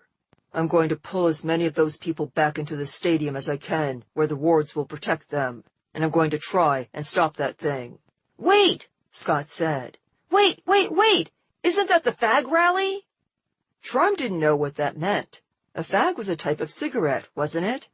I believe it's the LGBTQ rally, though I don't see how that matters. Those are our classmates. The silence that followed that was somehow more still. His words had mattered to his teammates, and his words had shamed them. He didn't know whether that was a good thing or a bad thing. There were too many faces for his sunglasses to register all of their emotions. He pushed forward. I won't ask anyone to come with me, Chorm said. But anyone who chooses to come, I'll shield you. I cannot save everyone out there and stop that thing alone. That won't stop me from trying. Chorm made his way toward the exit, but was blocked by both the security guard and Coach. Can't let you go out there, the guard said, scared. Coach snorted. Chorm had to agree. The idea of this man stopping him was laughable. You go out there, Coldstorm. You won't be coming back in here, Coach said. You understand me? I'm not letting you go out there to risk your life for a bunch of dykes and fairies. This team fucking needs you. Coach glared around at all of them. Same goes for all of you dipshits. You go out there, kiss your football careers goodbye. I am not letting you get yourselves killed. Chorm glanced back and found that he hadn't been alone in making his way to the door. The team stood behind him. I understand, Chorm said with a nod to the coach. Do you? Coach snapped. Do you fucking really? Because if you don't got fucking football, you don't have your scholarship, Coldstorm. You think about that? Terrified. Chorm clenched, then unclenched his fist. It did matter. It just didn't matter enough to stop him. I would not be worthy of this school's education if I were not willing to step up to defend it and its students. Coach's face seemed to collapse in on itself. A tear leaked out from his eye to trickle down his cheek. Don't do this. I'm going, Chorm said. No, you're not, the guard replied, stepping more firmly into the middle of his path. Coach reached out and put a hand on the guard's shoulder without looking at him. Son, he said, taking a shaky breath, you can't stop all of us. Chorm's eyebrows rose. Coach glared at him. Fuck you, Coldstorm. You think I'm letting you fucking pansies do this by yourselves? The security guard's resolve crumbled. He stepped aside, and the entire football team, led by Chorm and the coach, poured out of the locker room and to the stadium exit. It wasn't hard to modify the shield spell, shaping it to surround the body and tethering it to the target, not with so much power provided freely by the stadium. In short order, every player emitted a shimmer like a heat wave about their person as Chorm waved his staff over each in turn. Grab and return, he instructed. That's the play. Pull as many as you freely can out of that spell's area of effect. Get them into the stadium, then go grab more. Then, because it seemed appropriate, he called out, Break! The team broke, sprinting down the parking lot like a battle horde ready for war. They tore through the parking lot, across the street, and toward the abandoned signs, flags, and banners. In the distance, officials called for them to stop, but they couldn't get any closer without risking getting caught in the spell themselves. Children screamed, cried, sat on the ground, or ran wild in clothing far too large for their still shrinking frames. Some were already toddlers, others were preteens, trying their best to comfort the panicking babies. The players swooped in, grabbed up children under each arm, and hauling them back toward the stadium as fast as they could. Chorm ran past the children toward the center of the rally, where the living spell towered over them all like a misty titan. Below it, Lillian and Tricia hovered unconscious in the air, power crackling about their bodies, leaping back and forth between them and the runes spray-painted over Oanna's holy symbol. That power radiated upward into the living spell's maw. It sucked down the energy like a leech, growing larger the more it glutted itself. Chorm had only the vaguest idea of how he might hurt that thing. His lightning spell had done some damage earlier, not nearly so much as Tricia's divine magic had. Then again, he hadn't had so much power to draw upon then. He couldn't let the living spell keep eating the magic coming from the profaned holy symbol, nor could he allow it to turn upon his teammates or the victims of whatever mad ritual he was interrupting. That meant he would have to kill it himself or distract it until someone more powerful than him could. The idea did not appeal. Wizards were not front-line fighters. This was going to suck. Chorm drew upon as much of the stadium's power as he dared. He'd only have one shot at this before the thing noticed him. His attack needed to be powerful enough to stop it, but not so powerful that he eliminated the stadium's defenses. Even if he somehow got lucky enough to slay the living spell with one blow, that didn't necessarily mean that this would be over. Who knew what would happen to all that power it was sucking down without the living spell to shore it up? Chorm bellowed a war cry. Lightning erupted from his staff in bright crimson, with power drawn from the stadium's wards instead of its usual blue-white, shaking his staff with the sheer force of it. Chorm screamed louder and hurled the crimson bolt of energy into the living spell. The red lightning bolt struck the misty giant in its distending stomach.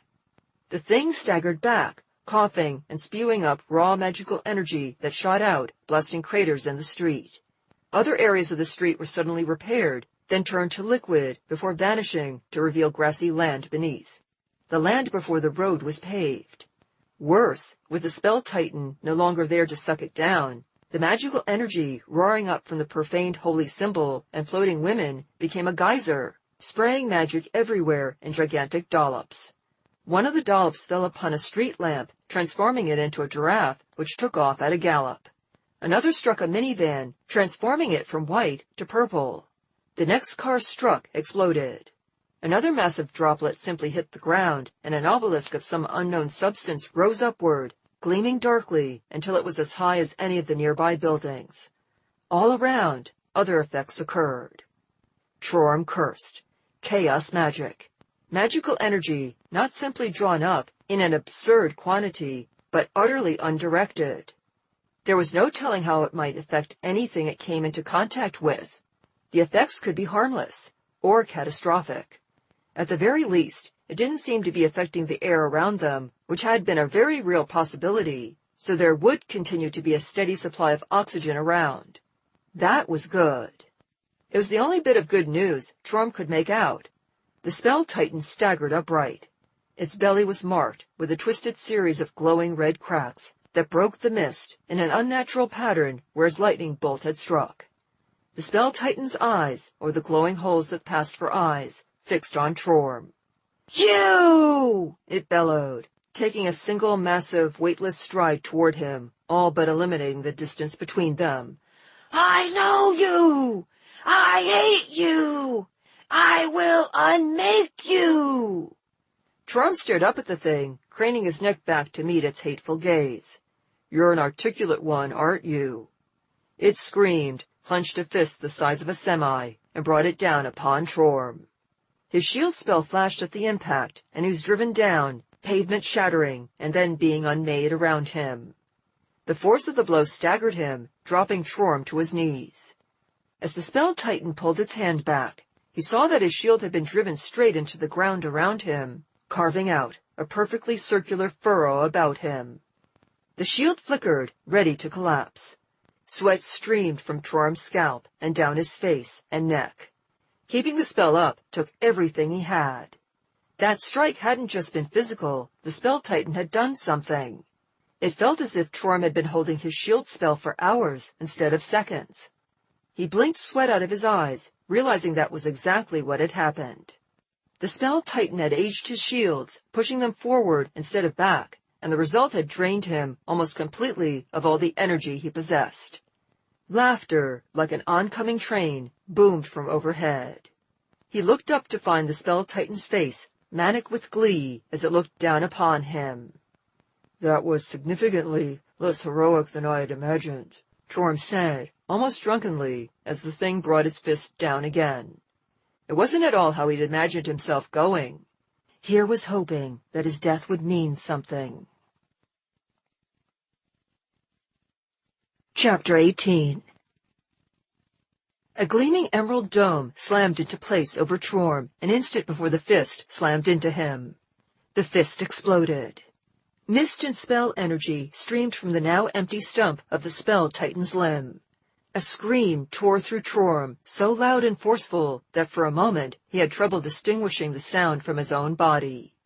The spell titan staggered backward, gaping at its wound, mouth opening and closing in disbelief.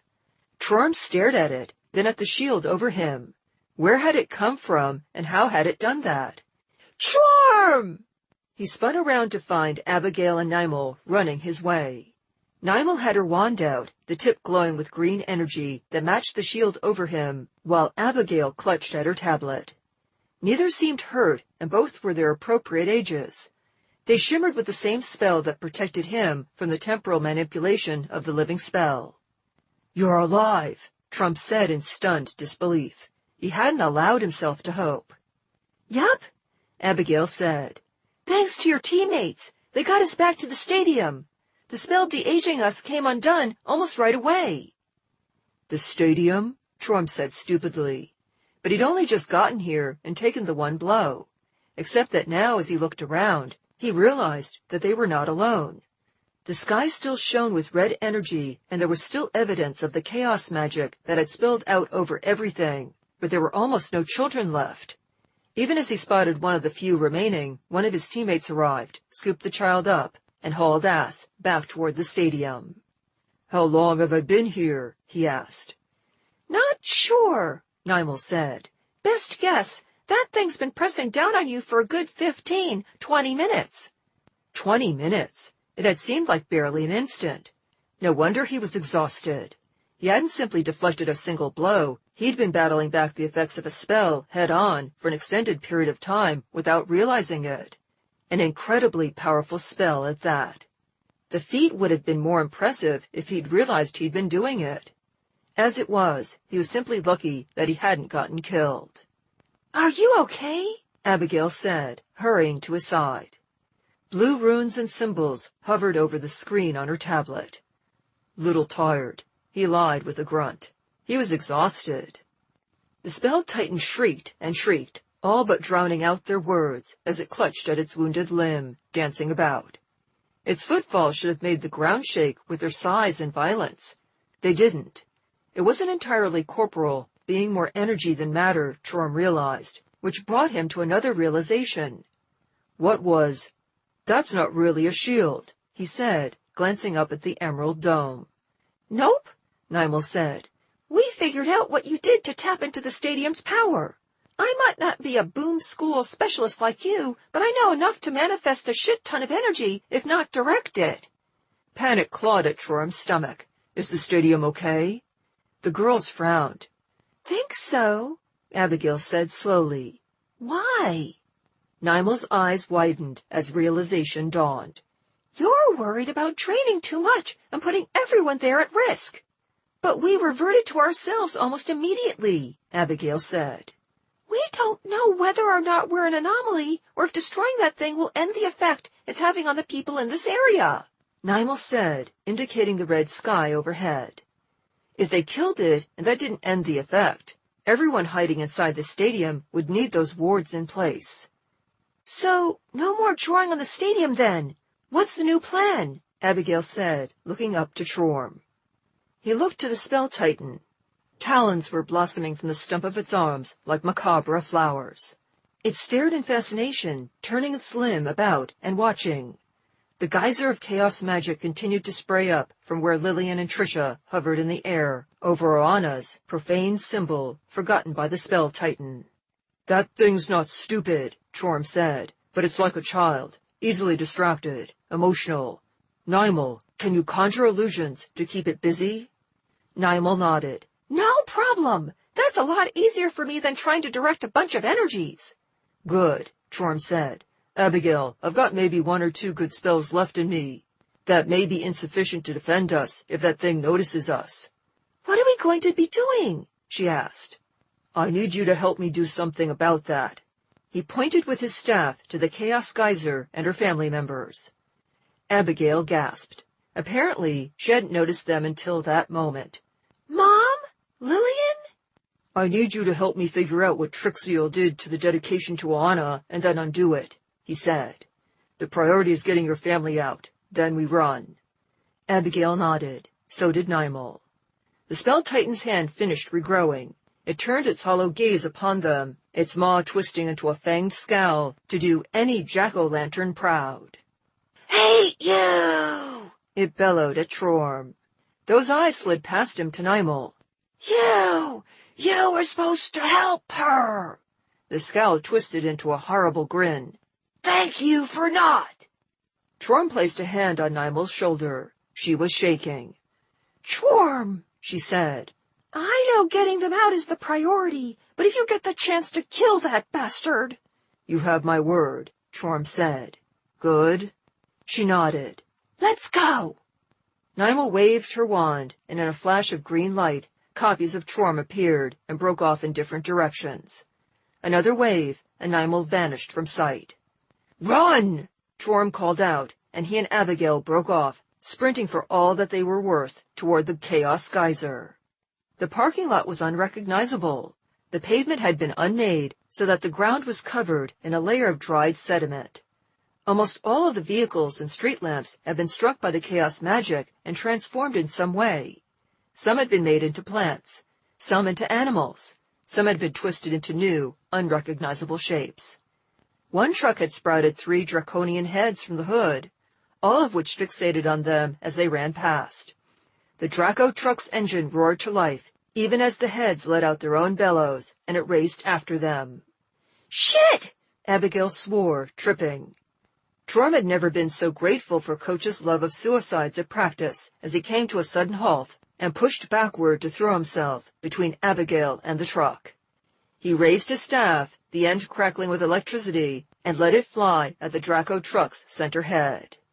The truck's middle head recoiled, the other 2 twisting to look up at it. Chorm sensed something then. The vehicle must have held some kind of minor enchantment before this, and the chaos magic had twisted it.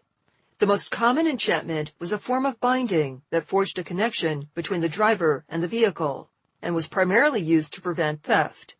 That gave Chorm an idea. Abigail rose to her feet behind him.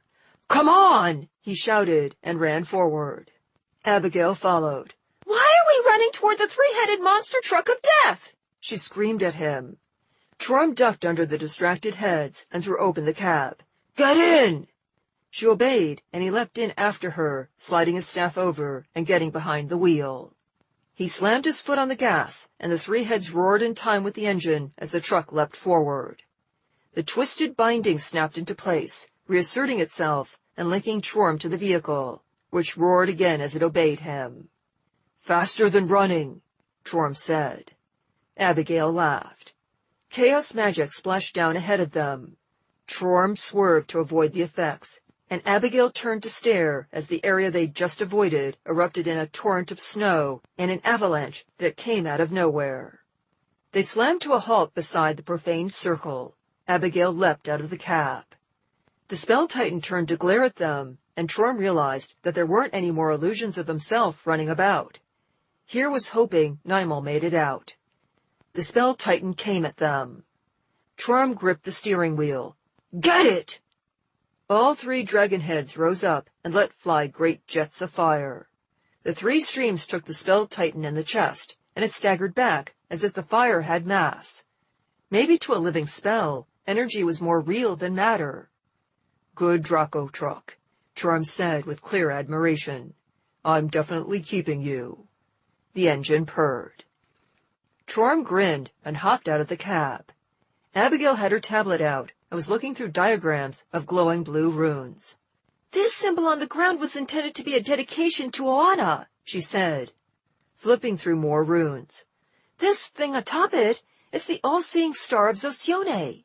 It's transformed this from a dedication to an offering, specifically a sacrifice." "What was sacrificed?" Charm asked. "Secrets," Abigail said. "Lots of people here were coming out for the first time. That's a lot of power to a goddess of secrets and forbidden magic. Also, everyone has secrets. This thing ripped them from their minds and fed on them." "To what end?" Charm asked, looking to Trixiel. "I'm not sure," Abigail said. "But it looks like this thing wasn't actually intended as an offering to Zosione. More like, I don't know the words, usurpation maybe? I think Mom was trying to use it to break faith without losing her powers." Charm scowled. "Is that possible for a cleric?"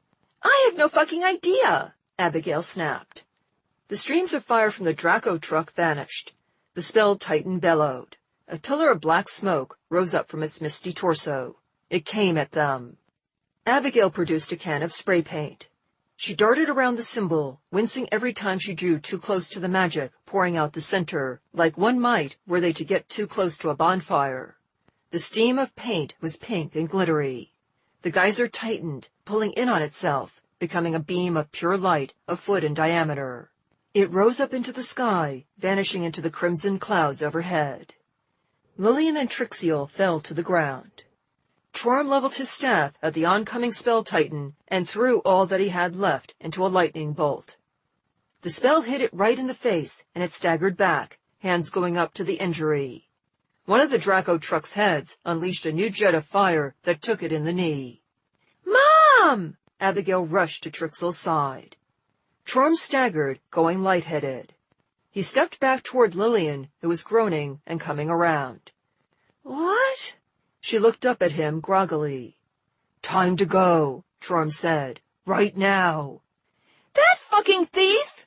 Trixiel suddenly called out, pulling herself upright and stepping toward the spell titan like she meant to go give it a stern talking to.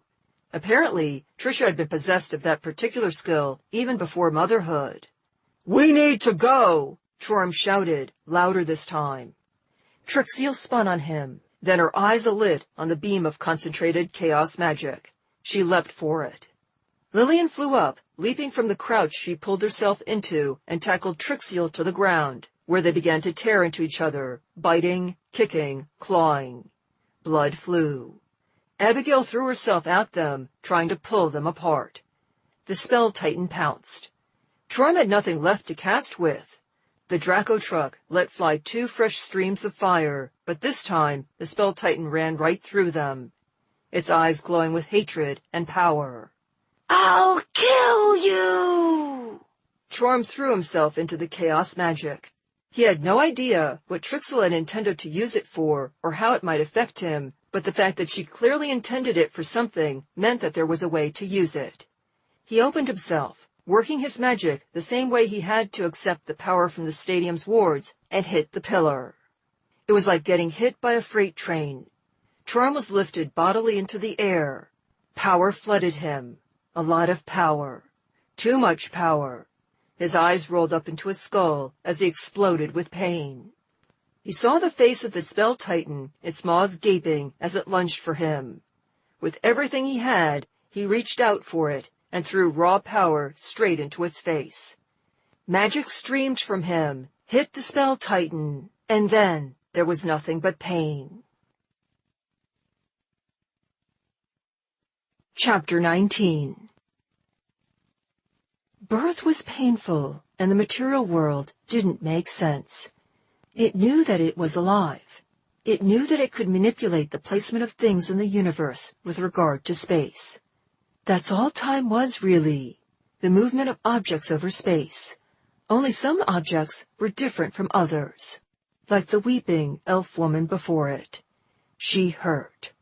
hurt so badly. That pain flooded its senses, making it hurt in a way unrelated to its new semi-corporal body. She wanted to save her mother. The living spell didn't give a damn about that. It cared about the orc that had hurt the elf girl's brother, had transformed him into some kind of pervert, and was clearly abusing him. Everyone knew what orcs would do to an elf one could corner. Her brother had always been delicate. That hurt and hatred overrode everything. It was enough to the living spell to pull free of the magical constraints that had been constructed to bind and direct it. Once those were shattered, it lost control. The elf girl, Soliana, she had a name. Soliana went backwards, moving through her timeline until she was almost where she had started from. She'd wanted her mother set back. This was close enough. It needed to kill the orc. It sensed the anger of others directed upon him. Trorm. His name was Trorm Coldstorm. A lot of people were mad at him. The living spell followed that anger, and Trorm watched from the living spell's perspective as it assaulted him and his teammates. Listened to its childish, alien thoughts and rage as it was wounded and repelled. It fled and hid and recovered and waited until it sensed anger directed against him again, and watched as it attacked the Madden's house. Watched as it learned fear. The pain he'd inflicted upon it earlier hadn't been anywhere near enough to put its new life at risk. When it transformed Trisha into Trixiel and began to be devoured, that had been. It was afraid. It fled, hid. Its rage festered inside of it, and like called to like. The living spell was drawn to the fury and came upon a gathering. People in dark robes. One of the figures, face obscured by a white oval mask, with an impassive expression, turned to meet the living spell. It raised a hand. Power struck it, and the living spell screamed. Things became foggy. Trorm felt as if his skull was splitting in two. Trixiel was there, laughing as she taunted the figure in robes. Her purple lightning pulled the living spell to her, and she devoured it. The living spell cried out in terror. It did not want to die. It called out for the help of any who would listen. Someone answered. Zosione came to it through Trixiel, her servant, who intended to betray her again, to leave her again. She told it how to hide inside of Trixiel and went to strike. Zosione did not simply release useful tools from her service. She subverted Trixiel's ability to eat spells, and the living spell waited within her until Trixiel's plans became manifest. She would use the dedication to Oana to gather power, hijacking it and the secrets of all those at the rally for her mistress, and at once offer them as sacrifice and sever her connection. She would keep her power and be free of Zosione's will. The red-headed daughter, the servant of Thodos, had almost ruined everything. She was not flesh of Trixiel the traitor, but blood of a father who served Zosione faithfully still. For that connection, the daughter was spared when she interfered. The living spell fed, grew, and then the orc, the hated Trorm, was there, and Trorm felt every blast and attack the spell titan had suffered, as if he were it. By the time the scene had played out, he had never been in so much pain.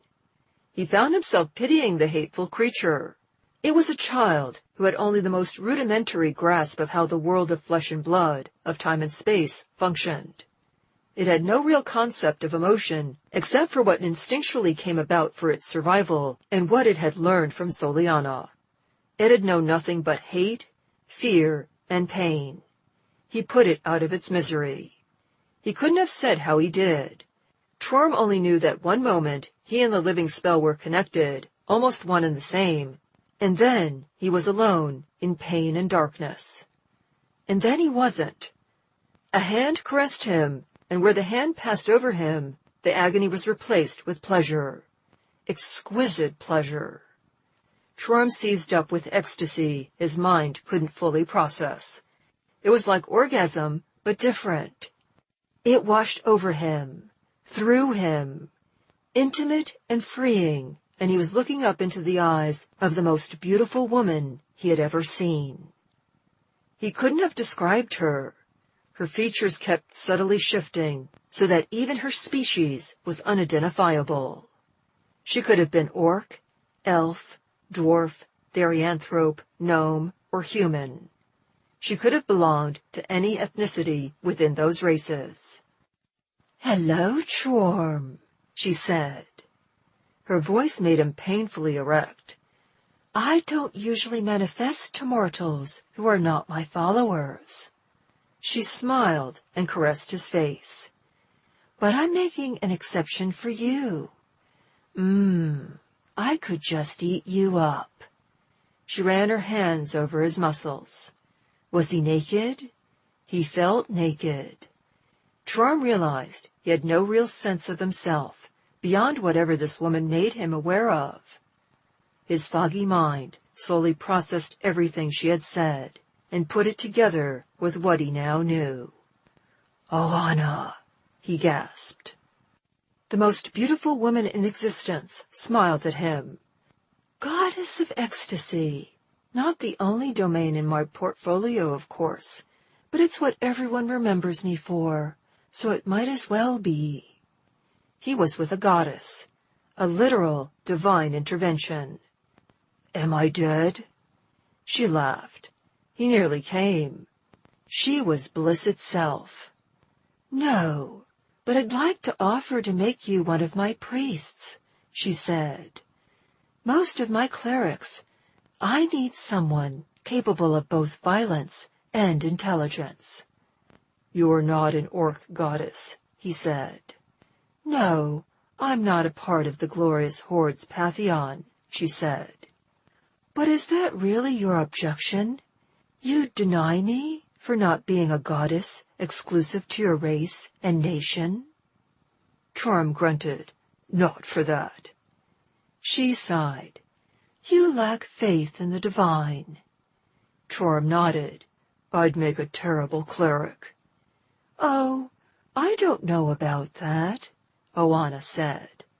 "I think you'd do fairly well once you learn to trust in me." She smiled. "There will be a place for you in my clergy when you realize how good you'll have it with me. My temples are open to you, my followers, your allies." She leaned down and kissed the side of his neck. Pleasure, unlike anything Trom had ever felt, exploded his mind into tiny, fragmented pieces. Slowly it and he reformed. "Wow." Oana giggled. "You have my blessing, Trom Coldstorm, and power. You saved my followers, and this dedication in my name. I filtered the chaos magic so that you didn't simply explode and—" She grinned. "Now you'll see. I kept most of it for myself. It was meant for me after all, and it wasn't like you could have handled much more than I've given you. Not without a stronger connection to me." She grinned. "I'll be giving your prayers to me special priority, sweet Trom." She winked and was suddenly holding Trom's sunglasses. She slid them onto his face, sending a shiver through his body. Trom fell. He hit the pavement hard. His football pads only did so much to cushion the impact. With a groan, he rolled over, opened his eyes, and winced. The sky overhead was bright with sunlight. It was also blue. Hands helped him to sit up, and he realized that they belonged to Nymol. Abigail and Lillian were helping Trixiel, no Trisha, upright. Only she wasn't Trisha as Trom knew her. She wasn't Trixiel either. She wasn't a teenager anymore, but she hadn't been restored to her original age. Instead, she looked to be somewhere in her mid to late 20s. The scar on her belly was faded, and the symbol of Zosione was overlaying it. All around them, the parking lot had been restored, the effects of the chaos magic undone. The pavement was pavement again. The light posts and cars were back. Torm felt himself mildly disappointed until a rumbling sound drew his attention, and he found the Draco truck looming over them, all three heads cocked inquisitively, as if waiting to see if he'd be okay. When he grunted at it, the engine let out a rumble, and the mouths opened. The monstrous construct resembled nothing in that moment so much as a warg, ecstatic to see its master returned. "Definitely keeping you," he told it, which earned an eye roll from Nimel. "Looks like we needn't have worried about drawing from the stadium," she said, gesturing around them all. "Destroying that thing undid almost all of the temporal effects I can see." She gave the Draco truck a pointed look. Torm jerked his chin at Trisha, or Trixiel. Honestly, he had no idea who she was at the moment. "Not her. Is she all right?" "I've healed her," Lillian said, looking up from her mother for the first time. "Nothing seems to be wrong physically. What the hell's happened to you?" Her hand shot up to point at Torm's neck. Torm's hand flew up to slap over the place where Oana had kissed him. "Nothing." Abigail and Nimel turned their attention to him. "Show me," Lillian demanded. Torm was too tired to argue. Besides which, it wasn't like he could go around concealing his neck forever. He let his hand fall away. "Oh, that's just... Come on," Lillian said, slumping down. "Really?" "I don't see anything," Nimel said, leaning in close to examine Torm's neck. That was a relief. Torm had half been afraid he'd ended up with some kind of kiss-shaped tattoo on his neck. "What is it?" Abigail asked. "He's been blessed by Oana," Lillian said sourly. "The freaking goddess of hedonism. She marked him, and he's living in our house." She turned her gaze toward the heavens. "Photos, did I do something to offend you?" "Who's offended who now?" said Trisha, who might be Trixiel, her eyes fluttering open. Lillian held up a hand to forestall Abigail, who looked like she'd been intending to pull their mother into an embrace. "What's your name?" "Trisha Madden," Trisha said, brow furrowed. "What?" Lillian pointed at Abigail. "What's her name?" Trisha blinked. "Abigail, Lillian, what's going on?" Trisha Madden, gender, female. Emotion, confused, concerned. Interest level, 4. "It's her," Torm said. He'd learned to trust his sunglasses. Lillian pulled her mother into an embrace and began weeping. "Thank Photos! You're all right! You're all right!" Police cruisers arrived then, and officers, both local and campus, poured out. Black SUVs and a pair of helicopters followed. Men in suits got out of the unmarked cars with unimpressive-looking guns, wands, and swords that Torm knew were anything but. The group was promptly arrested. Torm fell asleep in the interrogation room and awoke an unknown amount of time later when a police officer was uncuffing him from the table at the direction of a woman in a skirt suit that was far too sexy to be professional. The woman was in her early 30s and stunning, with an hourglass figure and her blonde hair done up in an elegant, slightly messy style.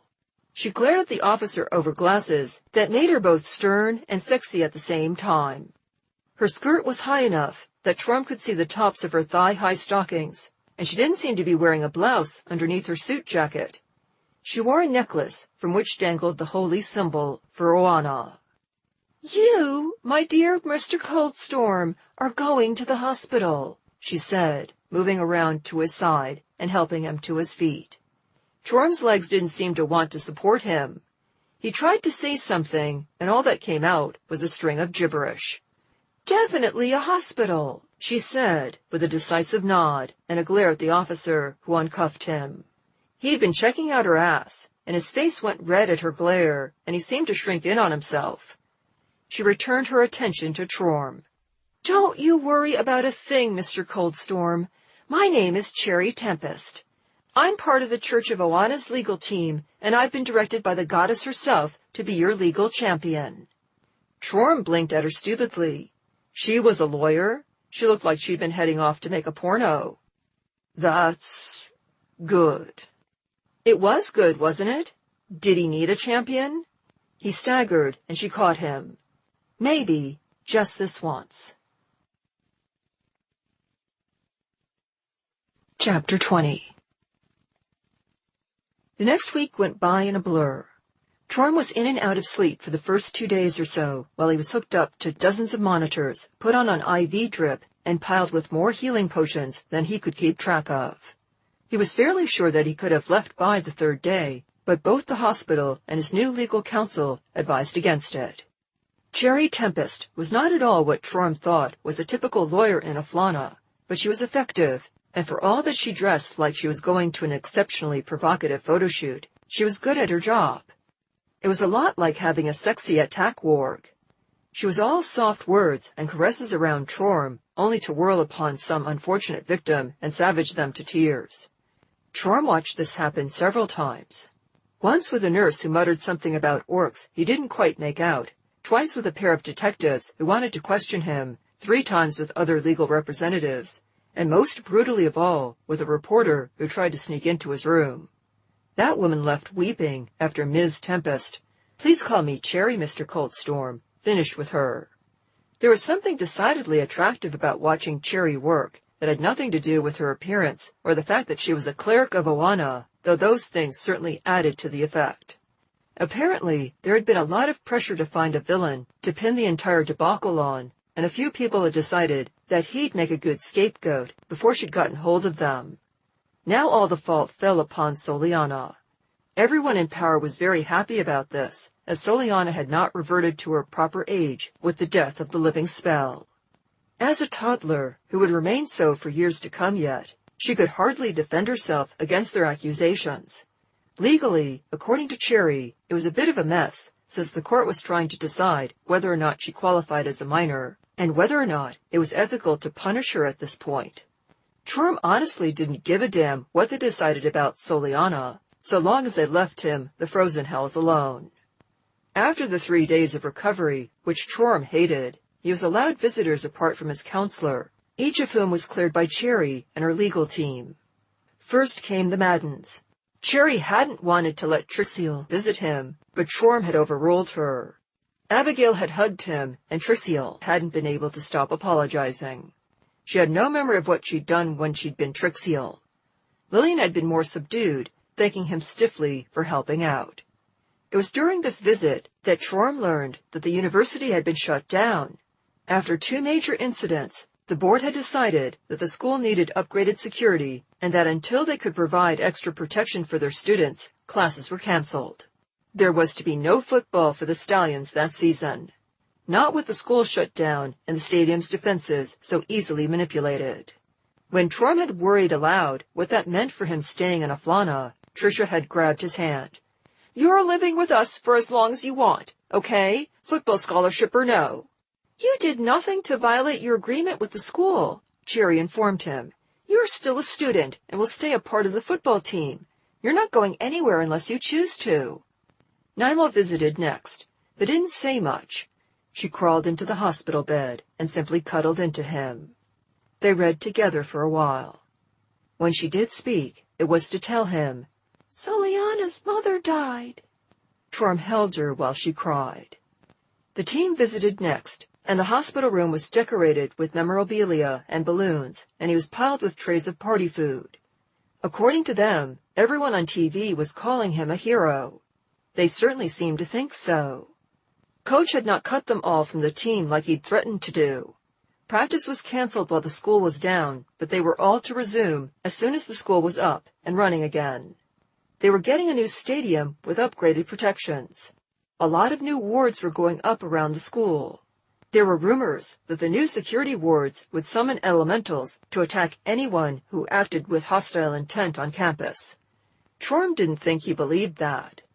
The Maddens, Nimel, and various teammates rotated through his hospital room, keeping him company when they could. Torm was grateful for them, but as the days wore on, he grew more and more worried. Winnie hadn't come to visit him, and when he asked about her, nobody could tell him anything. He wasn't a family member, and the hospital staff refused to tell him anything. It was Cherry who brought him the information he was after. She's awake, she said. Still recovering. That spell was nasty, and they're keeping her under observation. I need to see her, Chorm said. You're a good friend, aren't you? She said, trailing her fingers over his chest. They were alone in the hospital room, and night was coming on. I try, Chorm said. Think you're recovered enough to try something else? Cherry asked, smirking and glancing pointedly at his groin. You're stunning, Chorm said. Winnie is my girlfriend. Oh, Cherry said, withdrawing her hand. I apologize. Chorm shrugged. No need. I think you and she will get along. Unbidden came the image of himself, Winnie, and Cherry, naked in bed together in a tangle of limbs and flesh. Cherry laughed. Mr. Coldstorm, you are adorable. I am not the kind of women men's girlfriends get along with. She straightened up. You'll be checking out tomorrow. You ready?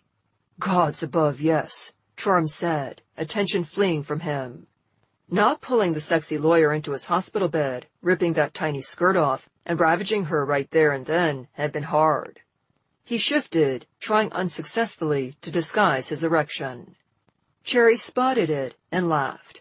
Gods above indeed. Good night, Mr. Coldstorm. She left. Chorm waited another 2 hours for the hospital to begin closing down, and then pulled himself free of the hospital bed. He wasn't built for stealth, and stood out like a sore thumb in this primarily human hospital, but he made his way through the cold halls to Winnie's room without incident. He knocked on the door and poked his head in. The lights were all on, and she was curled up in her bed, watching a reality show on the television. One of those shows where a couple looks at houses for sale and then buys one. She looked over at him, and the fur on her cheeks raised in a flush, even as her ears fell. Chorm! Hey, he said. May I enter? She nodded. Yeah, of course you can. She trailed off. He made his way across the room and took a chair beside the bed. Are you well? She nodded. I'm still having bad dreams. Trouble sleeping. He nodded back. Not unexpected. That was a particularly nasty spell. Winnie sniffled. Yeah. She didn't look at him. I heard you were here. The nurses told me you were doing okay when I asked about you. Interesting that they'd been willing to share with Winnie, but not him. They wouldn't tell me a thing about how you were doing. Winnie ducked her head lower still, bunny ears drooping. I asked them not to. Perhaps not so surprising, then, that they hadn't shared. Why? Winnie began to shake. Chorm moved from the chair to the bed and pulled her into an embrace. She shook in his arms and buried her face in his chest. I can't do that again, she whispered. Chorm, that was horrible. I understand, he said. Of course you understand. You're super fucking smart, she said, sniffling. And kind and strong and a beast in bed and, damn it, this is hard. Chorm wasn't entirely sure what she was talking about anymore, so he said nothing. Perhaps she didn't understand what she meant to say either. He'd noticed that sometimes happened with people. So he stayed silent and gave her time, holding her while she pulled herself and her thoughts together. I was useless when Arlen sent his monsters after you, she said after a while, breaking the silence. I couldn't do a thing to hurt any of them. Not even when I got my baseball bat. When we fought him at the stadium, I thought I might be able to do something useful. I didn't help, Chorm. I got in the way. I was a fucking hostage. Apparently, Abigail wasn't the only one struggling with memories of that night. She sniffled and shifted, pulling away from him. And I couldn't help this time either. I couldn't get the drop on Trish when she went all evil and shit. And I can't handle the magic. You don't have to, Chorm said. That's the thing, Chorm, she said. Magic is always going to be a huge part of your life. You want to be some major magical advisor to the glorious horde. He nodded. That means you'll be fighting with magical things. Winnie said. "And I won't be able to help." "You don't have to," Chorm said again. She hit him in the chest. He supposed it was hard because she pulled her hand back, shaking it and glaring up at him. "Ouch," he said. "Shut up," she said, ears flat against her skull. "You're adorable when you're angry," he said. "Fierce little bunny." The ferocity fell away as she shook her head, ears going limp. "I'm not through, Chorm. Things are pretty serious between us. Like, way more serious than I expected, and going fast. We keep going like this. I can't stay back and let my mate do all the fighting. It's not in me any more than it's in you. And I can't do this again." She gestured around the hospital room. "I could deal with, like, scars or regular injuries. If you were a normal orc, that wouldn't be an issue. But you're a wizard, and the things magic can do to people. I can't do this again." "Winnie," Chorm said, looking into her eyes. "This will never happen to you again. I will not allow it. It is my job to protect you. You're my—" Winnie cut him off with a shout. "I'm not!" Chorm went silent. They both knew what he'd been about to say. It hadn't been girlfriend, and he'd had no right to say it. They'd made love in the way of married orcs, but that didn't make them married. They hadn't been together long enough, by either of their people's standards, for that kind of union to be reasonable. And yet, that was how he'd been thinking of her. "I'm not, Chorm," she said more quietly. "And I can't be. I know the kind of life you want to lead, what you're striving for, and I don't think I can be a part of it." Chorm took a deep breath and felt something inside him break. The shards cut into him, as if trying to burrow their way out through his chest. "You're breaking up with me." She nodded, tears falling down her cheeks. "I am. Fuck does help me. I am." Chorm sucked in air through his teeth. "If that is your decision." "It is." "Then I'll leave you," he said. She grabbed him as he was standing up. "Stay, please. I want your arms around me for a little while longer." He stayed there for several more hours, feeling like he was bleeding out. He stayed, thinking about what could have been, lamenting what was lost, and worst of all, still loving her.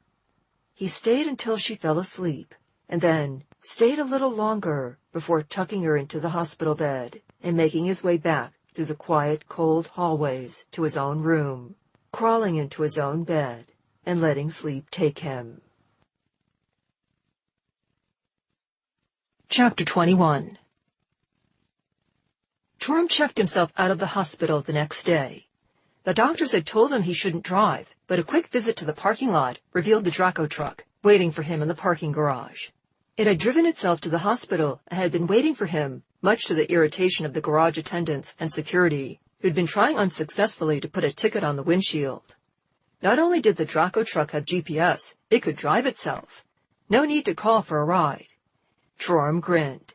He'd have to talk to Cherry about whatever paperwork he'd need to make certain the vehicle was registered to him and that he wasn't breaking any road laws. The Draco truck got him back to the Madden residence in record time, where he found parking a little difficult due to the trucks parked out front. Several men he didn't recognize were going in and out of the house. They stopped when he parked and stared at his truck, then at him. The Maddens had brought him a change of clothes and his sunglasses, so when he stepped out of the truck, he was dressed all in black again, his sunglasses on, and his staff in hand.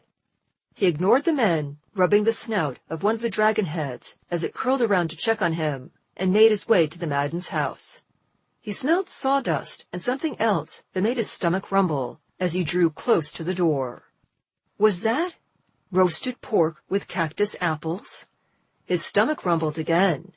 After so many days of hospital food, supplemented by the junk food the team had brought him, a real meal, a traditional orcish meal at that, was more than welcome.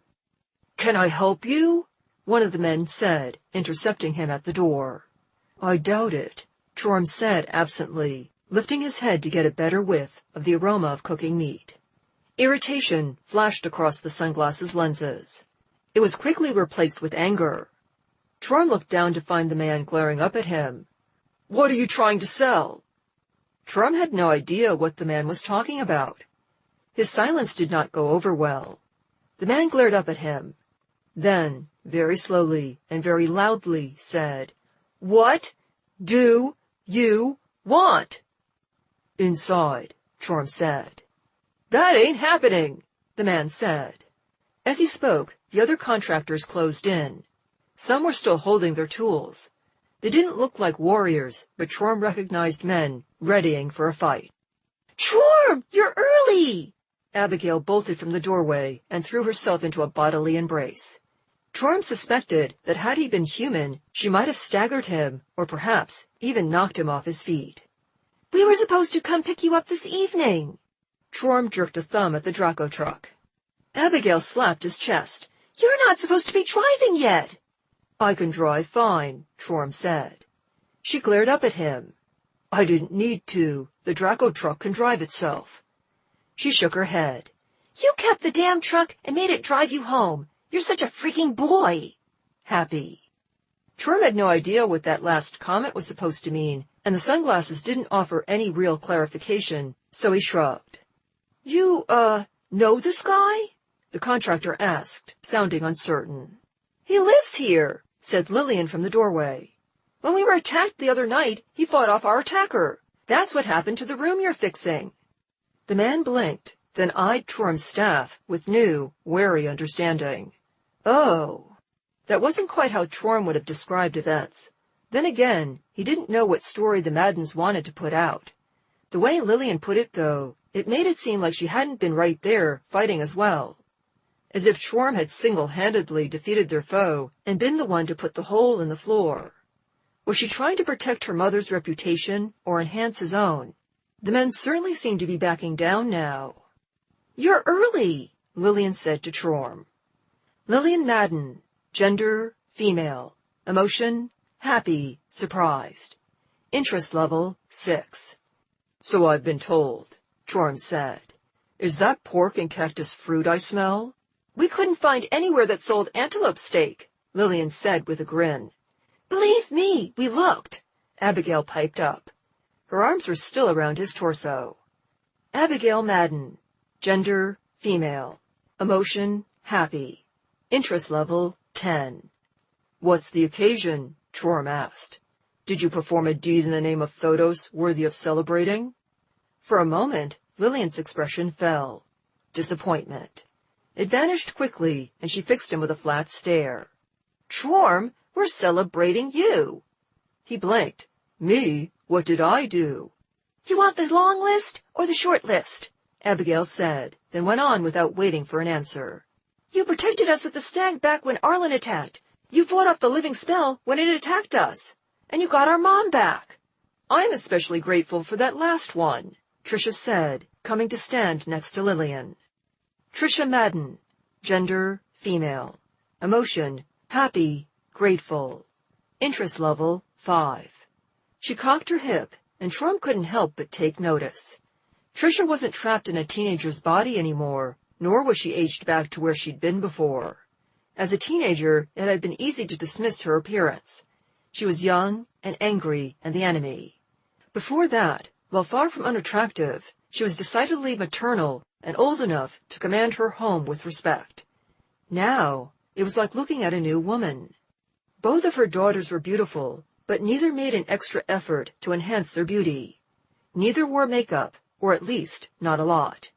Abigail tended toward frumpy clothing, and Lillian's attire was all practical. Tricia wore a tight shirt and short shorts like her waitstaff, and her makeup was artfully done to enhance a stunning face. "You're not supposed to be driving, young man," Tricia said, smirking. "It's going to take some getting used to, seeing you like that," Trorm said. Tricia laughed, while Lillian rolled her eyes. "Tell me about it." "Come inside already." Abigail released him from her embrace and pulled him into the house. "You can tell us if we're cooking this right or not. We found the recipe on Pinterest when we looked up Orcish food." "He kept that truck thing," Lillian said to her mother as Trorm was pulled into the house, leaving the contractors gaping. "Boys," Tricia said, laughing. Lillian and Tricia followed them into the kitchen where the pork was cooking, and it smelled like they had rice in the cooker as well. "You should give Winnie a call," Tricia said. "She'll want to celebrate with us." Joram's face fell. "Winnie and we aren't together anymore." The kitchen fell silent. "What?" Abigail asked. Joram explained, in quick summation, what had gone on between him and Winnie. "That? I'm going to cut her," Abigail said. Anger. "I'm going to put malware in her computer and make it so every time she tries to go online, she gets rerouted to rabbit stew cooking videos." Joram blinked down at her. That was a more violent reaction than he'd expected. "I'm so sorry," Tricia said, stepping up to rub his arm. Sympathy. "Yeah," said Lillian, keeping her distance and crossing her arms. Hope. "That's too bad." Were his sunglasses malfunctioning again? He double-checked the emotion, and then Lillian's interest level. Oh, not only was she a paladin whose ideals didn't always align with his own, but they lived together. Abigail's interest level was higher, but she hadn't been anything but supportive of his relationship with Winnie, which was admittedly confusing. He didn't think that was typical of human women, and if he was reading Lillian's body language right, she didn't want her interest in him to be this high. Here was hoping that things wouldn't get too awkward. Who was he kidding? Of course they would. He put the thought aside and set about helping cook his welcome-home dinner. It was delicious, and his stomach felt pleasantly full when he finally sat back at the table a few hours later. He was outright forbidden from helping to clean up. Joram hated to be doing nothing while others were working, so he went to investigate the contractor's work. The bedroom had a door again, and the floor had a decently laid-out framework. A few more days, and it would be fixed. They'd probably need to completely redo the flooring. Not an inexpensive prospect. It occurred to him that he no longer had a job. With the university shut down, the tutoring center was closed, and that meant the work he'd just started was suddenly unavailable to him. He'd need to find another job. His staying here was supposed to make life easier for his host family, not more difficult. "Hey," Lillian said, coming up beside him in the doorway. "Hey," he said back, glancing at her. Embarrassed. Was that because of her unwanted interest level in him? He said nothing. "I think I owe you an apology," she said. She did? How's that? "I'm not sure," she said. "I think I did everything right. I was in a position to legally help find Mom, and you getting involved could have really hurt you. Telling you to back off makes sense in that light, but then I needed your help." "You don't owe me an apology," Joram said. "Your reasoning is sound. I am still not used to Aflana customs, and your actions are wise. There's no bad blood between us." Lillian breathed a sigh of relief. "I kind of expected you to say, 'I told you so,' or something." "What did I tell you?" Joram asked. Lillian looked at him, then shook her head with a small laugh. Bemused. She punched him lightly on the arm. "Sorry that you're on the couch for now." "Okay," Joram said, not sure what the one thing had to do with the other. Were they changing the subject, or had he missed something? "Hey, you started working at the tutoring center, right?" Lillian asked. "This is a subject change, isn't it?" he asked. "Yes, so go with it," Lillian said. "Also, I already know the answer, which means I also know you basically just lost your job." "I will correct this as soon as possible," Joram said, glancing behind him at the hole in the floor. "Don't worry about the house," Lillian said. "We'll make something work. But I've always thought that you shouldn't work for money, but work to learn. You know?" Joram shrugged. He'd never given it any real thought. "That sounds wise for someone starting out."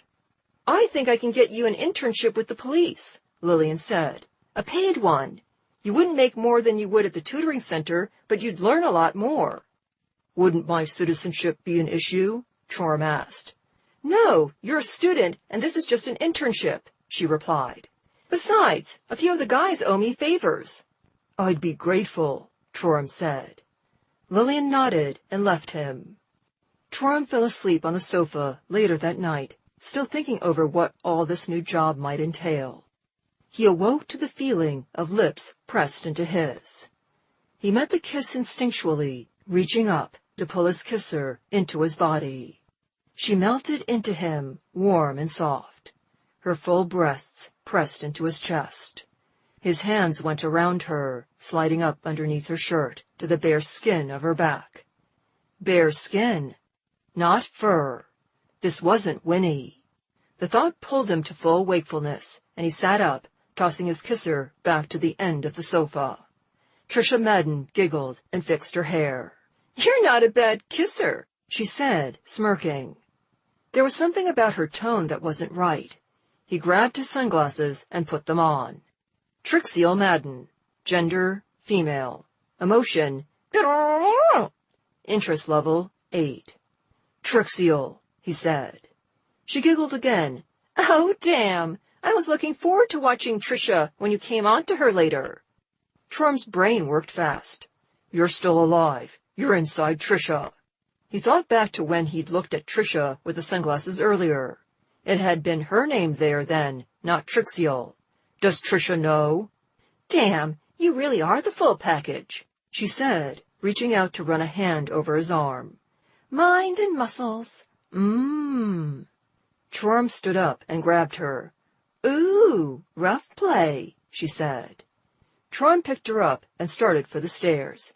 "And where do you think you're taking me?" she asked. "To Lillian and Abigail." "No, I think not," Trixie said.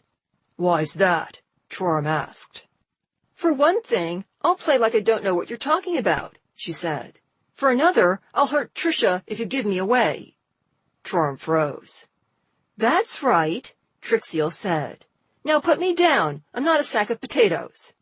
Trom put her back on her feet. She sighed, looking up at him. A hand went up to cup his chin. "This isn't going at all like I planned, you know." Trom didn't say anything. She made a sound of exasperation and moved in, going up on her toes and pulling his face down to hers. They kissed. She said. "Yes, we're going to have some fun, you and I." Her hand slid down from his chin, briefly pausing at the place on his neck where Oana had blessed him. Did she know about the goddess of hedonism's mark, or was the positioning there a coincidence? She pulled away. "We're going to play a game, you and I." She held up a finger. "First rule, you don't tell anyone else about me or I'll hurt Tricia. I'll mess up this whole perfect little family of hers. You understand?" Trom nodded. "Good," she said. "Rule 2, Trom said. "You kiss me again or do anything sexual with Tricia's body, and I will wound you. She'd forgive me hurting her if it meant keeping you from raping her." Trixie's face went through several expressions. The reading on the sunglasses flickered between gibberish symbols over and over again. "Fine." She held up a finger up under his nose. "But don't you—" Trom bit her finger. She yelped and stumbled back, eyes going wide. "Let's make something clear right now," Trom said, moving to loom over her. "I don't know how you survived, and right now I don't know how to get rid of you without hurting Tricia. The only thing keeping me from destroying you is her and her daughters. You do anything to hurt them, and I'll kill you. You do anything to hurt Tricia, your game is over. I am not your pawn. I am not your plaything. Neither is this family." He stepped in close, putting them almost nose to nose. "Do you understand me?" More gibberish flashed across the sunglasses. A languid grin spread over Trixie's face, and she arced herself forward, coming in close to his body. Any closer, and they'd be touching. He could almost feel the energy between them, and he felt himself responding. He wanted her, and she knew it. "I think we understand one another," Trixie said, lips almost brushing his. She pulled away suddenly. "Sleep well, Trom," she said over her shoulder as she sashayed up the stairs, putting a little extra sway in her hips. It was an effort not to stare at her ass. Trom fell back onto the sofa after she was gone, breathing heavily. Shit. This has been An Orchid College 2 a contemporary sword and sorcery harem fantasy. Written by Liam Lawson. Narrated by Veronica Hart. Copyright 2019 by Liam Lawson. Production copyright 2019 by Liam Lawson.